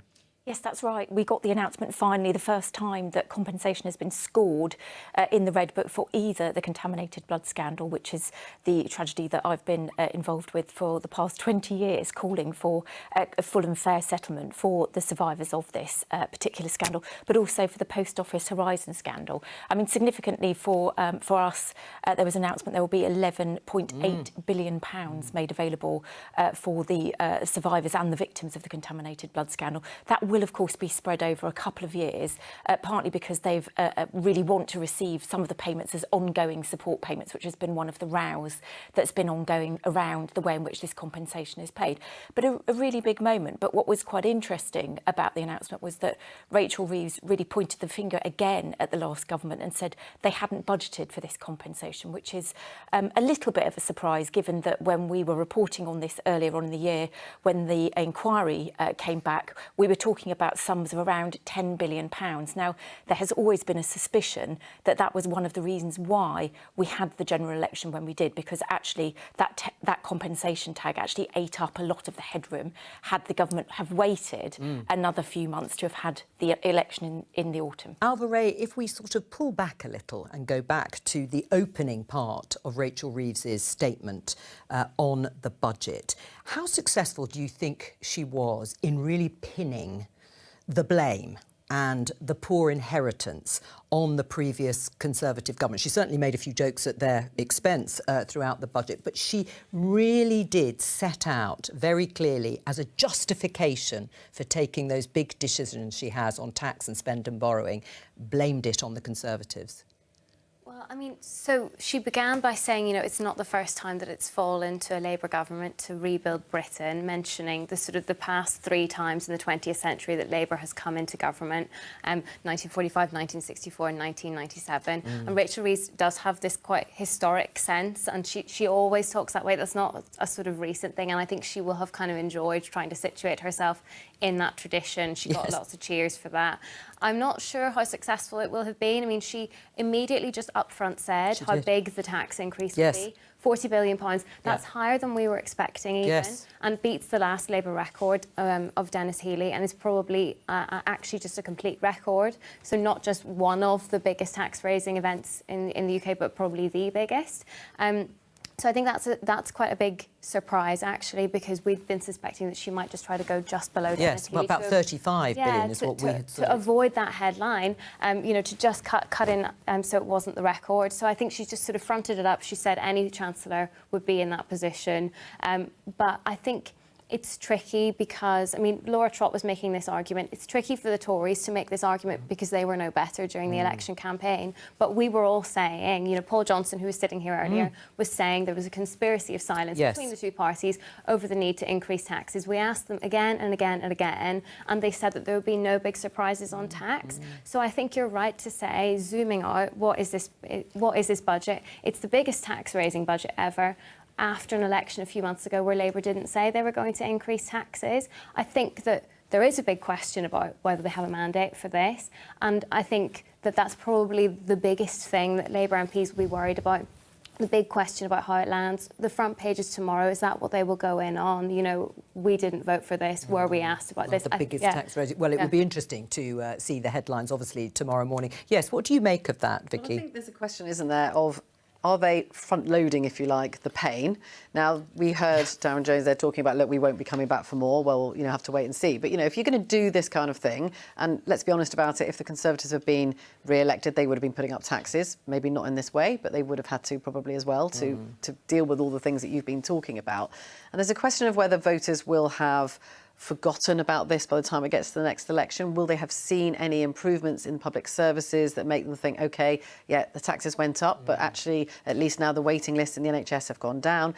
And then there is a question when you talk about the mandate. Is there goodwill? Do the voters have this goodwill towards this Labour government? Now, if you look at the opinion polls, they suggest that they don't. No. Now, partly this is to do with the way it was handled, the missteps you might call them in the run-up to this budget, with the winter fuel allowance being the sort of thing that was announced in isolation and got so much attention. I mean, if it had been announced, and I know there were reasons they couldn't do it this late, but if it had been announced as part of all of this, it probably would have got slightly lost, but, you know, there would have still been anger. But I think there is a question there about whether voters will give this government the benefit of the doubt in terms of, do they trust them to spend this money wisely and make sure that they do improve. Well, let's come back to that, the sort of guardrails, if you like, that Rachel Reeves has said she has set out very clearly in terms of how they spend that money and whether it will be value for money. But let's get some more political reaction because Matthew Amrolawala is on College Green outside the Houses of Parliament with some guests. Matthew. Joe, thanks very much. Very interesting listening to your conversation there. Yes, a record tax-raising budget, bigger than Norman Lamont's in the early 1990s. So let's get some thoughts from my guests here, joined by Stephen Flynn from the SNP, Zia Youssef from Reform, and Carla Denyer from the Greens. We've had a little pause in the various protests around College Green at the moment, so let's take advantage of it. In terms of headline thoughts, Stephen. Well, of course, if you're an individual, a pensioner who's just lost your winter fuel allowance, if you're a family who are suffering under the two-child cap, you'll be looking at the budget going, what's changed? Nothing. We've still got to deal with the consequences of this. If you're a small or medium-sized business, you'll be going, what have we done wrong? Why do we deserve this massive increase in taxation, which is going to impact our ability to grow? If you're a homeowner, you'll be looking at this going, why are my mortgage rates going to be going up as a result of what the Chancellor's announced? And if you're someone who looks at the wider economy, you'll be saying, why is the economy going to be flatlining when the Chancellor promised a transformative growth budget? It's massively underwhelming. Lots of issues raised. We'll come back to it. Zia. If you're listening to this at home and you work hard in the private sector and every year your salary never seems to go up as much as the cost of living, then make no mistake, this Labour budget is making you poorer still. By increasing the tax on jobs, they're increasing the employer's contribution to national insurance meaningfully, and they're also doing it to the most disproportionately to those who earn the least by increasing the threshold. So what they're doing is they are by the back door betraying their promise in the manifesto not to increase taxes on working people. The OBR have said 2/3 to 75% of those increased costs will be passed on in terms of real wages to hard-working British people. Labour lied to get into power. Carla Denyer, in terms of what you've heard today, what you hoped to hear and what you actually saw delivered. I think this budget's a missed opportunity. I was looking for a budget that makes this country fairer and our economy greener, and the Chancellor could have chosen to be brave and to fund our future by taxing the super rich. There's an increasing groups of MPs across all parties and organisations who were calling on her to do that, but instead she ducked it. And while there were some good things in the budget, there were too many examples of her giving with one hand and taking away with another, like an increase in funding for the NHS. I welcome that. But by keeping the two-child benefit cap, by keeping the limits on winter fuel payment, she's keeping in place policies that harm people's health and harm costs on the increased costs on the NHS. Carla, you said it was a missed opportunity. Rachel Reeves talked about making responsible choices today. Now, in the election campaign, the IFS accused both Reform and the Greens of poisoning the entire political debate by suggesting your manifesto plans could make a difference while being, quote, entirely unattainable. Today was the real world, wasn't it? Other organisations had different comments about our manifesto. Your wealth tax experts said that our offering was credible. and a number of other organisations commented and said this is the closest to reality that we've seen. So I'm going to continue to put pressure on the Chancellor to ask those with the broadest shoulders to contribute the most, because what she's done in this budget is she's proposing to raise around 25 billion from tax changes that will mostly affect lower and middle income people, small and medium-sized enterprises, and only around 5 billion from the super rich through changes to capital gains tax. The Green Party thinks that that's the wrong way around, so we'd flip that emphasis around so that those with the broader shoulders, the really super rich who can afford to pay a little bit extra, do so. Zia, coming back to what was announced, the point that you were making earlier, Rachel Reeves making the point that working people, they won't see a difference in their pay slips. And then when you look where some of the money has gone in terms of raising taxes, schools, education, investment, where else would you have put it?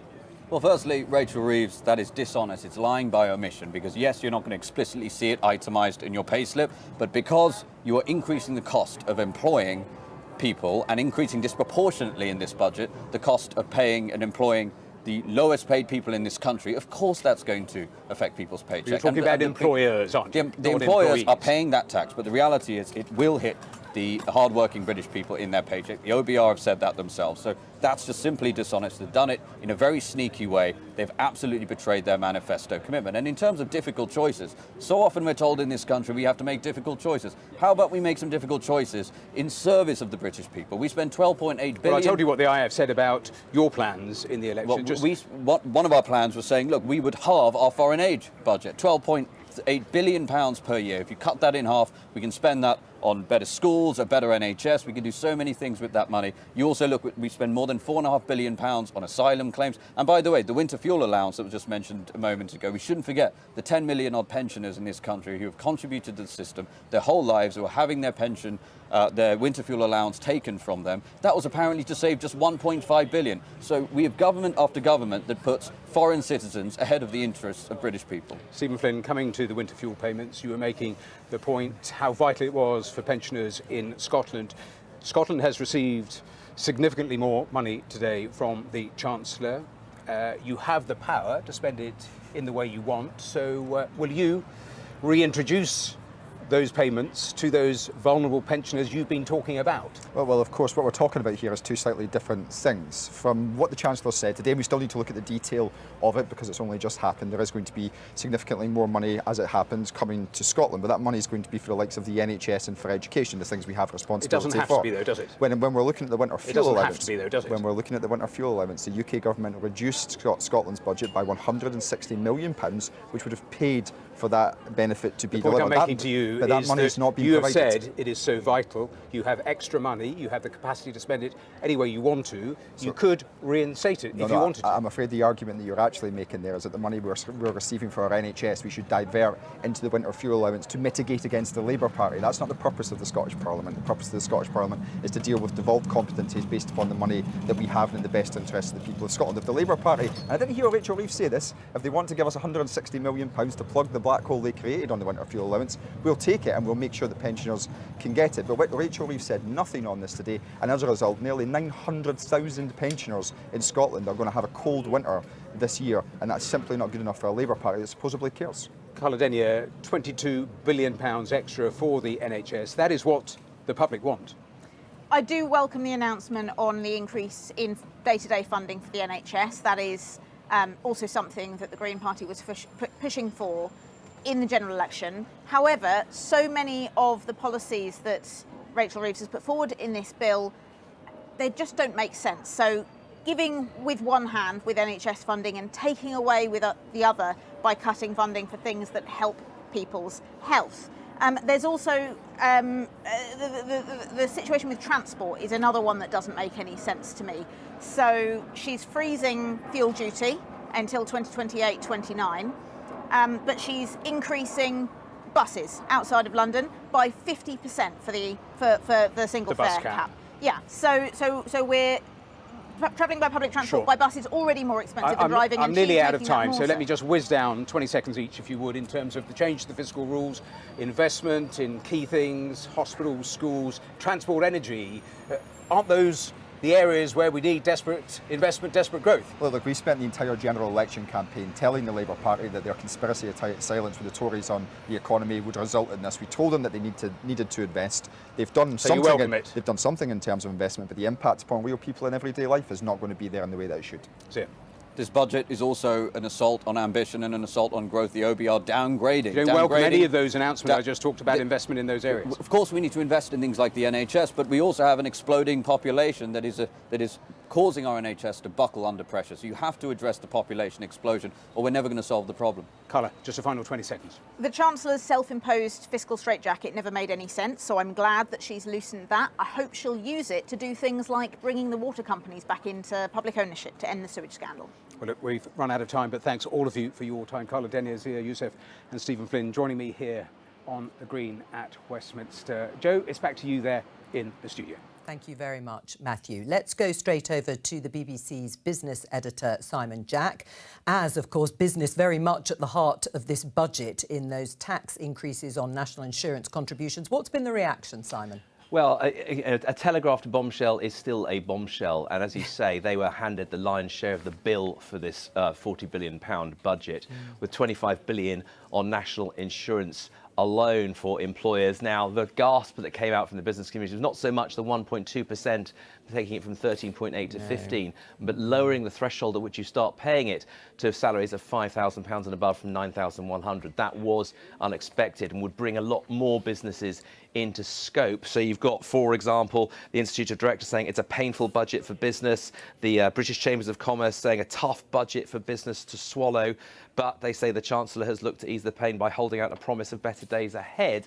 Having said that, there's not a lot of growth bang for billions of bucks in this when you look at the OBR's forecast. And I think that is the acid test that people will say is that we're prepared to stomach quite a lot if we can get out of this cycle of low growth, but you haven't managed to convince the OBR to any great extent that that is going to happen. You've got a big bit of an increase in the early years and then a bit of a downgrade in the later years. So they're saying, is that worth it? And when you add the increase in national insurance to that overnight rise we saw in the national minimum wage, a plethora of new workers' rights. You are making it more expensive to hire, riskier to hire, more difficult to fire people, and the risk they will take with this is that will deter the very growth they're trying to generate. Well, and on that, I mean, that is where the contradiction, if you like, lies, in that the very part of industry or the engine of driving that growth you've just been talking about is mainly on businesses and employers and entrepreneurship. You know, is there any sort of climate that they think, businesses that you've spoken to from that budget, that will encourage them to invest, to expand, to take more people on? Well, I mean, the government has been big on this message to stability. They're saying, listen, we've had 4 prime ministers, 6 chancellors in the last 8 years. That is going to change, and so we'll have a more stable framework. They're setting a lot of store by that. They're also saying, look, as far as possible, this is going to be a once and done tax raid on businesses, and from here on in we'll give you an industrial strategy that you call for, we'll give you a business tax roadmap, we're going to cap business tax on profits for the remainder of this parliament. So although this is painful, this should be a reset, and from here on things will be a lot more visible and you can take a lot more comfort from the clarity they were going to provide. But as you say, it is going to be very interesting to see whether you're essentially strangling the goose that you're hoping is going to lay the golden eggs of the future with these upfront tax rises. All right, Simon Jack, thank you very much. Let's just get some more reaction here. Vicky, first of all, just listening to the sort of business reaction generally, hardly a surprise, but the government needs business on board, and they spent a lot of time trying to woo them and court them during the election campaign. Yeah, they did, and as you say, growth is the thing that Rachel Reeves has been talking about an awful lot and that she is relying on. And if you talk to small businesses, now there are some mitigating things that she's put into place here, and the trouble is it's going to be up to each business to work out whether they're going to be one of the businesses that might not pay as much national insurance. So we'll have to see where the bill falls, if you like. But if you talk to small business owners in the hospitality industry, as I did this week, I was in Birmingham, him, you know, they're really worried about this. They're worried about the minimum wage. If that's going up, they have to pay for that. And they're saying, look, of course, in the end, they do, and they say reluctantly, have to pass this on to either the customer, if it's in hospitality, or in terms of pay rises not happening for the employee. Now, as I say, each one will have to look here. Rachel Reeves made some claims there about there'll be lots of people who are paying less. So, you know, we'll have to work that out, and it will be up to each business to do that, to see where that actual bill does. In terms of the reaction, public reaction, we've spent a lot of time discussing how honest Labour were during the election about no taxes going up on working people, what is a working person, and so on. How much damage do you think, if any, has been done? I think it's a really big gamble that the government are taking because, you know, when people looked at that manifesto, when they looked at the kind of triple tax lock that we saw, which was not raising VAT, not raising income tax, not raising NICs, you know, it was what wasn't said in the manifesto rather than what was said in the manifesto. And certainly when we were looking into this at the weekend, they wanted some of the comments that were made by Laura Trott, of all people, back in June, when she basically raised the prospect that they could raise NICs on employers as the sort of answer to this question, which was actually, no, we were honest really with people that this was in scope because we didn't rule it out when Laura Trott first raised it. I think there'll be a lot of people in the public that will look at that and actually think, well, is that really fair? Is that, you know, just ruling something out, which, as we know, we spend a lot of general elections asking politicians questions and then they don't answer them, and then people write lots of stories about what this means. But I think there will be a question mark about just how specific they were about their intentions. And as we've been saying during this process, this is massive. This isn't a couple of £1 billion here or there. This is, I think we were actually going to say, the second biggest ever tax-raising budget in history. I think we have discovered that Norman Mont's was just a little bit bigger. But it's huge, and it is going to have a big impact, as we were saying, on businesses, but also, you know, just in terms of day-to-day, people are going to be looking at it and I think just wondering, you know, whether the government's been straight with them. And that means that people have got to feel better, haven't they? I mean, Keir Starmer and Rachel Reeves both talked during the campaign, and subsequently you've got to feel better off. People have got to feel better off at the end of this Parliament. You're right, the billions that are being raised and spent as well, there's got to be some return seen relatively quickly. And they've clearly made the call that that should try to be felt in the NHS. And you know, there's lots of polling done that basically if Labour doesn't deliver on the health service, they will struggle to be re-elected. So I think that that's where they're putting that money. You can see that in the figures today. But it means that basically in other departments, even though we're seeing these massive tax increases and overall increases in spending, there are some departments that are still going to be really hit. Yes. And, you know, in the past few weeks, we've seen, we've done quite a lot of reporting on, you know, cabinet ministers' concerns about cuts to their departments. Yes. And a lot of them are getting investment in the longer term, but in the short term, they're seeing things really, really squeeze. And I think we haven't had time yet to really dig into those numbers. But I think when you look at cuts to local government spending, for example, to some transport infrastructure projects in the short term, and also to the justice sector, you know, all these different things that connect. You know, you need the courts, there's a big backlog, police, you need more police officers, prisons, there are no prison places, there hasn't been much investment in the prison estate. So all of those things need investment. There are big concerns that those are unprotected departments that are not getting more money. I think that's where, you know, in terms, we speak about people feeling it. Yes. Actually, how will people feel if their local government, if their local council is facing massive, massive cuts? Well, as you say, there is a gamble going on about the NHS, that people will feel better if they meet those waiting times of 18 weeks and those waiting lists come down massively. Headlines for tomorrow, if you were writing them, what would be your strap? It probably would be about the gamble. You know, it'll be taxes up, borrowing up, spending up. Will it work?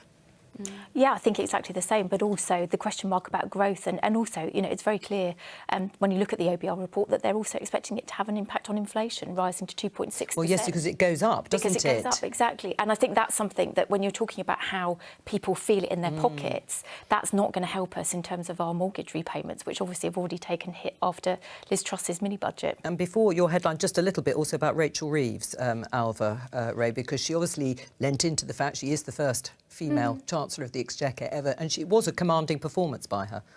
Yeah, I think so. I thought she looked nervous at the very beginning, kind of understandably, because it's such a big moment. Yeah, but still, I think a big milestone that she will really appreciate. She's, you know, she's written books about the history of women in Parliament. She's got a real sense of history.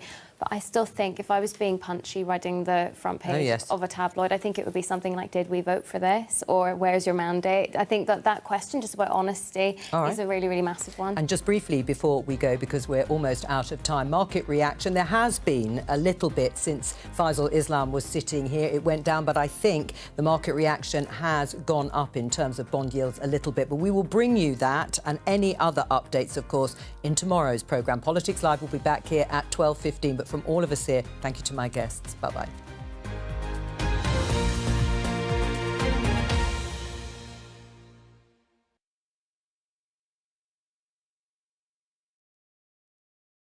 What could that budget mean for you? All the latest from the world of finance with tips to make your money go further. Listen to the Money Box podcast now on BBC Sounds. Disinformation. There is no climate change. You think you're winning. Erosion of trust. Fooling people in the most sophisticated ways. But it's because of you we get up in the morning and work through the night 24/7. So no matter how hard it gets, we'll always pursue the truth. The fight for truth is on.